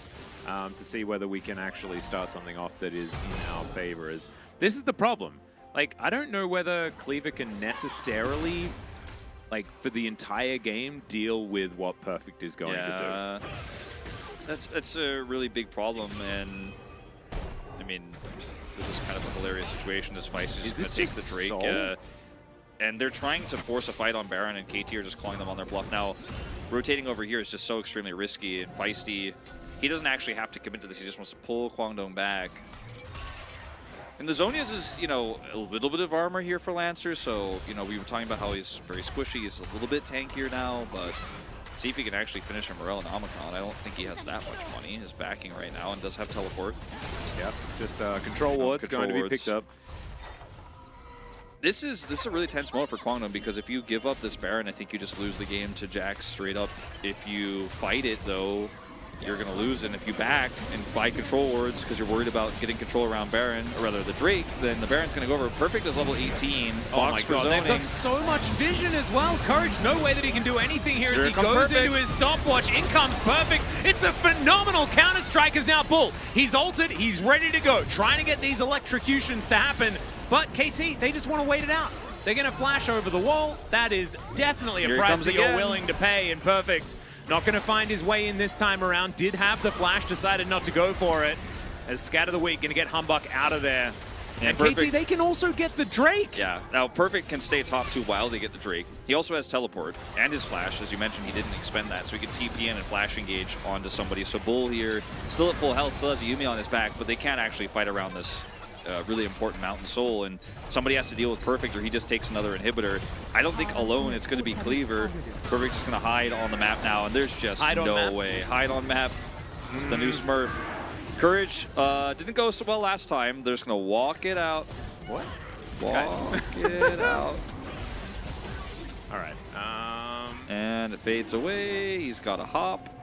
They're just like so scared of this guy's steal. They just don't want him to steal it. I guess they're trying to like get as much time for avoiding. Oh, maybe there's going on. I don't know. Anyway, 6 minutes until the Elder is going to spawn. Let's have a look at this firewall. So Wave blocks them out completely here. Courage has to stop watch early. The cask doesn't put Wei into the rest of Kwangdong Freaks. If it did, he would have died, but it doesn't ultimately really change anything here as Perfect can disengage. And then he has the flash, so I was thinking, okay, maybe he's actually going to follow up here as the first counter-strike is pretty good. We're just jumping straight back to live because that replay is really long on our observer's side. Like, we don't really add insult to injury here. The fun bits were over. Yeah. All right, that's a bomber! And that's a very dead Jace. Zeri gets that kill as a Lantern is going to be taken to get Humbuck out of there. Might be some time bought here by Kwangdong Freaks, unless Perfect has anything to say about it. Certainly could be. Oh god, he's got Force of Nature. I mean, yeah, he just doesn't care about Syndra. He doesn't care about Gragas. He doesn't care about Lee Sin.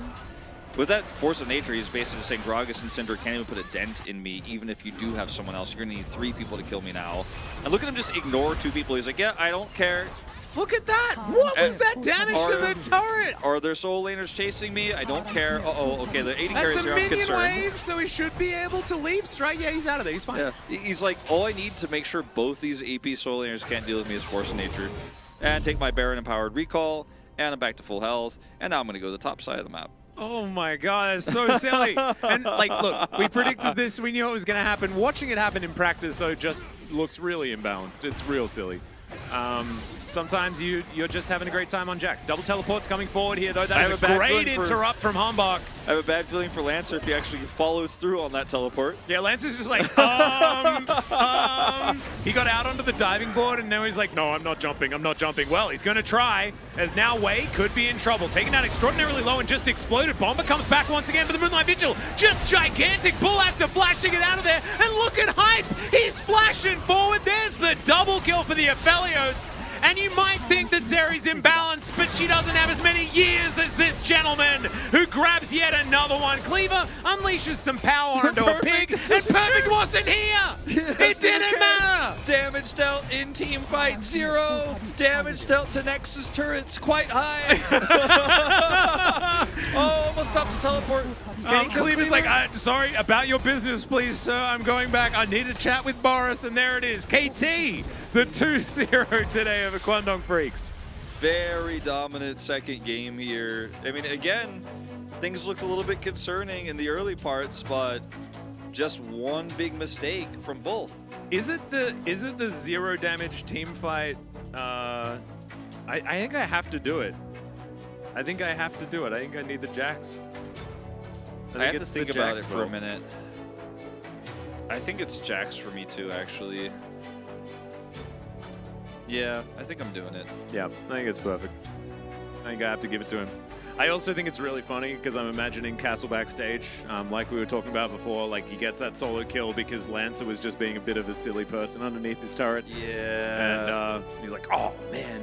But like he was the win condition. He was the reason why they won that game. So I think I'm pretty happy with that one. So, Hype's probably going to get it though, isn't he?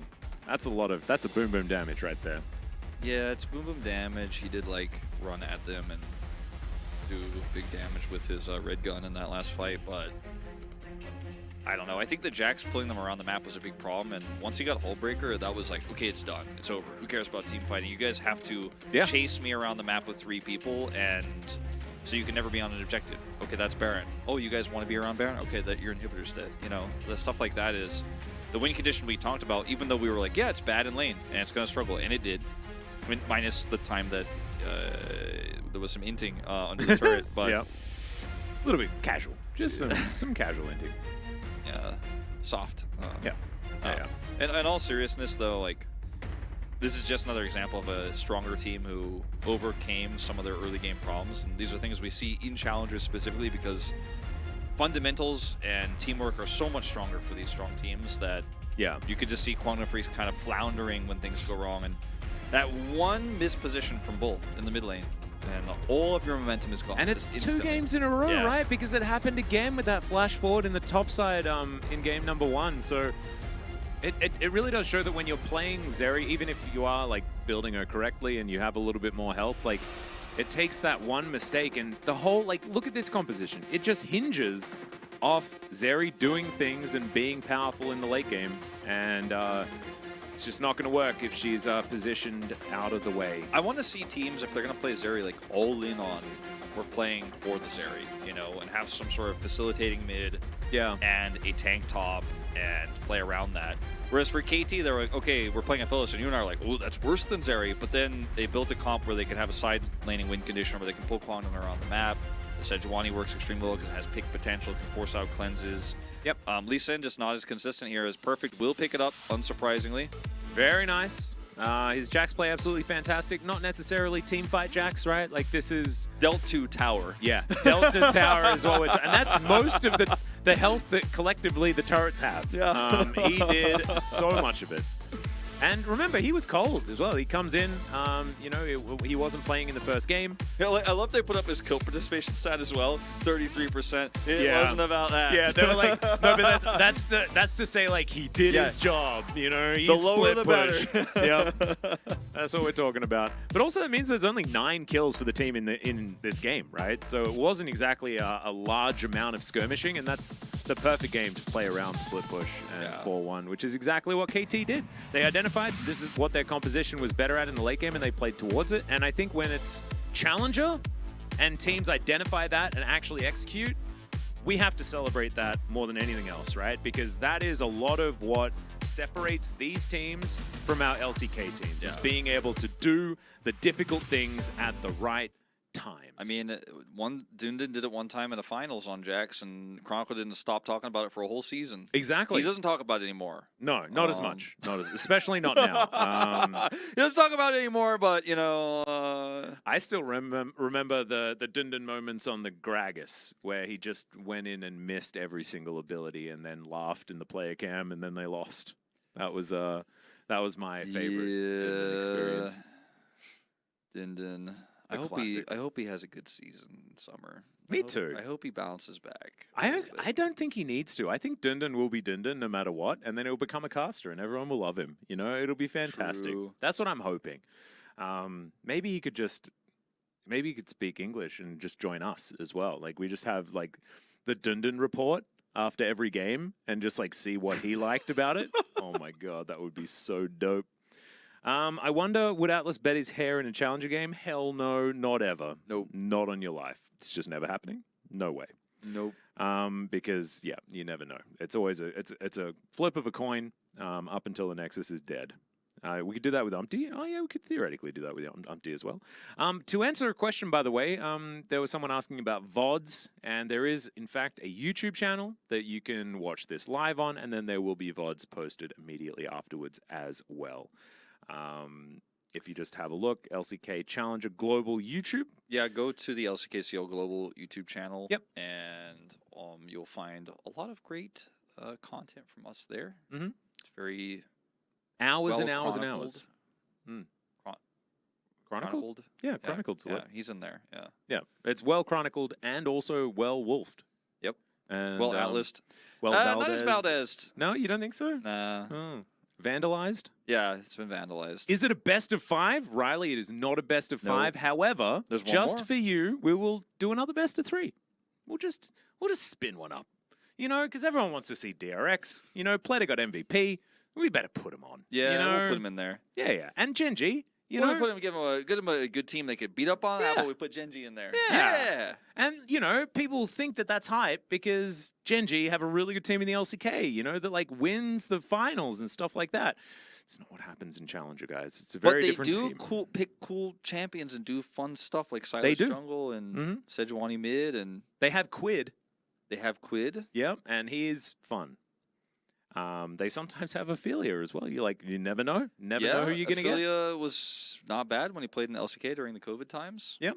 I became a fan. I feel like there's a lot of Gen.G that should work, but it just never does. You know, it's one of Yeah. those teams that just hasn't really meshed. You know? Yeah, I don't know. Like, I'm not the biggest Gen.G Challengers expert because if you guys were here earlier, you heard I cast them like one time in spring. Yeah, I yeah. watched a lot of their games, but I feel like because I wasn't casting them that much, I didn't feel like I really had a grasp on them. I was just always kind of like, ooh, this seems a little disappointing. But I couldn't really like put my finger on like the problem is X, Y. I and feel Z. like I absorb so much more if we're actually on a desk with a game. Yeah. You know, I completely agree with you. Because it's the same with Quantum Freaks. Like, this is the second time I've cast them this year, I think. It's wild when you watch a game at home and you think you're soaking everything up, but you like watch someone lose a team fight and you're like, all right, well this game's over. You're still watching, but you're like a little Yeah. tuned out. You're Yeah, like yeah. you're You don't have to focus, and so you don't necessarily. And Yeah. also, you know, if you're at home, you're taking a day off theoretically, right? So you're doing other things, making a coffee, stuff like Sure. that. like what we're gonna be doing tomorrow. What did we say, Valdez? Not entirely sure. Yeah, and you tuned out. So did we. But it's the end of the game, so you'll be fine. We're just charging Faker right now. Just making sure Yeah, that just- everything can Just mute charge the up. stream and solo cast in your room. Yeah, that's how I'll focus on Gen.G. Yeah. I just like start yelling at the TV. Yep. No, I think that's a great idea. In fact, you should record it, and we can like if we're ever here, right, and we're casting, we get a little bit tired, we can just like mute ourselves and then just put you on. That'd be great. And so just assume at all times it could be you that's casting the game. So You I guys like just it. got to make a wolf soundboard. Like, Yeah. you're like, the mid turret went down, so yes. so Zoe gets a big advantage here. Yeah. Well, actually, that doesn't need to be individual buttons. That could just be one button. Yeah, and we can just true. use that one. That's True. fine. And then we can just add in all of the rest. No, that sounds great. I'd be down. A wolf I thought soundboard. that was a very bad map of League of Legends. map. We're not there's no desk here, by the way. It's an imaginary thing, and we're pretty good at making it look like there's a desk, but there's not actually a desk. Just to confirm. We also, if Valdez is still here, I know you probably tuned out, but we just need to tell him about charging Faker and here behind us, as we do have things that have changed a little bit. As you can see, the rising light is us sending energy towards Faker that then gets forwarded towards Chovy's Camel Farm, where they have been spending the off-season raising beautiful camels that are just going to be very happy. Tuned out again. There we go. Don't touch that television dial, Valdez. Yeah, don't touch that dial. Do you have anything even plugged into your PC that has a dial? My speakers have a dial, a volume dial. Yeah, so do mine. That's it. I think My that's the only microwave has a dial. Really? Yeah, it turns. Oh. The timer is still a dial on my microwave. I don't have bought a it in like dial. 2012, so it's pretty old now. But I bought mine in 2017. It's been going strong. Like, this is one of the second things that I ever bought, and it survived 3 moves. Nice work, microwave. Never really used a microwave. I don't even think I had one in university. So when I bought my microwave, I like tweeted like, "What should I do with my microwave? What should I cook?" Mac and cheese. I got it. Wolf. So what do I do now? Yeah. I just cook ramen. Where in a does pot. the food come from? Yeah, back then, I just only made Pokemon fried rice. Like I just had a rice cooker. Yeah, I wouldn't made you rice. just need a I just stove? cooked rice and I had a frying pan. That was it. Well, you basically you need a microwave so that once you've put stuff in the fridge, you can make it hot again. Yeah, I never had After you've- leftovers. Yeah, so you just ate all. You're too efficient. for a microwave, so you didn't even need it.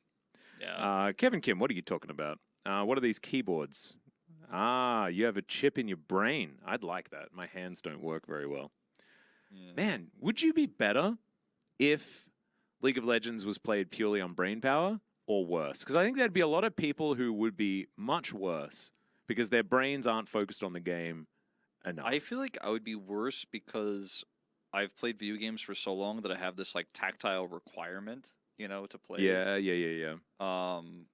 Like for example, a lot of people when smartphones came out, like some of the old Android phones had like physical keyboards, and people were like, "Oh, I hate the iPhone. I don't want a touch screen. I need my physical keyboard." And I feel like I'm kind of like that for games. Like I need a keyboard or a controller.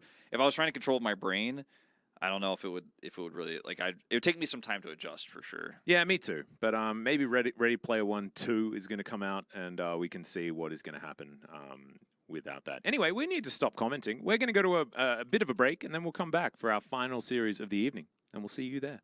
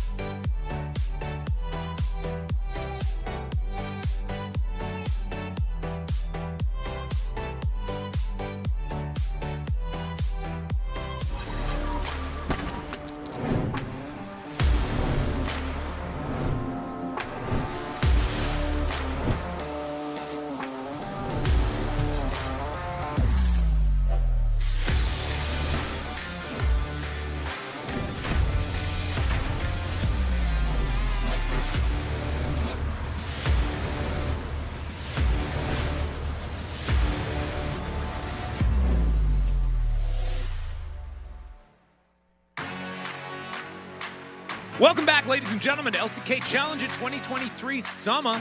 I am Atlas, this is Wolf right here, and it is up to us to take you through the final best of 3 of the evening. DRX taking on Gen.G. And Gen.G, a team that looks basically the same, except for one very important thing. And that is the fact that Quid is now in North America. 100 Thieves, they robbed him. Yeah, They did. robbed him from us. Yeah, They robbed us of him. Yeah, that's what they did. They robbed Gen.G of their mid laner for Challenger. And I think that it might actually be our fault. Because we've been talking up Quid a lot, mainly sarcastically, throughout the season of spring. And perhaps research wasn't done. I don't know, because he wasn't that great. He was very middling. Yeah. Sejuani middling as well was definitely very interesting. But now Ophelia is going to be a mainstay. I always kind of liked Ophelia more. Yeah, I kind of liked Ophelia because, like, yeah. He's not got a necessarily cooler more. name. It's a cooler name, cooler hair. Very much Syndra bot player. Mm-hmm. That happened. That did. That did happen. Maybe that's why we like him, because he was put into a rough situation when he got called up into the LCK. That was a strange year. You know, some of those COVID times were certainly very, very odd. Thankfully, we're out of those now, and the players are all healthy and raring to go. Knock on non-existent desk. Yep, knock on not desk. But DRX as well, they've made some changes because, of course, Clear is no longer on the top side of the map. And Nope. do you know what has happened, Wolf? They have Sponge in the jungle. Yeah. But if you need a top laner with a super cool name as well, I bring you Frog. I'm ready for some riveting gameplay. Oh, it has started. Oh my God. I'm. By the way, if Kips is actually in chat, we do need to say sorry for no Quid being available. But thankfully, he has Frog. And you're right. The riveting gameplay riveting will definitely gameplay happen. coming. I'm looking forward to it. I'm also looking forward to see how Pleta plays. Yep. He did not, interestingly enough, get called up to DRX despite Duckdom being potentially permabenched. We don't like Duckdom is not a free agent, nor is he part of DRX's official roster. So don't really know. He's like.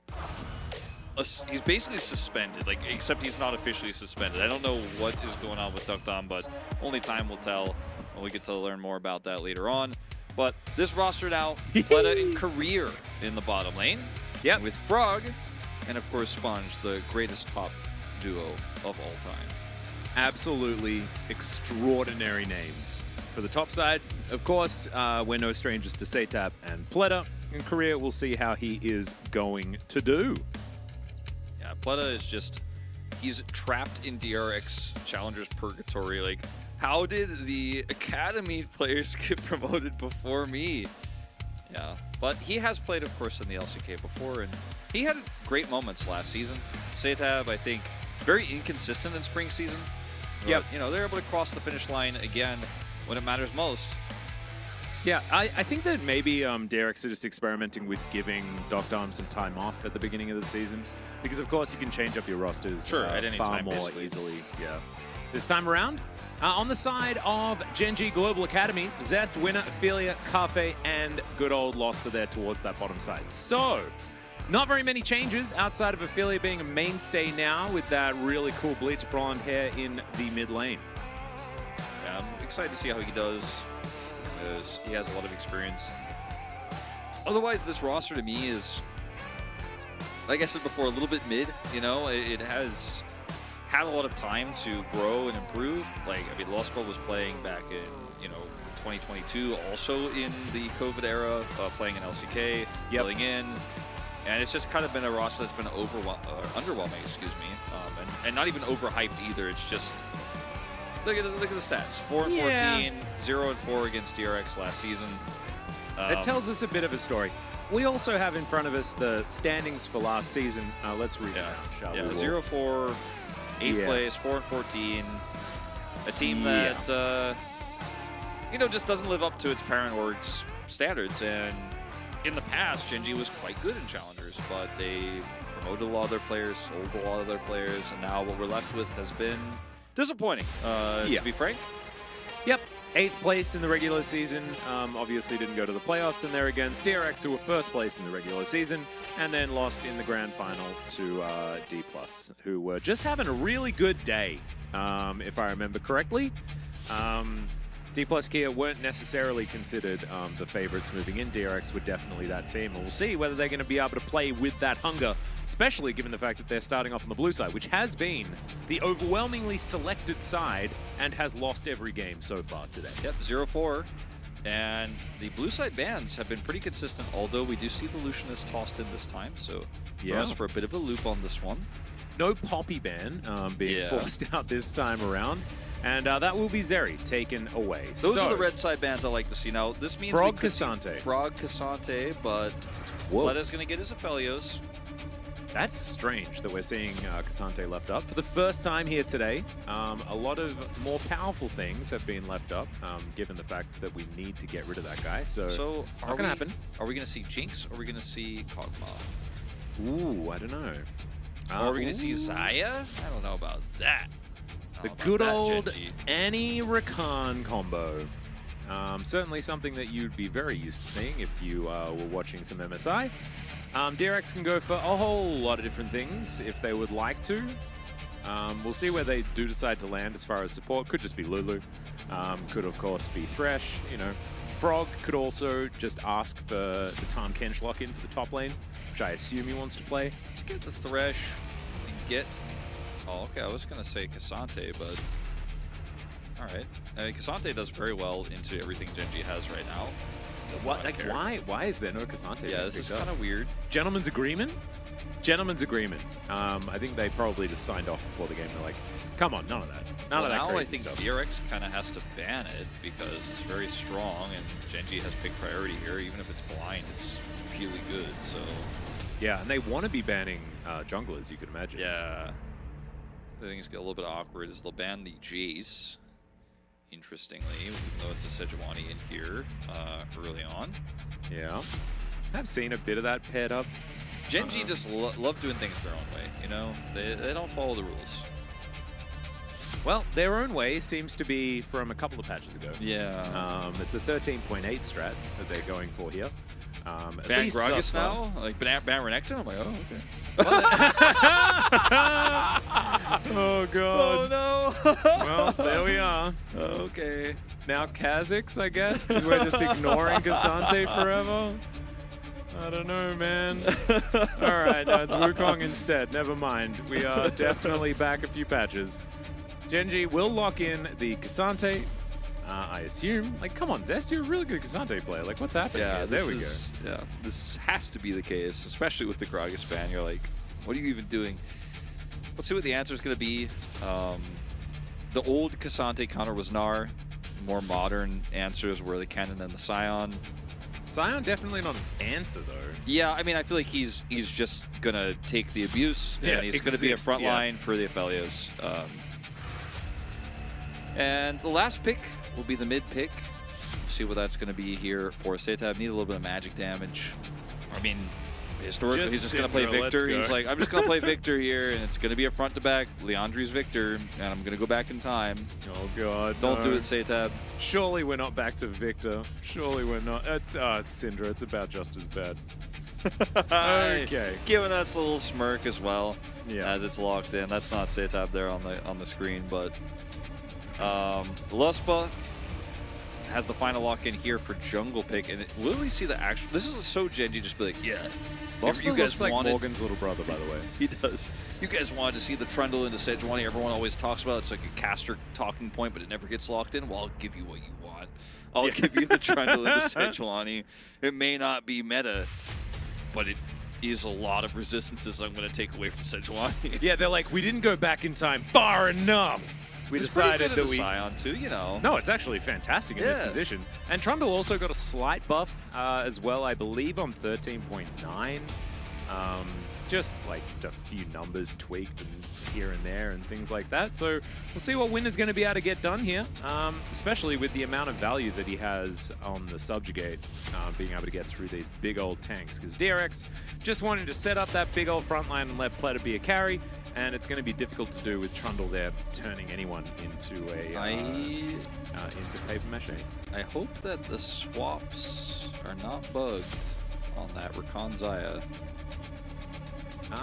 Well, I mean, I hope they are bugged because that doesn't seem right to me, Atlas. I think that might be. Surely that doesn't seem right. That seems a little bit wrong over there. Unless Carfe's just like, nah, dude, I'm the better Rakan. I'm not sure. Maybe this is the new meta. Oh, Gen.G, what are you doing to us? What are you doing to us? Okay, it's day one. Save this for like end of the first round. You know, ramp up into it. You know, slowly push your way through. It might just be that our API is bugged and it's actually correct. We'll find out soon. Or if this screen never goes away and you see us on camera in a moment, you guys will know that those was a swap bug of some type. And do you reckon Ophelia could have been a lead singer in a band in the late 80s? Who? Ophelia? Yeah. Because that hairstyle, like, that's a hairstyle you could set your watch to, man. That is gorgeous. Yeah. He also looks like he could have been a member of an early 2000s K-pop group as well. Well, we're getting into it. I mean, we're going to find out soon. Well, we're just going to do some do's and see some champions that are going to be on the Rift. That's what's going to happen, Wolf. Let's do it.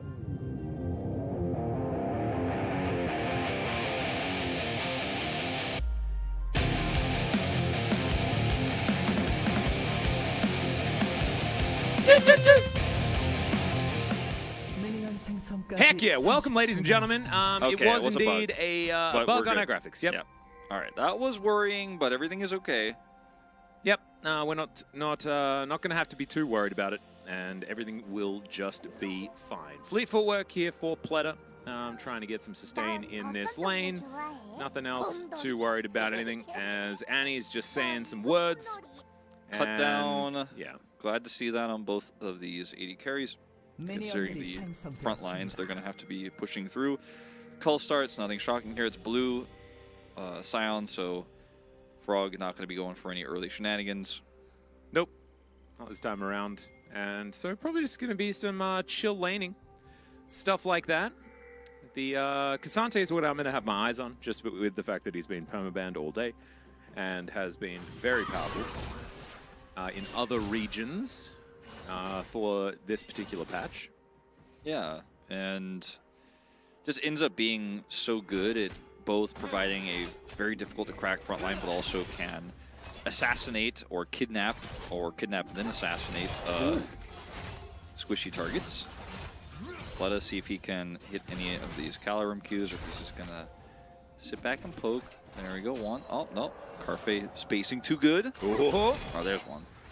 Got the auto. I love to do the play-by-play Aphelios level 1, you know? That's what gets me excited. Me too. And we even had KT playing in the last game. And this is where I really saved all of that enthusiasm for Wolf. Thank you so much. Yep. All right, Zest charging a Q. Not as excited about that. Level 2 race successfully gained here by Gen.G. And nothing is going to come of it. And so, if we talk about how this game should really be played out, it hinges a lot on whether or not Gen.G have leveled up, right, as a team. It's been their team play that we've been mainly concerned about. I think individually these players are definitely up to snuff. However, they haven't been able to get it together on the Rift. And it feels like sometimes there's been a bit of a, like, drafting... like debacle, like, or trying to use weird drafting to cover up their bad team play. They're like, oh no, we have a strat, and then the strat often doesn't work either. Yeah. This kind of felt like a draft that's a little bit out of the box in some regards, but feels dated. The Trundle is specifically because of the very, very tanky Sejuani and Scion that they're facing, and can also be problematic for Aphelios too. True. Hook is going to land here by Korea, who is going to get the playback. Wanted to try and catch the battle dance there, which is why he held it for a little while. It was a little cute play. Another reason why Trundle is so powerful is that it gets the extra resistances from Frost Armor, so Sponge is always going to be susceptible to the Subjugate. But you can play around it, right? It's not like a win-win, as now Frog could be in trouble, as there's a big old troll. Frog going to go for the flash. Does have to flash early, though, so can't get over the wall now, and he is really dead.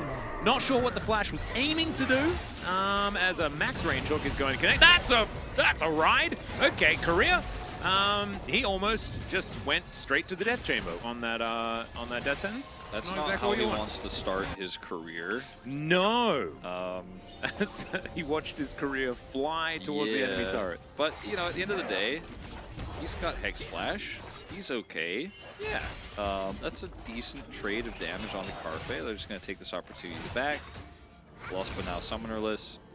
As, yeah, that was a really interesting play from Frog there on the top side of the map. I want to watch again because I don't think Sponge was really anywhere nearby to help him out. Not entirely sure what that flash idea was, but he croaked, you know, and croaked twice actually because he's Scion.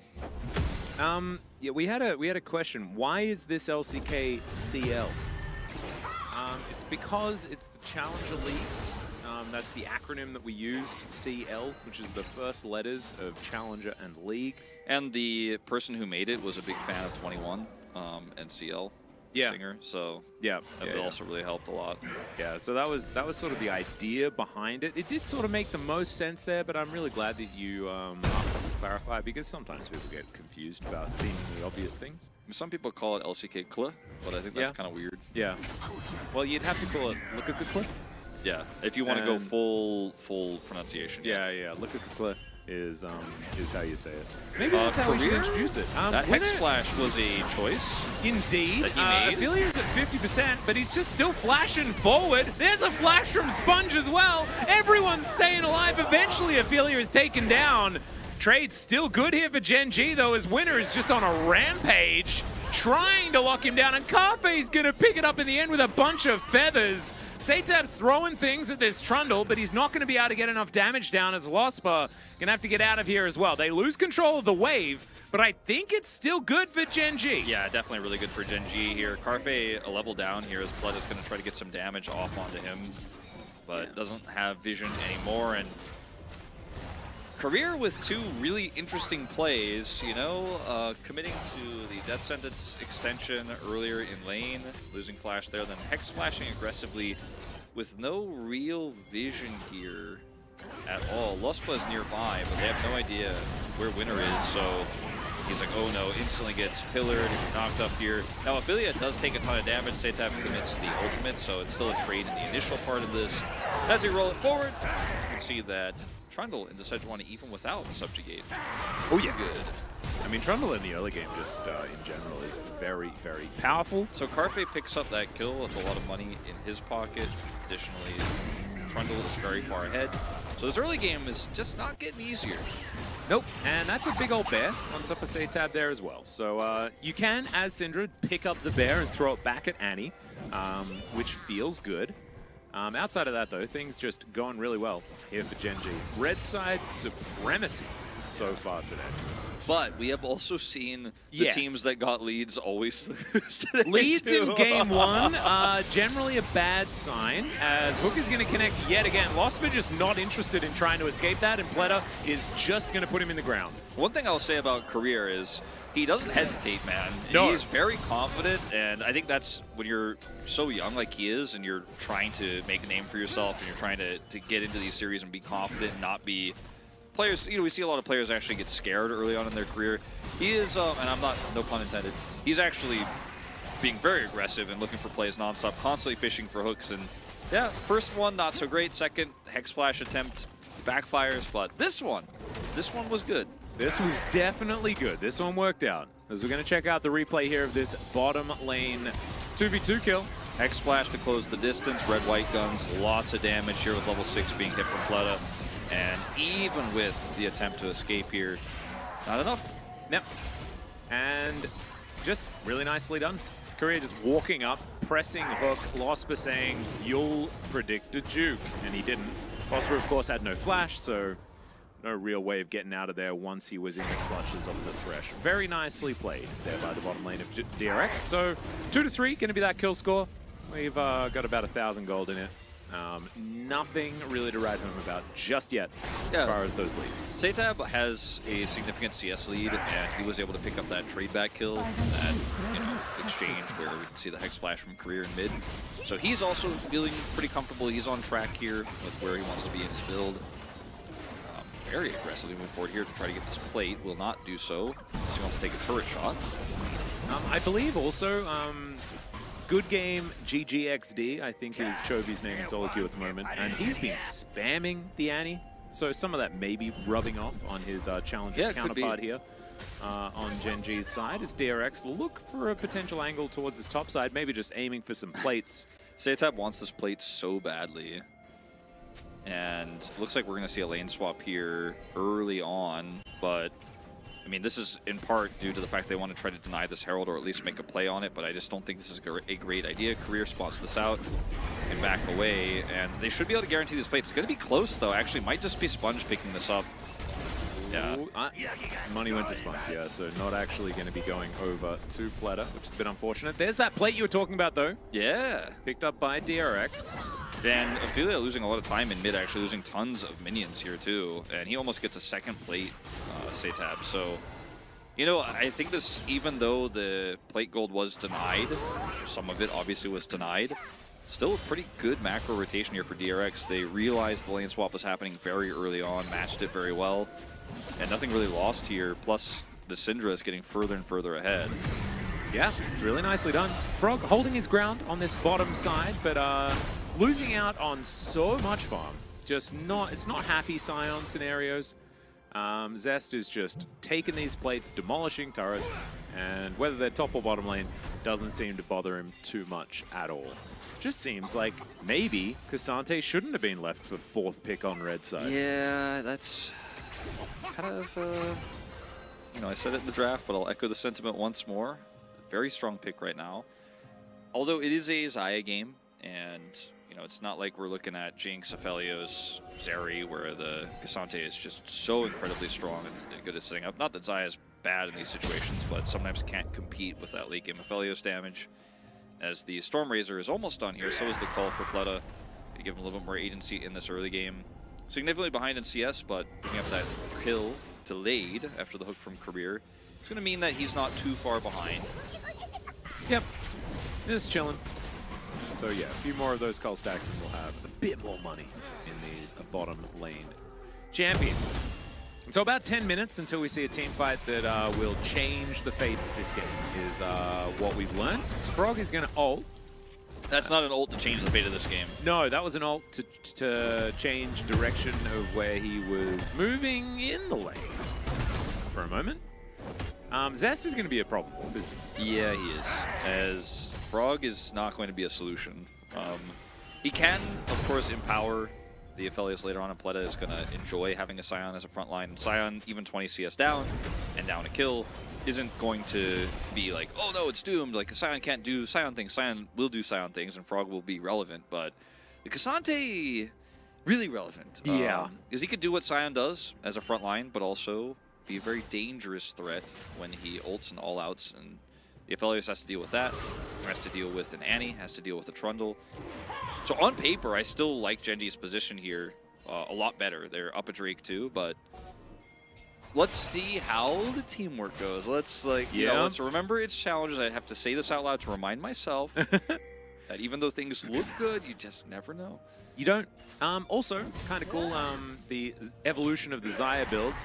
Do you now just build Kraken Slayer and the dashy one? I guess so. Like, I actually haven't really been focused on Xayah that much. She's been played a little bit. I think like maybe 4 times or so in the LPL, but I was just kind of like, yeah, I'm looking at the Aphelios, the Jinx, the Kog'Maw. So I'm not entirely sure what the Xayah build is right now, but I guess we're going to find out. I remember, like, you used to build Kraken Slayer if you felt safe enough not to choose Gale Force, and now technically I guess you can just do both. Maybe that's what Carpe's brain is thinking about. I also feel like maybe you'd benefit a lot from doing the Storm Razor-y stuff. I don't know. Yeah, he like just like builds there's a few LDR different next. I'm like, I'm like, wait, you know that's not a mythic anymore, right? Yeah. Hey casters, do you get more due to this increased workload? Yes, we get more of you in Twitch chat, and it's fantastic. We love it. Yeah. More gameplay.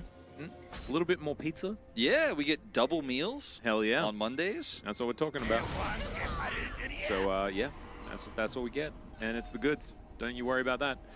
Gen.G still clutching on to exactly the same level of gold lead. That means we have a complete plateau of the gold difference between these two squads. Looks similar to a heart monitor of a dead person. Ophelia prepped his stun, or is about to have it completely prepped, right? Just easily shield himself. Look, immediately cleansed. It's a great scatter as in goes the Scion. Thought it was his opportunity, but DRX going to back away Frog. Possibly on a different page, however, he is going to be okay after the flash. Ophelia We'll see is whether just the hiding. re-engage is going to work. Yeah, Ophelia still waiting around the side. That's the steal for Sponge. You cannot take Sponge's things. He takes yours. That's how it goes. Ophelia going to be taken down. These scatters from Satab have been unbelievable. And DRX are a better team in that team fight. Well, I mean, I'm just looking at the blue buff walking through the wall, but more than that, as it does become an Infernal Rift. But I'm looking at Ophelia in this fight, and I'm thinking, okay, he could self-shield, right, and then come in and set up for the big stun. He has flash, but he's just not doing it, not doing it. The rest of his team is pushed away by DRX. They're pushing the Drake north towards the mid lane, and he's just out of range to actually do anything. And DRX are like, he's over there, he's over there. I guess it's too late for him to come over. Like, look at that control where they're like, I guess he's gone? Let's go in. The hook is beautiful. Zest, unfortunately, is unable to block it here, and Frog just completely on his own, zones out the Annie. Also sets up a stun into Satab's scatter. And Ophelia here with just not on the same page as the rest of his team, or perhaps the rest of his team not on the same page as him, but the Annie is so critical to these team fights. And I was starting to count like, hey, he's almost ready to stun, like, and then the fight just happens without him, you know, as we're setting up for it. And like, this is the thing, like, if you're not fighting on your terms as Annie, like, Flash Tibbers is so powerful, but you saw what Satab did there. He had multiple cycles of scatters over and over again that were game-changing. It was on 2 people, both times, keeping the fight split. It was amazingly well played. And I'm just excited because I was happy talking about seeing good Syndra play, and I'm a notable Syndra hater. And we saw great Syndra play during MSI, and now we're seeing it here in this game from Satab, especially in that team fight. Very nicely done. Gen.G going to be able to grab themselves this Rift Herald. They invested quite a lot of resources into it, and so good that they are able to take that one away. Satab in position, has Sponge moving up as well. And Sponge is he's just absorbing, man. He absorbed all spring. And he's continuing to absorb now as in he goes, misses the ult onto Ophelia. That is called a cast a curse, ladies and gentlemen. Yep, that happened to me earlier. Yeah. Now it's your turn. Look at the gold lead for Satab, by the way. I mean, he's had a pretty significant lead in terms of CS this whole game, but now picking up those additional kills and really running with this. I mean, Ophelia has been so absent this game. He's been quite invisible. And, like, yeah, we talked about the fact that Frog doesn't have any agency, but he can keep this turret alive indefinitely. And that's good enough. That's good enough. Satab, okay, caster curse again? Question mark? Double cursed. Feels good. All right, Sponge is moving up. Cast a curse. Never mind. Winner is standing on a ward as Satab is waiting. Does find the scatter. Throws Tibbers at Ophelia. Yeah, see how you like it. It doesn't really mind because Tibbers is not going to hit Annie, so it's okay. Still, Sponge is going to get that 50 gold. Yeah. Remember, Tibbers is worth the same amount as the Nexus, so whenever you kill Tibbers, it's like you're winning the game. Yep. Almost as much as a cannon minion as well. I mean, it's quite significant money coming through. And although it looks like we may have countercaster cursed. Countercaster cursed? Yeah, everybody that's is. so many C's. Everybody's walked out. Everybody's walked out okay. Nobody's dying. And the next Drake fight is going to be in about 90 seconds. And this is where things are going to get a little bit interesting, right? As the Gale Force is almost ready here for Pleta. I don't know if he'll quite have the money, but that additional kill really does help. Satab going to pick up this turret, man. He is he's so rich. About to have a Shadow Flame. I think Gen.G really need to have a decisive fight here where Zest actually is relevant and does something. Or Ophelia, despite being behind with his dash cannon, needs to actually long range engage. And he needs to be okay, I think, with not killing the Fellows. He needs to be okay with killing the Thresh or just helping to kill the Scion. Hitting multiple people with a bear. Exactly, because I think he's fishing too hard for the perfect engage on the Pleta. And you're just not going to get that if Pleta positions well, which he's pretty known for. Yeah, and he also has cleanse, right? Yeah. So it's going to be a difficult time anyway. Pleta moving towards those 2 items as well. No Collector in this build. You love to see it. We're back towards Stormrazor. Feeling good about that. Last time we saw it, I got a bit confused and upset. The other Aphelios build earlier today. So back to this one, feeling nice. Just keep occasionally watching Zest, like, push minions into Frog's Q, and then he clears them before they hit the turret. It's happened so many times now. The observers just hit it on cooldown. Ooh, Insane has just noted that Jiu will be playing off-meta stuff. Do we have Nongshim playing tomorrow? I wonder. I don't know. I'm pretty sure OK Savings Bank Freon is playing tomorrow, but I don't know about Nongshim. Okay, bro. All right, teleport coming forward here by Gen.G. In they go. Over the wall goes Sponge. Don't know whether he necessarily wants to be there. Has to flash. Can't trust the Arctic Assault on that one. Could be blocked as Pleta dealt with the Rift Herald, and now the fight over the first Infernal Drake of the game will ensue. Lots of control wards to be taken down here as Gen.G get control of the pit. Ophelia is looking for a flank here instead of actually grouping with the squad once again, so this is an opportunity. Can he sponge it again? He cannot. It's going to be locked down here by Winner. Now the ensuing fight. Good hook connects onto Winner. There's Ophelia off to the side, has to ult a single target, but they are going to get Sponge out of there. Sponge, he's just trying to walk slowly as Pleta throws down the ult. Sponge is still alive. And yeah, Tibbs is just thrown back towards Gen.G. They still get what they want, right? So still a win for Gen.G. However, I thought they probably should have been able to kill the Sejuani there. I thought they probably could have just taken a straight-up 5v5 fight as well, as now Ophelia is out of mana here, and this is going to be an inner turret in mid going down very likely as Demolish hits this, and Pleta is going to be able to help finish it off. I thought the way that that fight was approached by Gen.G was like everybody's completely on the opposite page of each other, and Ophelia takes the long way around the Drake pit to try to flank, and then ultimately ults Sponge. The Sejuani, instead of trying to actually force his way to a front-to-back fight there. He's playing like he's playing a Kali or something like that, like on this Annie, and I get it because Annie can have such great, strong surprise engages, especially when you're going for the Rocket Belt, but he's just so far away. Look at where he is on the minimap right now. It's essentially a 5v4 fight, and Zest hits some really good knockups here, and even though he's not there, they're able to close the gap here, and then Sponge sees Ophelia with his ward. Ophelia has to ult the Sejuani, and then the Ophelia's ult is pretty big. The hook misses, but there's so much damage here for Pleta. Imagine how this fight looks in 10 minutes time with this Ophelia's. Yeah, exactly. Graviton being there at exactly the right time for the CC as well. It's not often that you get excited about Graviton ults, but that one worked out quite nicely to make sure that Sponge lived. Not to mention the force of will coming through from Saytab to get that extra slow. So nicely done to protect their jungler, but still losing out on the Infernal is bad news bears because, yeah, stack a few of those up and Gen.G are going to be feeling real good for the later stages of the game. Someone also pointing out that I guess Ophelia still had his flash on cooldown for a few more seconds in that exchange as well, which is like... Did he really? 'Cause Yeah. I feel like he had his flash up for like a long time. Maybe he did. Maybe it was just coming up. Maybe I'm trusting Twitch chat too much, but Yeah. if he didn't have flash, the engage becomes even more peculiar, but... Yeah. Well, I mean, it was almost like a panic, right? Because Sponge sees him coming over on that ward and then just walks over at him. And yeah, Frost Armor absorbs a lot of the Tibbers damage as well as Pleta has a Lantern to take if he would like to. He will do so as Winner's going to come round and not going to find the bottom lane duo. And I agree with Enunciator, like if the ward wasn't there, you know, and he has that opportunity, it's probably a big engage, but I think the risk is so high. Yeah, you're walking through their whole jungle, right? Like if they haven't got one ward around there, like you could just lucky. walk behind Zest and Rocket Belt flash engage, just straight up like front to back. You don't have to walk all the way around to make that engage happen. It's also Infernal Rift, right? There's like so many avenues that you can get towards, especially the Drake Pit from your side of the map. I love how we started this being like, we're Ophelio hypers, we love this player, and like this whole cast we've been like, it hasn't been so great so far. Maybe we're just Annie defenders. Maybe that's what we're trying to do. Yeah, maybe. Like, we still like Annie, guys. She's not that bad. But also, like, on top of that, you've got Saytab performing extraordinarily well, right? So it's sort of the dichotomy situation where if Saytab is doing such good things, it does put a microscope a little bit onto Ophelia on the other side of the matchup. So Lost is going to come through here and just get a bit of damage down onto Sponge via Baron. Do you have Out of the Tower Falls. Quick Blades was the item of choice, mythic of choice, and now it's going LDR, which is also understandable, makes a lot of sense to break through all of that armor. But we like the itemization here from Carfe.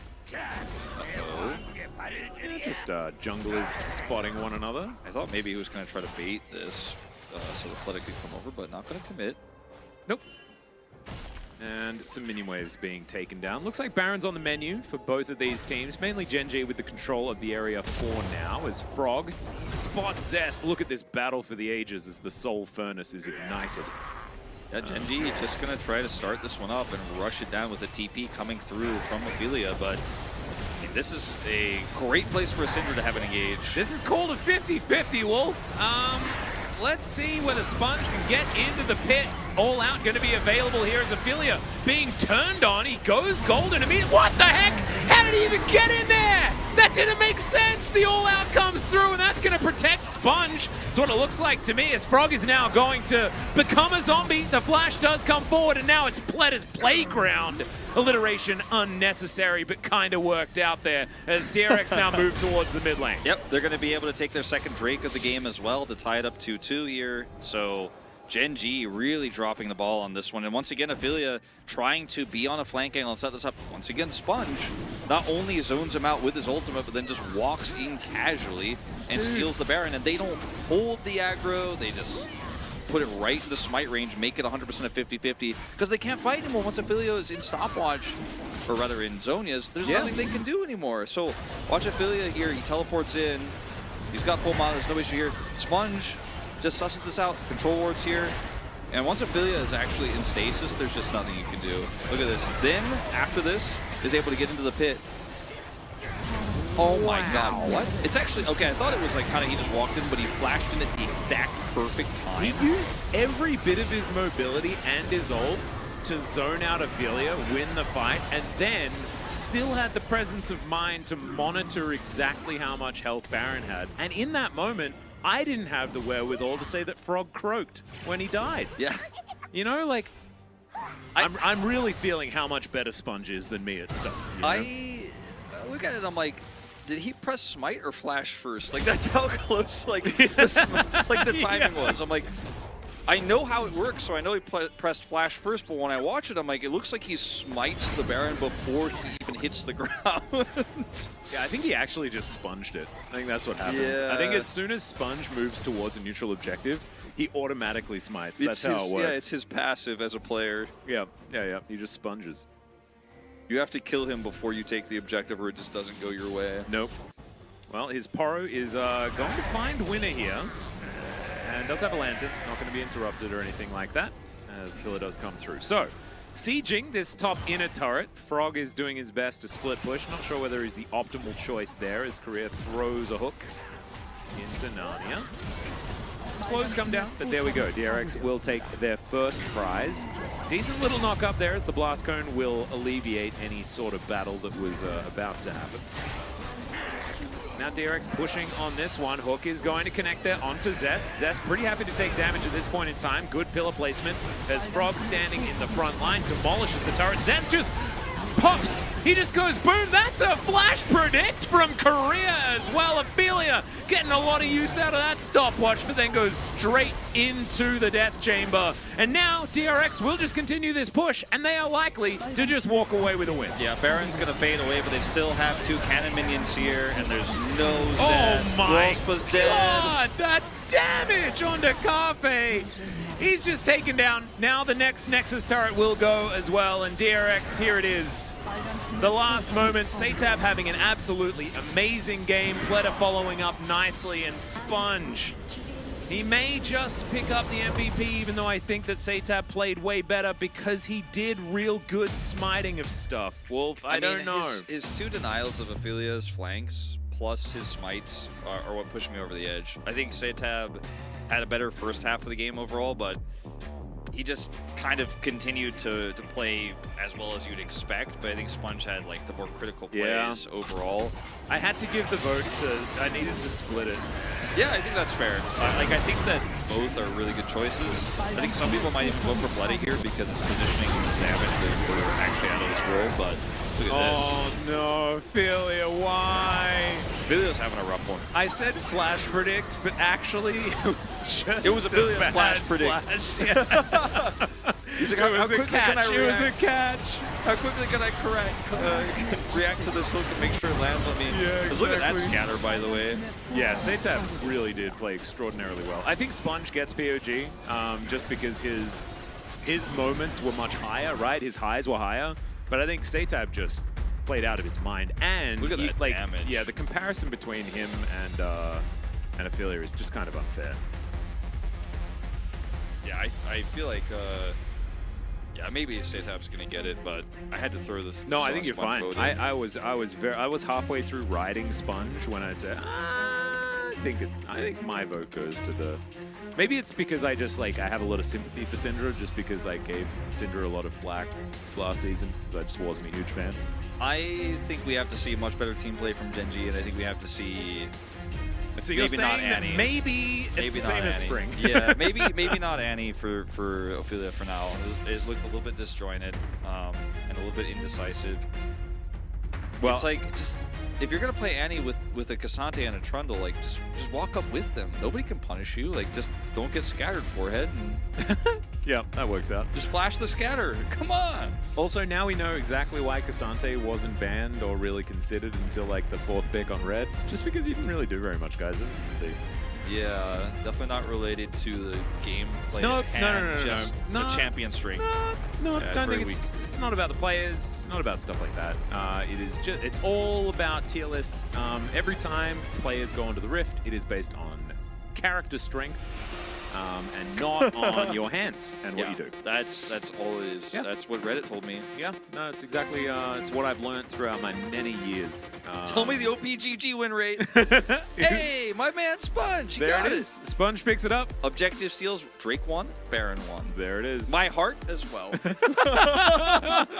He heart. has- Where's Wolf's heart right He's there? just sponged. He's sponged up all the POG votes, man. My boy Satab won't be able to get any of them.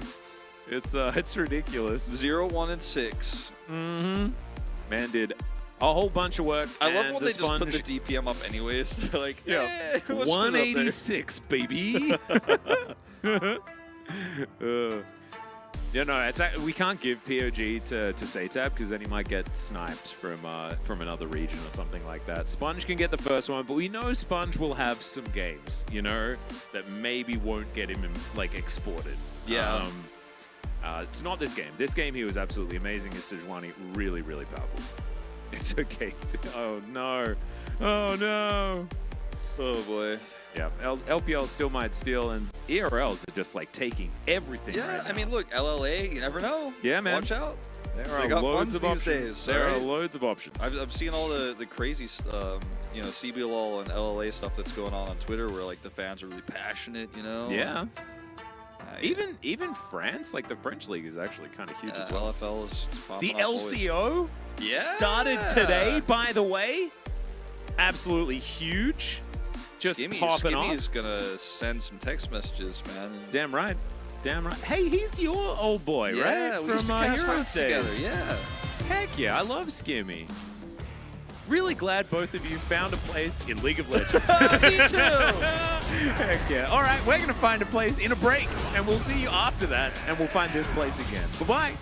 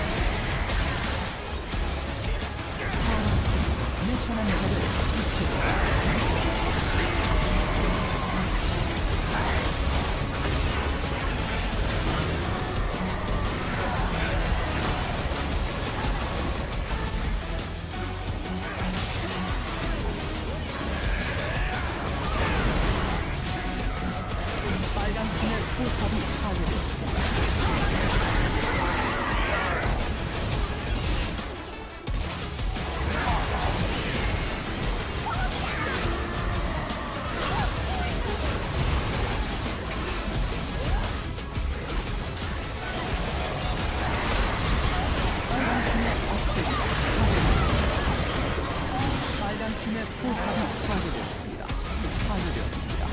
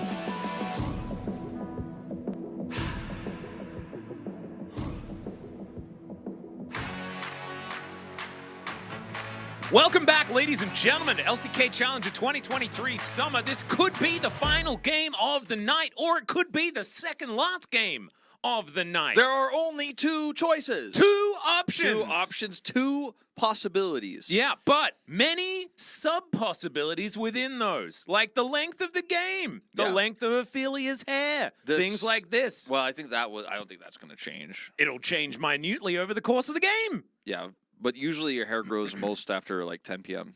Yeah, but it doesn't, it always grows. Yeah, true. Well, I mean, Even when you're dead, doesn't it? I'm looking at mine, I'm like, I wish that was true. Mine thankfully grew back after it all vacated a little while ago. But yes, I agree with everyone talking about the fact that AD carry is completely useless. Yep, it's we may as well just remove the role from the game. It's not really contributing People very are much. trolling in the chat. Yeah, I love 100%. Yo, did you say Hullbreaker Jax? 100% we did. I feel like that might have been a question based on something else that was said, but I'm trying to insert myself into the conversation, which is something that I do in real life all the time, like doing it. It doesn't make me very many friends, but it makes me happy myself. Yeah, be happy, you know? You know, that's Who what it's needs about. friends? Just Precisely. happiness. Yeah. I don't know why my jacket's like... Yeah, I'm like, my jacket was like just fully open. I'm just hanging out. Do you like my new blue shirt, by the way, everyone? I'm a blue shirt guy now. Yeah, it's kind of weird. It's not fair. I don't have a white shirt. Yeah, you just white shirting. This is a short sleeve shirt as well, in the spirit of summer, which is pretty Same. cool. I believe Gen.G would have selected the blue side, so we will have a switch of sides. For the first time. Indeed. Also, first blue side winner. True. And they were a blue team as well. It all makes sense. But now everything is reversed. We might have some issues with, you know, DRX being a blue-colored team, and then on the red side, maybe they'll want to lose so they could get blue side again, so they can be the right color. We also have like slightly different shade of blue this season. Have you noticed that in the pick command? It's true, a little different. It does look a bit strange. And also, like, when you win, it says Sungdi in blue. Yeah. And it says Pebe in red. So if you're on red side and you lose, it feels better, right? Because at least you're doing it in the right color. Yeah. So if you're on blue side, generally you need to win more. A lot of international events in 2021, if you were on the red side, that's what it meant as well. Yeah. You had to be on blue side to win. I just asked Polt. Sorry, I just had to keep bringing it back. Oh, keep bringing God. it back. Poor Paul. Oh, man. At least he's super good at TFT. You know? We will be starting soon, but we had to give Faker a little bit more energy, as we well did. as to put casting in. Yep. Casting coming in. He is going to be joining us on the desk. Zest still playing, obviously. We're just letting you know that casting will be casting. Casting. Zest subbed is an odd choice. Well, is it? Because his Cassante was a bit kind of meh. I wonder what this changes as far as the priority in the draft, though. Yeah, I don't know if it really means anything at all at this point. I think that, like, Ophelia was, in my opinion, the weakest performing player in Game 1, but there's no sub for him now, so... Yeah. I think this is just like the KT sub, let's see how this goes. Could Chobi continue to replace test. casting as a top laner? The answer is no. He is currently on his camel farm with Faker, collecting a whole bunch of the energy that we are providing from our energy collecting room that is sending it directly to Faker, charging him up, because it's going up into the sky, and that's where God generally resides. True. By the way, is Orcs still in the LCK team? Yes. Yes, he is indeed. He's not here today, otherwise you'd see him. It's not a large room, so you would be able to see him. But he's not here, but he will be when the LCK begins in like 48 hours, something like that. Yeah, like 44? 44 hours? 40... No, 43. 43. Yeah, and some change, something like that. So yeah, pretty ridiculous that we're beginning so soon. Off season was a blast. You were so busy in the off season, Wolf. I was. I went to Japan. I went to the Philippines. I went surfing. I played a lot of video games. I went to the gym a lot. Although I'm just eating pizza today and making it, just make it all go away. Yeah, that's and now that this is what during the off season, you got to go to the gym a lot because during the season, it's hard to make it happen. Yeah, and I didn't spend a lot of time at the gym in the off season, so I'm gonna have to do the old both situation. However, we thankfully have touch wood, fake desk wood, that we do have a little bit of added help this season. So maybe not the same 6 days, 7 days in a row slogs that we had in the spring season. I believe we are going to go to a short break, though. I think something needs to be sorted out. So we will see you after this momentary break with some more information. You don't go anywhere.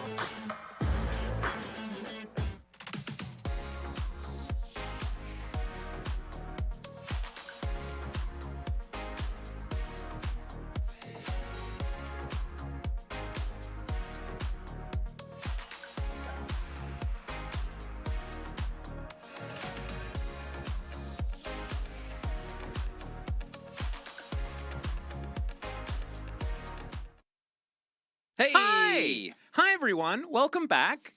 There was a timer, and then there wasn't one, and now we're here. Hi. We had a bit of an issue. It was casting couldn't actually log into the client. And so now we've alleviated that issue. I think we've like transferred servers or done some technical stuff, and it took some wizardry and things like that. Gandalf came down. We saw him. It was thankfully the third day. We looked to the east. He was there. Yeah. And we got into the server, and everything was A-OK. So here we are. I think we're ready to play game number 2. Game number 1, do you remember what happened? Yeah, it was a lot of flanking from the Annie, and then we had a substitution after that, which took a long time. I'm ready to go to game 2. I reckon We I am have too. sides swapping to remind everyone. We had our first blue side win. DRX will be playing on red side, so we'll see how they perform there. I think that the draft will change pretty significantly as a result. Yep. I think we'll see Zeri banned again. Mm-hmm. And I don't really want to talk about it anymore. I just want to see it happen. Yeah, me too. That's absolutely true. Casting didn't remember his username. Eric Plays, you might be correct there. You might also be incorrect. We can neither confirm nor deny what is going on. Kevin, thank you very much for keeping everyone updated, and thankfully, we're here. We haven't actually, obviously we're still charging Faker and things like that, but not too much else has actually made a move. No. Nor do we know anything. I don't have an earpiece, so yeah, I was hoping that maybe perhaps it would materialize. Do you have any earpieces?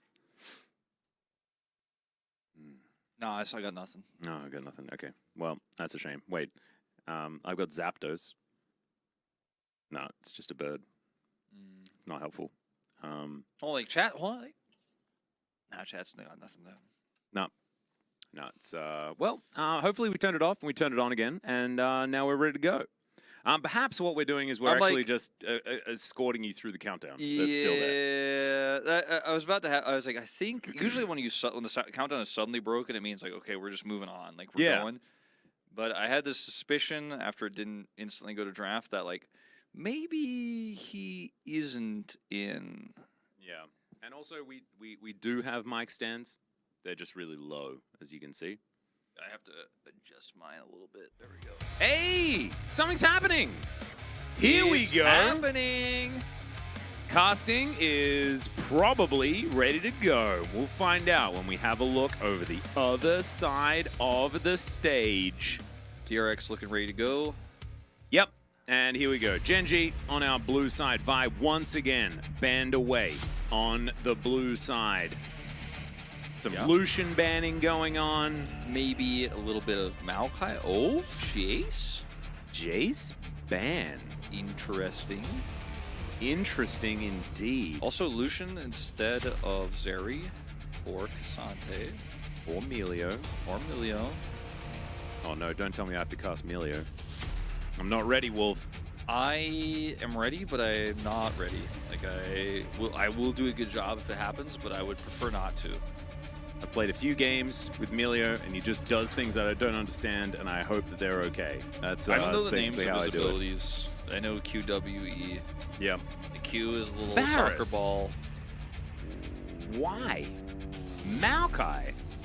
Oh god, it's Melio first pick. It's happening. All right. Well,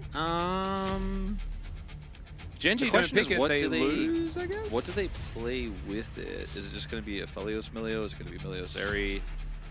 Because Zeri is also up, so if you pick Melio here, you give over the Zeri, and there's some mind games happening.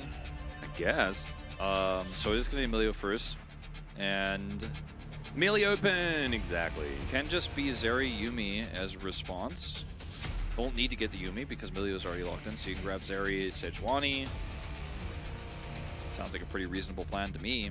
Yeah, I think that picking up the Zeri makes a whole bunch of sense. Do you just go... I mean, I feel like Zeri Cassante would be really good, but it Yeah, doesn't look like Cassante- Frog really cares that much. You could also go for Scion here too, and feels pretty good. And if you just play a lot of things that are really high damage, Melio can... Oh, well, it will just be Cassante. I was just thinking that, Melio's ability to cleanse CC is all great unless his targets are dead. Yeah. You know what I'm saying?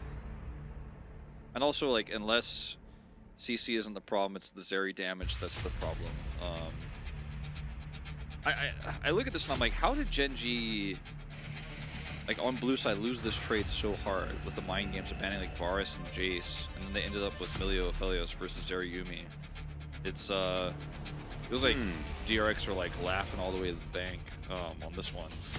I mean, the Annie is also like, okay, pretty high prio pick, except we really didn't enjoy how it was played by Aphelia in game #1, so... Yeah, wasn't a huge fan. Let's see what gets banned here now as Gen.G, because it can limit the jungle pool, but theirs will also therefore be limited. Viego weakens the Ahri pick. Or actually, no, Annie's already locked in. What am I saying? That break really did me in. The Syndra pick makes Syndra ban, sorry, makes a lot of sense. Satab was absolutely amazing in the last game into the Aphelia, into the Annie. It's not exactly a great Annie matchup just in general, so I'm kind of glad to see that one finally Good alleviating the lane a little bit. Yeah, good adjustment for sure. Satab played it very well. I imagine that Satab can you play Orianna on this I think patch? you can. I think it's still fine. I also think you could play Victor, which, you know, not everyone's favorite champion, but I think it suits the composition here and the scaling that we're heading towards in this draft. And it's a pretty decent matchup into the Annie. Not as good as the Syndra or the Orianna you mentioned, but it's one of Satab's favorites, as we will see the Wukong banned away. So splitting between jungle and mid here. Kha'Zix's going to be a winner here. Ooh, interesting sponging choice here. I like it because he's been so good at stealing. Kha'Zix is great at that, but it's also very good into an Annie who's trying to flank. You can force the Annie to stun you just to survive, and then you're like, cool, that's that. Your flank is over. Or you just kill the Annie on the flank. Yeah, just like massive burst damage as well is pretty good when you've got someone that can alleviate your CC and stuff like that. Once you have Edge of Night too, you just don't care about Annie at all. Okay, Gragas going to come through, banned last time around. Ooh, winner going for a bit of a Lee Sin angle potentially. I feel like the Lee Sin comfort in Challengers is just something we're going to be seeing for a few weeks, where people are still a little bit uncomfortable moving out of their comfort zone because we had such a thin jungle pool in spring. True. And Lee Sin was only really on the edge of it, but everyone here who's a jungler in Korea plays Lee Sin the majority of the time. We'll be locked away there for winner, and now we'll see what Satab is going to be bringing into that mid lane. I would like to see some Orianna. That would be pretty fun. Yeah, I don't think it's an Ahri angle here, although looks like Satab disagrees. I know he's a very good Ahri player, but Synergy charms will be hard. Yeah, the synergy with Kha'Zix is kind of there, but you're playing into Annie, so it's pretty tough to pull that one off. And I would have liked to see just more consistent damage here, because I don't think you're going to be playing for pick into Annie Gragas. And you have a Zeri, so just set up for additional damage. If he goes Leandri's here, it's also not great into Gragas, so see what he ends up building. Might just be an Everfrost angle, and they try to set up for those picks, but yep. I otherwise like the draft here of DRX. You got the K'Sante, you got the Zerayumi. 0% win rate today, but I think in the hands of players like Pleta here, Zeri is very strong still. I agree. We'll have to see whether Milio can tip those scales, because of course he is pretty busted right now. Slightly longer range, low range Aphelios here. Yeah, Mistriki also coming out saying too bad Ophelia is in mid lane. Would have loved to see the casters struggle with Ophelia's Aphelios. And fun fact, Ophelia was actually playing in the bottom lane when he subbed in. When Ruler, I believe, was unwell, and Ophelia was the only option. He played for the bottom Syndra lane. Yeah, he did. He played Syndra bot, so he didn't actually even play Aphelios. But we did, I believe, at least take note of the fact that he could be playing Aphelios at the time. I think Gen.G really need to step up the synergy here, and Ophelia, he's a very good player. I think he's shown in the past better than what we saw from him today, but it needs to be clean, or this is going to be a clean 2-0 for DRX. Exactly. Do you know what? Ophelia, his face keeps reminding me of someone, and I think it's Rufio from Hook. That's going to have to be a Google from me, dog.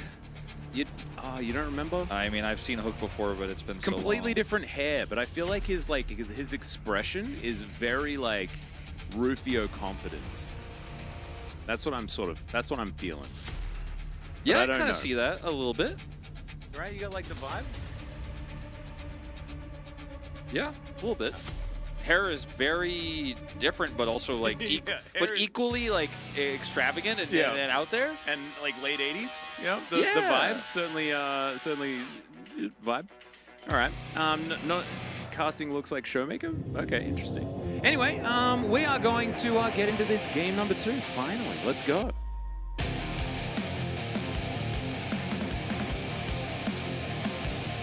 까지 30초.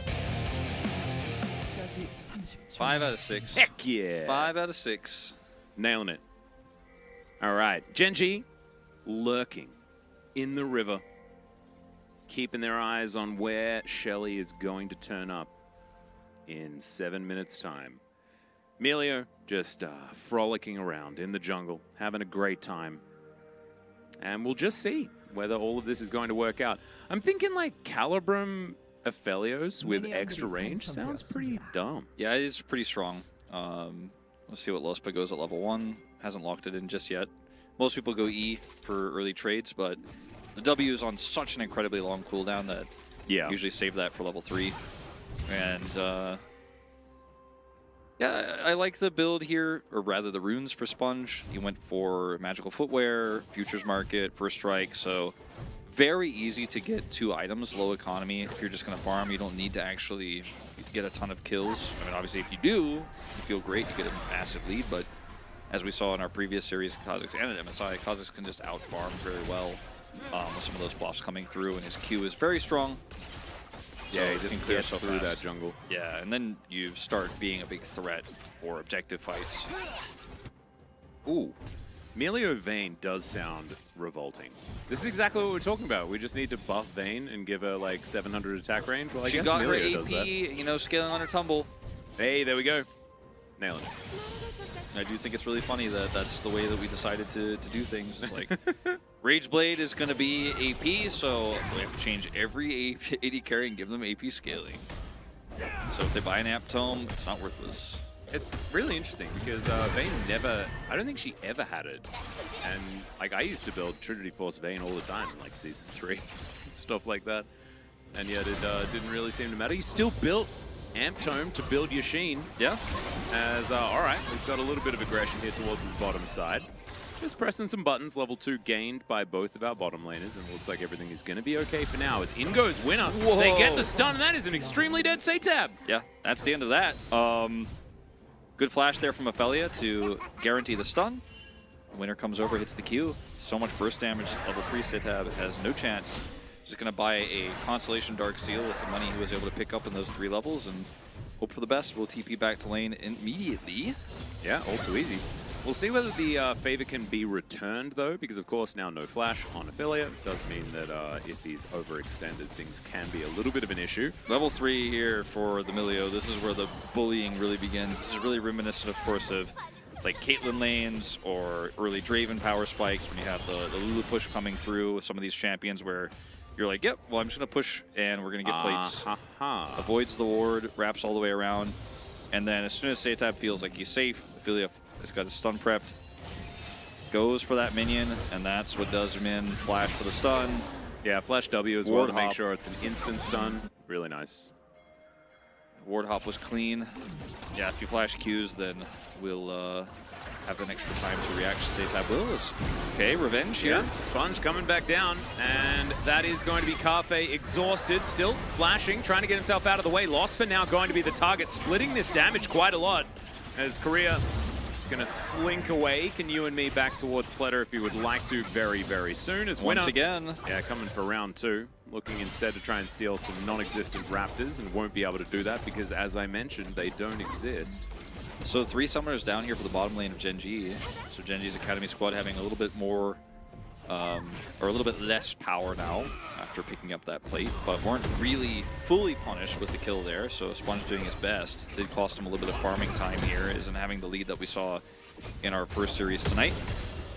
Casting here, having a good time in this early game. That's often how Gragas does. He's sitting on 2 pots, 2 biscuits. He's even going to go check on Sponge over here. I love when Gragas do stuff like this. Check where the Kha'Zix is exactly, get some additional information. Is that early cryo? Look at Ophelia. Just no fear whatsoever. Just standing his ground, takes the full combo from Satab, wins out on the trade because his buttons seem to do a little bit more. Nicely done. Of course, Satab's still sitting on just Dark Seal and that Corrupting Potion. and just trying to get through these minions as best he can. Yeah, you mentioned the top side of the map. Somehow Frog is still actually coming out ahead on CS, even though the pressure does seem to be in Casting's favor. Just hasn't quite been able to last hit quite as well.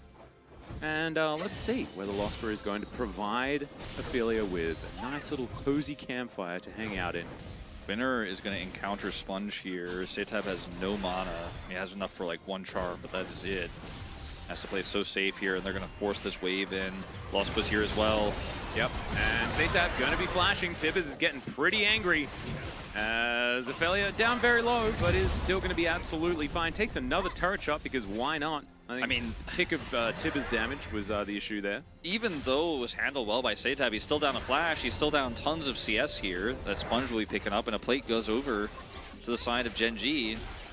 And I mean, this is starting to be a very massive lead. I mean, 6 minutes in, we're talking about 1,000 gold picked up just all over the map here. Oh no. It's a guaranteed win for DRX then, I guess. I guess so. I mean, that's just how it's been going. As Winner here on this control ward, knows he's not seen, catches the wolf here and not Sponge, so builds some extra distance. The ward hop here, not fast enough as the flash comes through. Really nice usage of the level 6 here, though, from Ophelia, knowing he had that experience advantage. Well played. Yeah. Gave Platter a little bit of space there towards that bottom side, as All Out is going to be utilized here. Casting, I think, should just be dead. He is on the wrong side of the rift, now going on a merry jaunt. It looks like Frog is just going to let him go, doesn't want to waste his time chasing after the Gragas. So, not going to be a solo kill, just gets the flash and didn't want to invest his own. Yeah, will be a teleport coming through. DRX on the bottom side of the map. Gonna grab this Drake, so 2 wins here on opposite sides here after what was a disaster in the mid lane twice.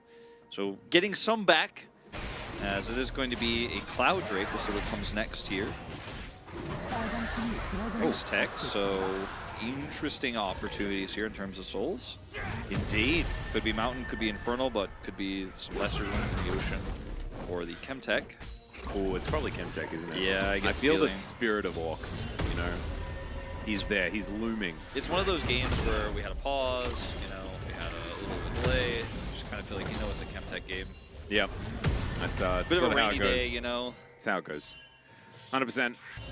Farm on the bottom side is very, very even between the two. It's the mid lane that is the biggest issue here, as Carfe just hangs out in his cozy campfire. Yeah, level 6 here for Carfe, and looking to potentially all in with red-white here, but it's just so hard against Yuumi, you know? This Q is going to miss here from Lospa, and I think that's kind of the end of that. Yep, in fact, Fleta actually has an opportunity to be aggressive here as well, as Lospa sitting at level 5, doesn't have his ultimate just yet. By the way, do you want to know the biggest example of power creep? Go on. The fact that Melio's Q is called Ultra Mega Fire Kick, and Ziggs Mega Inferno Bomb, nowhere near as many adjectives, and then Super Mega Death Rocket Jinx released after Ziggs. Yeah. And now that's just a Q? Just a Ultra Q. Mega Fire Kick? What is this? Yeah. Not fair. Otherwise known as UMFK. Yeah. No, it's not. It also doesn't really Ultra Mega do that much, you know, in comparison to those other two abilities that do the Boom Boom. It is very fun to use, as we are going to see, potentially, I thought maybe some action here. Things? Not in my League of Legends, Not really. Wolf. Not actually. Well, there's a bear. That's kind of cool. Setab moving forward, just ignoring the Tibbers damage almost entirely. He wants that gold. He's not going to get it. Winner going to pick up this Herald solo. And it has been, you know, a pretty slow game for the Kazakhs. It's been a pretty subdued game for Setab, so big differences to game 1 in terms of the power points for DRX. Just not seeing them here. Casting. Ooh, nice sidesteps on these. What is happening? Way up here. The minions are blocking him, man. He's actually having a hard time. Just getting confused. Maybe he just wanted to hang out there. I don't know. It was very strange. Might have also just been some sort of weird visual bug on our client, but it looked like he was getting maybe a little blocked there, but he's fine. He gave the little thumbs up, so I think maybe it was something that was at least a bit weird. Could have been like pressing the H key as well. I don't know. True. All right. Winner now just milling about here on the topside river, looking for Satab, wants that opportunity, and there it is. Stun comes down, kick comes back, and Satab, yeah, not going to be able to absorb enough essence to survive that one, and that is another kill. Over to Winner. The mid performances of these two players have really defined a lot of the success of these two teams in this series right now, and they're finding a lot more success against this Ahri with the help of Winner. Winner picking up both kills critically. So the Annie not as accelerated as she could be otherwise. The Sponge is just gonna hang around to pick up the sad minions here. Once again, can't deny this charge. We'll be able to at least get some Rift Herald gold, pick up the pieces, but it is now a 2,200 gold lead, and we're talking about scaling and stuff like that. This composition does scale very well. The lead that the Lee Sin has means that he could be a little bit more aggressive, and I mean, this is insane greed. Like, this is unforgivable greed. Like, I get it, you want the plate, which you didn't get, by the way.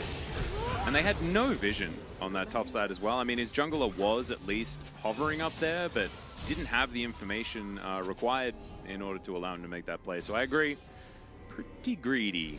Now almost 900 gold behind. Now, I mean, Satab has no ultimate and just no hope. Yeah, you got Ultra Mega Fire kicked in the face. That's a third kill for Winner. And a third death for Satab. That's the biggest issue. I mean, this is not necessarily the game is over, but your win conditions are so narrow now as DRX. Sponge also going to be forced to leave here. Winner really hard committing. That's going to be another plate over to Ophelia. I mean, I might even have to go back and be like, no, I think this game is over, actually. Well, it should be. However, we are in Challenger, and, you know, the blue side has been ahead by this much in previous games. So we'll just have to see whether this is indeed Satab completely throwing this game away. I mean, or just, I mean, it's not even necessarily a throw. It's just a lot of focus in that mid lane, right? And the Lee Sin Annie combination is a lot of ganking power and threat. But with no no summoners and, of course, no ultimate, you're really not allowed to just roam into the dark. I'm not really sure what DRX thinks is going to happen here on this Drake contest. Sponge, you can't win this 1v1. Pleta is at half health. I mean, and your Sponge mid laner has a no level cryo. advantage. There's at least that. He has a Ghost Blade as well, but I think there's no hope here. Not as many friends, that is for sure. Yeah, not to mention that the bottom push here from Pleta is fairly greedy and risky as well. He's going to get away with it. I say that. He needs to leave. He will. He will. He's leaving. So, I'm calling it now. He's just going to walk away. Winner moved back. Satab back here into the mid lane to try and tidy up what was happening in the earlier stages of the game. He has no vision of the Tri-Brush. He's going to leave. He has no idea. He's ulting? He's ulting? All right, yeah, there's the ulti. As the final chapter is thrown out there, Lospa just avoiding everything. He's And they should asking be fine. for it, man. Winner is just not going to go. He's like, nah. He's got some camps to take, you know. He's lagging behind the farm rate of this Kha'Zix. Surely he'll leave. No doubt, before Winner kills him, right? 100% he leaves, right? Well, there's a ward, and it's, you know... It's Zeri. It's the Zeri situation. So you just kind of know that she's going to be okay majority of the time. As Winner is going to rotate up. And Pleta comes down just to clear out this next wave that's going to be conga lining forward. And DRX still just trying to pick up the pieces of their crumbling game right now. Crumbling, I mean, might be a little bit of an overstatement I given think the it might fact be a that it's little bit under 2,000. Is it an understatement, actually? I don't know. It's not 100% doomed, right? There are win conditions, but the Ahri is so far behind that just sitting on a bunch of components, right? A empty Dark Seal and last chapter, or final chapter, rather. It's last chapter, final chapter? Lost chapter. Lost. Yeah. Neither. The final one is that's the one that the Yuumi. cat gives you. Yeah, the Yuumi one. The Lost chapter is just the one that I couldn't find. Yeah. It's not actually Item League of Legends. It's but also the last one. Yeah. I mean, we don't know. Did you lose Could the be. last chapter? Could be.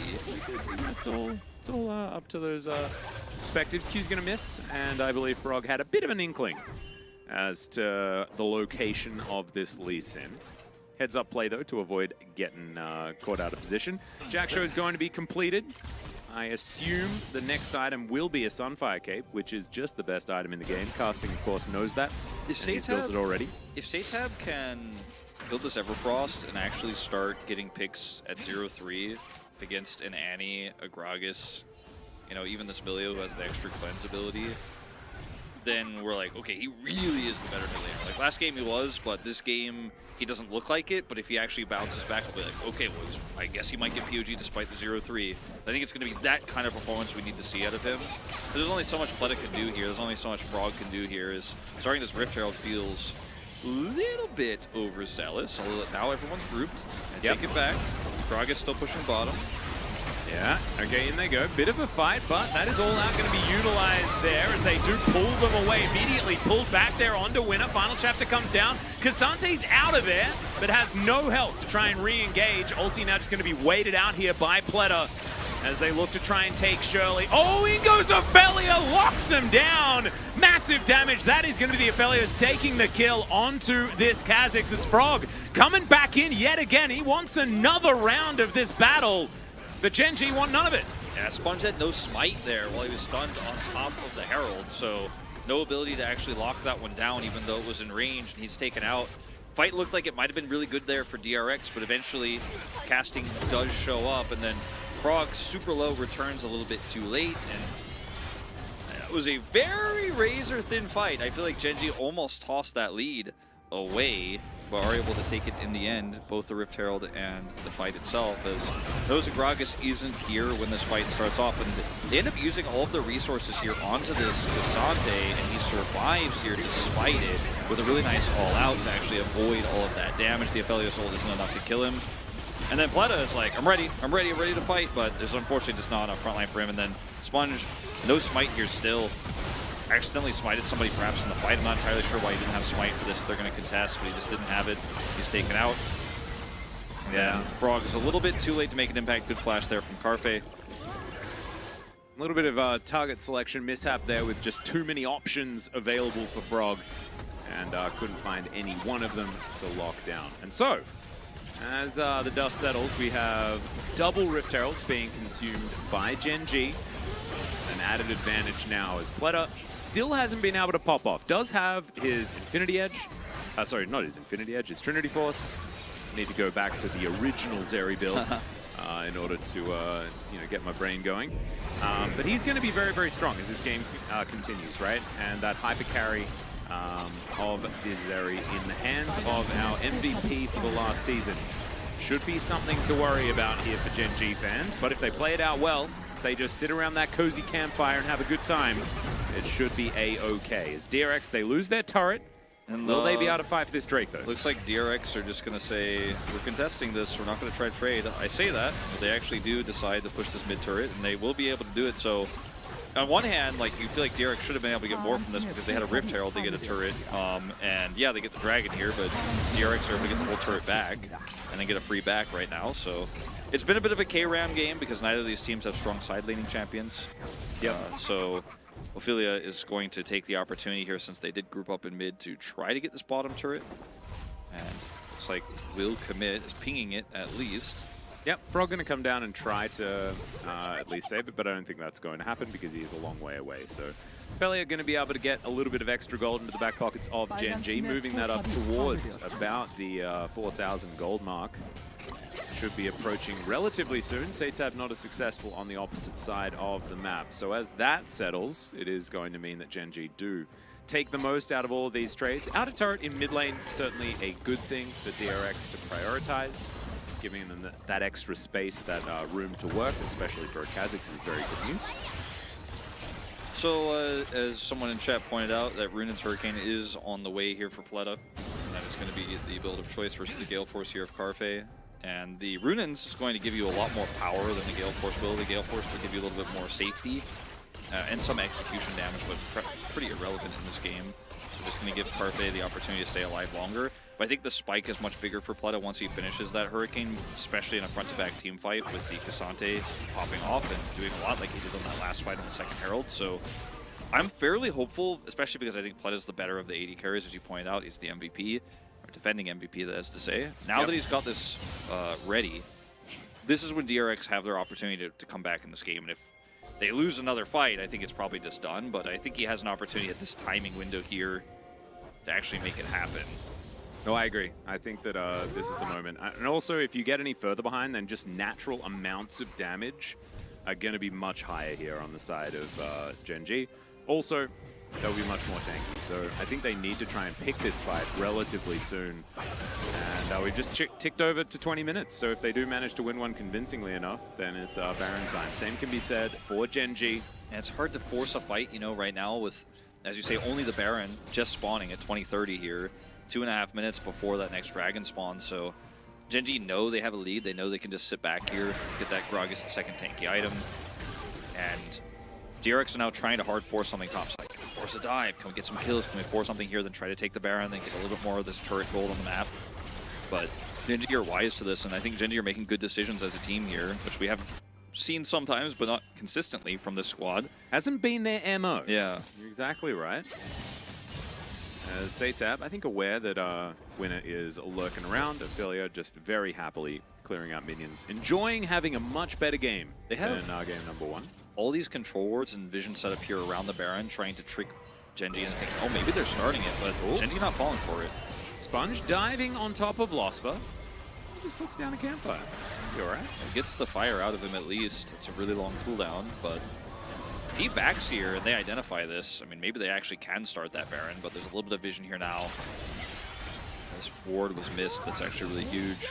Gen.G can still kind of say, all right, I know Satab is top. There's no way you're doing this Baron 2 or 3 man here. Obviously, Frog is still bottom side, so DRX are just not going to get that fight they want until this dragon spawns. And that's where they really need it, but Gen.G can also just walk away from that fight too, considering it's going to be a 2 Drake split if it goes over to DRX. And I'm a bit confused, Wolf, because I don't understand how the scaling necessarily works for this game specifically. Because I feel like Milio just warps it so much. Yeah. With the capabilities of being able to sit back and do so much damage from afar. As an Aphelios of all people. He also went for the Shirelias, which is not super common, but in this comp I think it makes a ton of sense because he can make the Annie run faster towards the enemies so they can set up stuns as the Rocket Belt flash engage, also the Lee Sin. So in a front-to-back team fight, like, Gen.G have great scaling here, and I think the Aphelios is going to be super strong there, but beyond that, they have a strong front line that also does a lot in terms of potentially getting a pick, potentially taking out this Kha'Zix, you know, burning down the Cassante, whereas side of DRX, because this Ahri is so far behind, a whole item behind right now, her pick potential is really just reliant on Frog following up, and she's just kind of hitting this turret. You know, like that's her job in this game, and I don't know if she'll ever be relevant, unfortunately, for Satab, so it's really going to be on Pleta and Frog, I think, to win this, with Career's help, of course. But this area needs to be empowered by the Cassante to do serious work with his Runins in this team fight specifically. Well, Sponge is now looking for an opportunity. He's lurking around Carfe. You get extendo beamed for the moment. The Prowling Projectile not going to find too much here as now Winner looking for that opportunity. Frog going to hit him with a Q. As meanwhile, you do have an Ahri pushing on that top side. Frog, good little dash to avoid any sort of kick angle there that Winner might be throwing out. I think that they're going to try to start Baron here, and this is a great opportunity because this is going to force a fight that Gen.G doesn't want to take, and they're very late to this. And giving the Drake is just sole point, so without great vision here, it's really difficult for Gen.G to come over. And they don't actually hard commit to this. Frog being mid, this kind of give it away. Like, okay, they're not going to hard commit, but DRX just trying to get that fight in any way they can. I mean, time is running out here, though, for sure. Yeah. And this Drake is what DRX assumed Gen.G was going to go for, right? And so they take a Baron while they're distracted with the Dragon. I think they were always going to give it up because they felt like they weren't quite strong enough, wanting to get some extra items onto Pleta here as the Quick Blade's probably going to be coming through next. Yeah, well, he's got the Trinity Force and the Runins. I don't know what he's going to build next in this case, but... All right. Pleta pushed against the wall with the cast, but casting with not a lot of options now. However, does have the turret, so at least is going to be okay. I think that, like, when you consider the... Like, they could have maybe tried to do Baron, they could have hard committed to killing casting. They chased casting away, didn't do Baron, didn't force a team fight, and I think DRX's window is really closing now. It's very obvious to Gen.G that they're lurking around this part of the jungle, not going to walk into it. I say that, casting is coming over. He's going to try to push mid instead. Yeah, they don't have Ophelia, who's now going to phase check. Oh dear, yeah, he's going to go golden. It's going to see his death for a little bit. They do have Tibbers doing some battle as well, but that's Pleta grabbing that kill. That is huge news here for DRX. So now they have a man advantage, although Sponge is extraordinarily low. Without the Annie, things become very, very difficult. Gen.G still lurking, still looking for a way in. Yeah, so not going to be able to take anything. He's backing here. Looks like he's going to maybe try to come over here and start up this Baron once again, but without mid-prio, I mean, Gen.G, even a man down here, have so much space to work with, and Ophelia can just teleport back in. Lord Dom's actually going to be third item as well. Yeah, Lord Dominic's here going to help break through this tanky Gragas. I think that's kind of what you have to do right now, is just try to get the most out of your Runins, as I was sure that Gen.G knew something like this was going on, but they, Ophelia just unfortunately walking straight into this one face first without vision. I mean, you can see the damage here from Pleta. Like, Gen.G are not going to take this fight 4v4, absolutely not. Nope. And DRX being able to regroup so quickly as well was a huge deal. And so Winner, now on his blue buff, will be able to secure that for themselves. No Baron's going to be taken off the back of that or anything like that because the fight wasn't won handily enough. But as you can see, the gold, no longer a conversation needed to be had. Satab is also going to now move DRX into the lead. Somehow, just by passively pseudo kind of winning moments whilst giving Drakes. Yeah. And the Dragons are what really like gives Gen.G a bit of an edge, I feel, in this game, especially if they can get that Mountain Soul. But they're going to have to play a little bit more decisively, I think, if the game is going to look a little bit better for them. Because the vibe, I feel, is that DRX are pulling back control.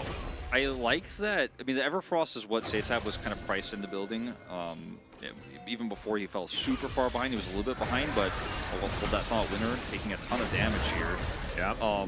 But the Cosmic Drive, I feel like, is kind of a niche item for Ahri, but it's so perfect in this scenario because it allows him to ramp up his damage longer in a team fight, which is how they're going to have to win these extended fights with Zeri. It's like also the got one, so much AP on yeah, it's like the one item that actually is perfect for him in this scenario. And I really, really like this choice even more than something like a Void Staff. So I think it's a really wise item choice here, and he's going to have to do big work, and he's been spending so much time, like you said, just inside, hitting that turret, soaking up as many minions as he can, getting all the gold he can, and now he's got that item complete. A lot more damage, 2 items here for Sponge with the Edge of Night, makes him a threat for Ophelia as well. Yeah, Sponge actually getting huge. It's crazy how this game has just kind of slowly been DRX getting back into it because Gen.G hasn't been able to close the door and say, like, this is ours, take a decisive fight. And also, like, the scaling, the way that it works for these two junglers as well. Like, Winner is going to have a use in the later game, but not going to be nearly as valuable, I don't think, as Sponge, who will be able to assassinate backline champions. Speaking of which, just face checks Agragas, but Edge of Night going to help him out there. Not going to be assassinating this frontline champion in this case, but No. we'll check him out as Gen.G. This is kind of risky, kind of greedy, honestly. Satab on the flank here, too. Yeah, everyone actually in position to try and fight for this one. I've seen this before, ladies and gentlemen.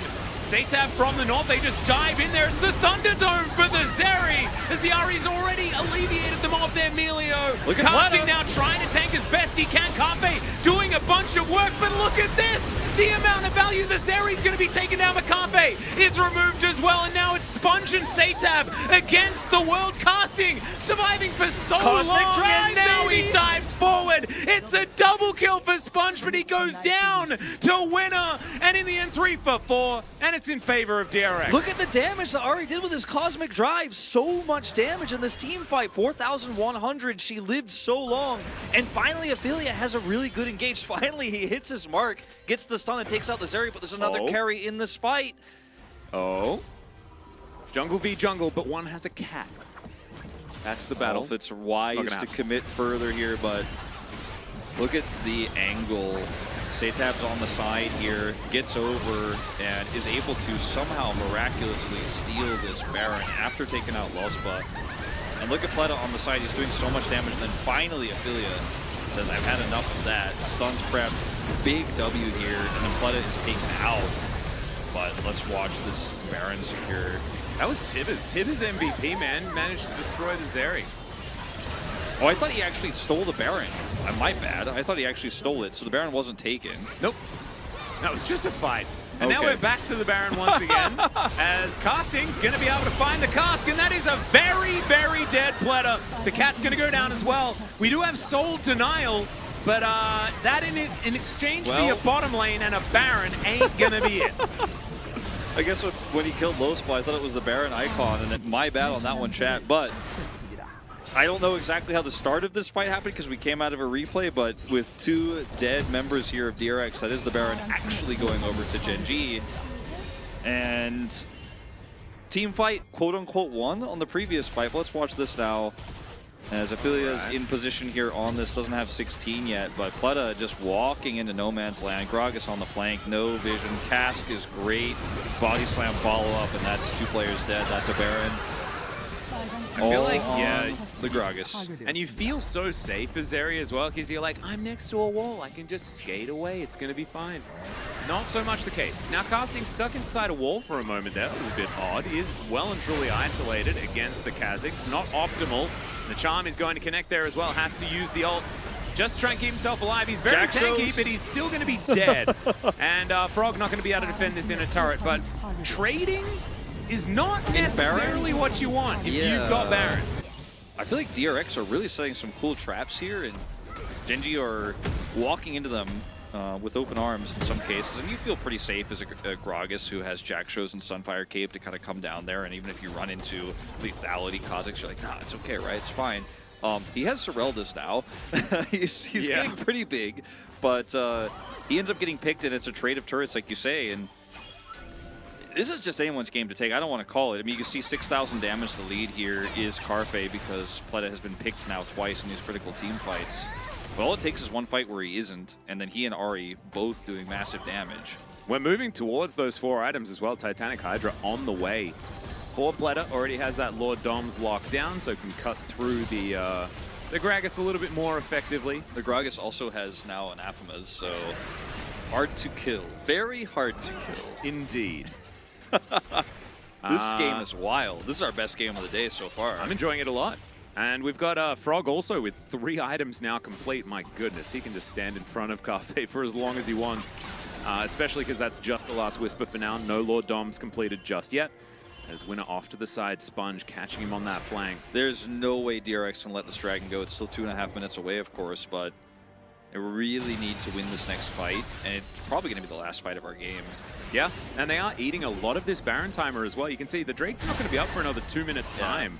And so Gen.G getting control of that area means very little. They are now converging on this bottom inner turret and could be an opportunity for them to try and get some real work done. Oh man, gotta be careful, Pleta. Casting did you in last time. He's level 16 here, he's over the wall. Yeah. The Bomber could be looking for them. They do get vision of exactly where casting is. Not going to be enough and only lasts for a small amount of time. They're clearing this minion wave really efficiently, and now the Baron buff's gone, so DRX have successfully staved off this pressure. Yeah, great extendo beam there as well to keep tabs on this Gragas.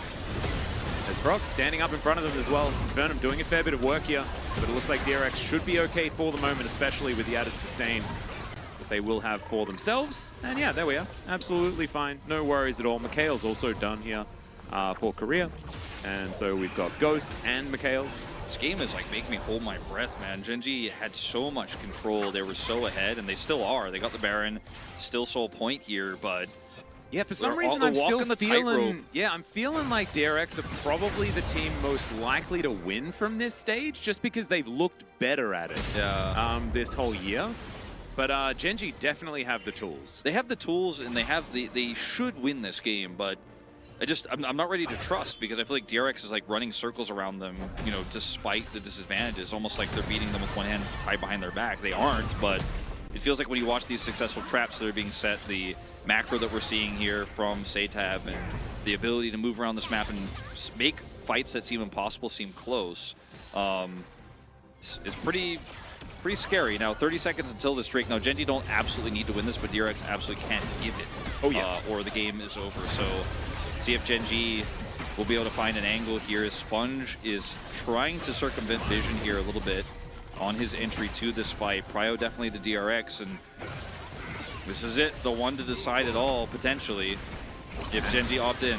Staggered spawns as well, so no Baron to worry about if you do take control of that river. Sponge now looking for his opportunity as Frog gets the all-out, looks for Carpe, and they just blow him up! They'll take down the damage already! Frog takes down the bot lane entirely! I love this new top lane for DRX, and that is going to be the wipe. Only casting remains on the side of Gen.G. I thought we were going to see a front to back. I thought we were going to see a real team fight, but no. Frog says, I'll trade half my health bar for the enemy AD carry, forces his way in, kidnaps him, and that is that. Looks like DRX are going to win this game and win this series 2-0. Still so many seconds left on Carpe's death timer, 25. I think there's no way they defend this. That's a frog vote for me, Wolf. Oh yeah, that's a frog He vote for me. hopped right into my heart. I'm not going to lie to you. Beautiful play. And they keep the minion alive, utilizing the teleport there as well, as now casting is going to try and do his best to lock everyone down, but he cannot kill them all, and Pletter is going to finish off that Nexus. 35 minutes. It was a barn burner between the two, but in the end, it's DRX to pick up the 2-0. Very big turnaround here, and I think in a lot of ways, Gen.G dropping the ball with their lead, losing control of the macro game, Ophelia getting trapped, or rather getting caught by a trap there in the left side of the Baron River, and then of course the catch there on the Gragas on the bottom side, trading 1-for-1 on turrets during Baron while also getting a kill, stuff like that that really bought more time. But it's all just the frog in the middle of your screen, the bullfrog. There's no Toad here. Oh no. Doesn't get hit by this Q. Oh, and then the just sees an charm opportunity. connected as well, Cup. Satab, are you serious? And I love the Cosmic Drive here from Satab. I thought it was like the perfect item. Very impressive stuff. Yeah, and it can't be the Satab vote. So we have to vote for Frog because Satab had an absolutely horrendous early game. And so Frog being able to help them set up that play, the 1-2 punch from the solo laners to really come out on top. And yeah, the Melio, unfortunately its debut here in Korea, not quite getting the work done.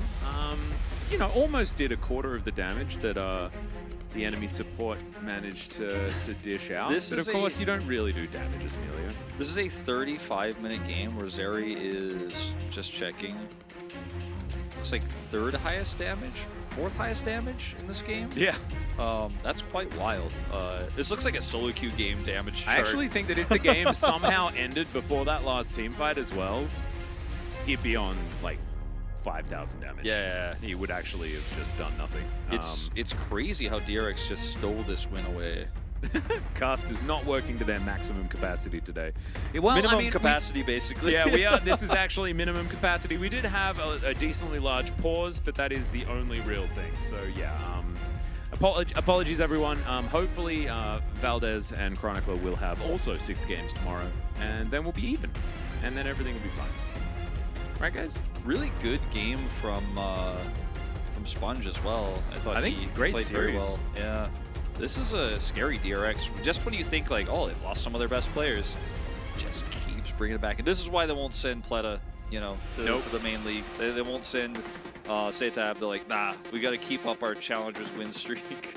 I also think as well that the reason they've made the call-ups is because Dr. Arm is not actually out yet. I think they're giving him a break for the first few weeks or something like that, getting himself back up to the standard that he wants. Probably just need a little bit more time, and it is going to be Frog that collects it. There he is. There's your boy. What a handsome guy, too. Hog for Frog. Hog for Frog. Man, he's going places. Oh, heck yeah. Leaping his way into a POG in his first series. Cross the road, maybe? Pretty sure that How was... many? If he gets like 5 POGs like Frogger, does he beat the game? He goes to LCK. Yeah, no, that's how it works. That's actually how it works. So if you see that if he gets his 5th one, you guys all know that yeah, DRX, watch out. You won't have a top lane position. He jumped right over the turtles right before they were going to sink, went straight on the log, jumped on the crocodile before it opens his mouth, and then killed the Aphelios. So hard. That game was so hard. Oh, man. I remember playing Frogger in World of Warcraft. Do you remember that? Yeah. From Nax Ramus, you had to avoid the slimes. And in Oceania, before they were our own servers, that game was impossible because you had to basically try to hit them in order to miss them based on lag. Did you ever play Frogger 2? Frogger 2? Yeah, Frogger 2. Electric Boogaloo. It was like a PC game that came out in the early 2000s where it was like 3D graphics, and then you could like jump, you could double jump, so you could jump over a gap, and then it was like 3D, you could like hop around like circular and camp it and stuff like that. Anyone in the chat play Frogger 2? That was one of my favorite games as a kid. With Frogger 2 Anadolia, was forgot sick. about Frogger 2. That's how much they played it. Frogger 2 is a good game.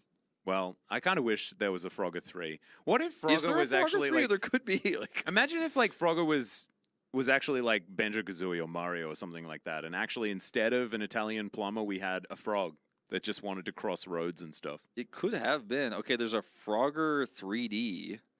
Frogger 3D. There's also Frogger the Great Quest. Oh my God! What there is a Frogger 3. Frogger 3 at Frog's End. at Frog's End? Is it the final one? What a daunting don't name! know. Is this real? I don't even know.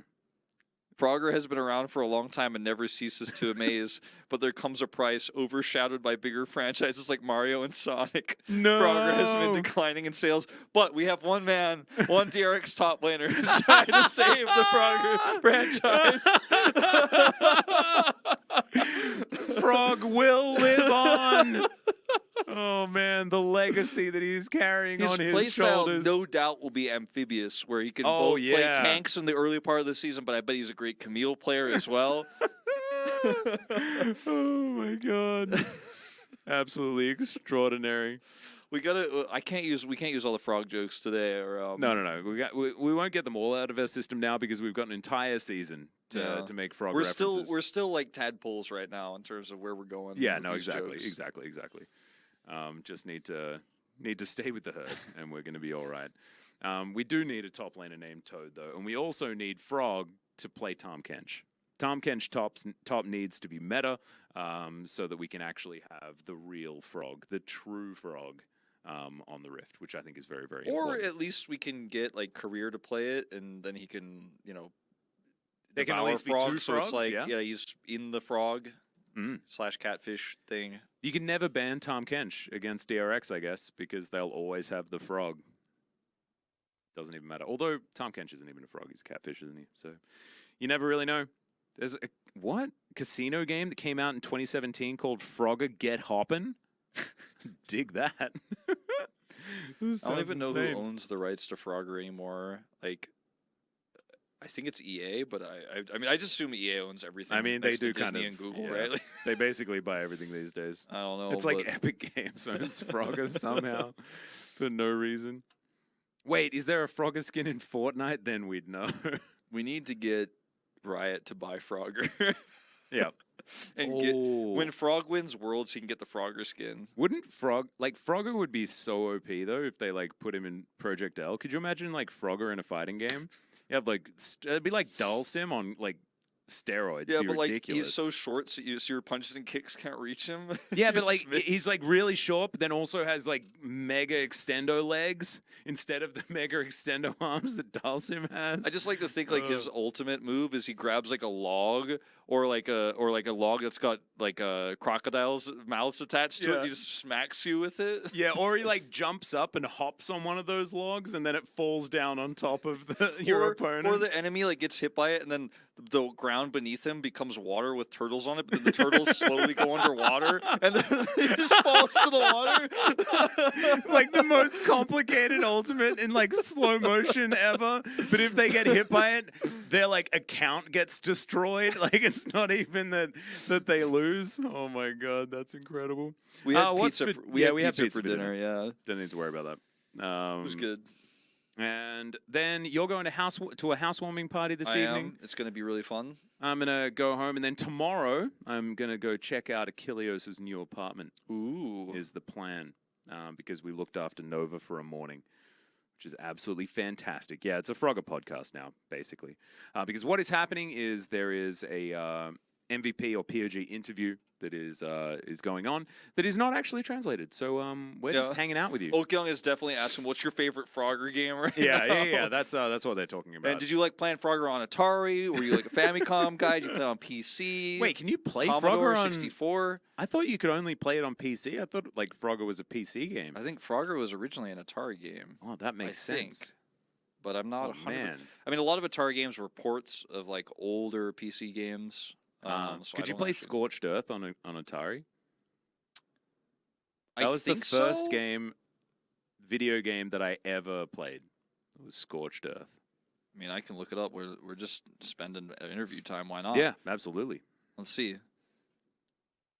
I'm doing the Brendan thing now, the Valdez thing, where I just like go, why don't we just find out? Yeah. Any Mappy enjoyers? Wait, what was Mappy? Mappy was a great game. Any Tim enjoyers? Also, Mappy was really hard. Scorched Earth was on Atari. Oh, heck yeah. Scorched Earth was awesome, man. At least it looks like it never released, so maybe it was a port was in Oh, so it was like but it didn't supposed to happen. come out, but then didn't? Yeah. Huh. Wow. Crazy. Flicky, what was Flicky Mappy? was a great game. That's a little bit newer than the games we're talking about here, but Mappy. No, what? Don't autocorrect it to Nappy. I mean, I think this is a pretty good description of Mappy. It was like a cop mouse in a house trying to collect computers and not hit the cats. And there's like some bouncing and boinging and bouncing and boinging? yeah, check it out. All right, I'm gonna just do a bit of an image It's search. like Mappy. Oh my god! So it's a bit like Donkey Kong, Yeah, like kind OG of, yeah. Donkey Kong. Yeah, I'd say it's a pretty good comparison. It's not like Keys Capers. Mm. That was that game as well. Oh, it was like one of the original arcades. That's really cute. My favorite Atari game was Plaque Attack, where you just defend the teeth from like bad food. And Black Attack. It was like kind of like Space Invaders, but like these enemy, Does it like, only foods. work in America? Because it only rhymes in America. Because we say plaque. Oh well, in Australia it was Plaque Attack. It's in Australia. It's like Plaque Engagement, like Plaque engagement, yes. Plaque Battle. Please stop plaque. But the higher levels you got to, the first level is like a candy cane, or sorry, a hamburger, but it goes up to like peppermints and candy canes and like more Oh. sugary stuff, and then it gets harder. Danger. It was the dev team was thinking ahead back then. Destin Infinity asks, which is scary to get frogged or sponged on? I think sponged is still scary. Generally, but today maybe getting frogged. Getting frogged in that last team fight must not have felt good. You'd have to talk to Cafe about it because that was pretty brutal. And as we can see, it is the slew of 2-0s. Couple of red side wins and then a blue side to finish us off. And yeah, the top of the table, this is of course the three teams that are at the top of the standings at the end of last season. Understandable that they'll walk away with victories here today. Saw a fair bit out of Live Sandbox. I really enjoyed the beginning of their game number 1, of course. That 2-0 doesn't necessarily tell the whole story. And Gen.G showing us so much more in game number 2. This time around, Condong Freaks struggling a little bit. I feel like Bull didn't really have a great day today. Yeah. 2 critical mistakes from him, because there was also that one game where he was ahead on Zeri, and then it didn't work out. So Quite a few comebacks though still. So it doesn't feel like it was complete blowouts, even though this score sheet looks like that a lot. yeah, I thought it was. It does not feel like a 6-0 day. I don't know. Feels like a 7-8 gamer for sure. But you know, we got a taste of the meta, at least here for challengers, and tomorrow we'll have a little bit more an idea what the rest of our teams are thinking. We'll have 6 out of our 10 teams played by then, and then we'll have the LCK.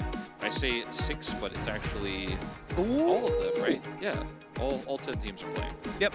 And G was going to be playing tomorrow. Yep. And So that's the main thing. OK Savings Rank Breon. And okay, man, bro. Heck yeah.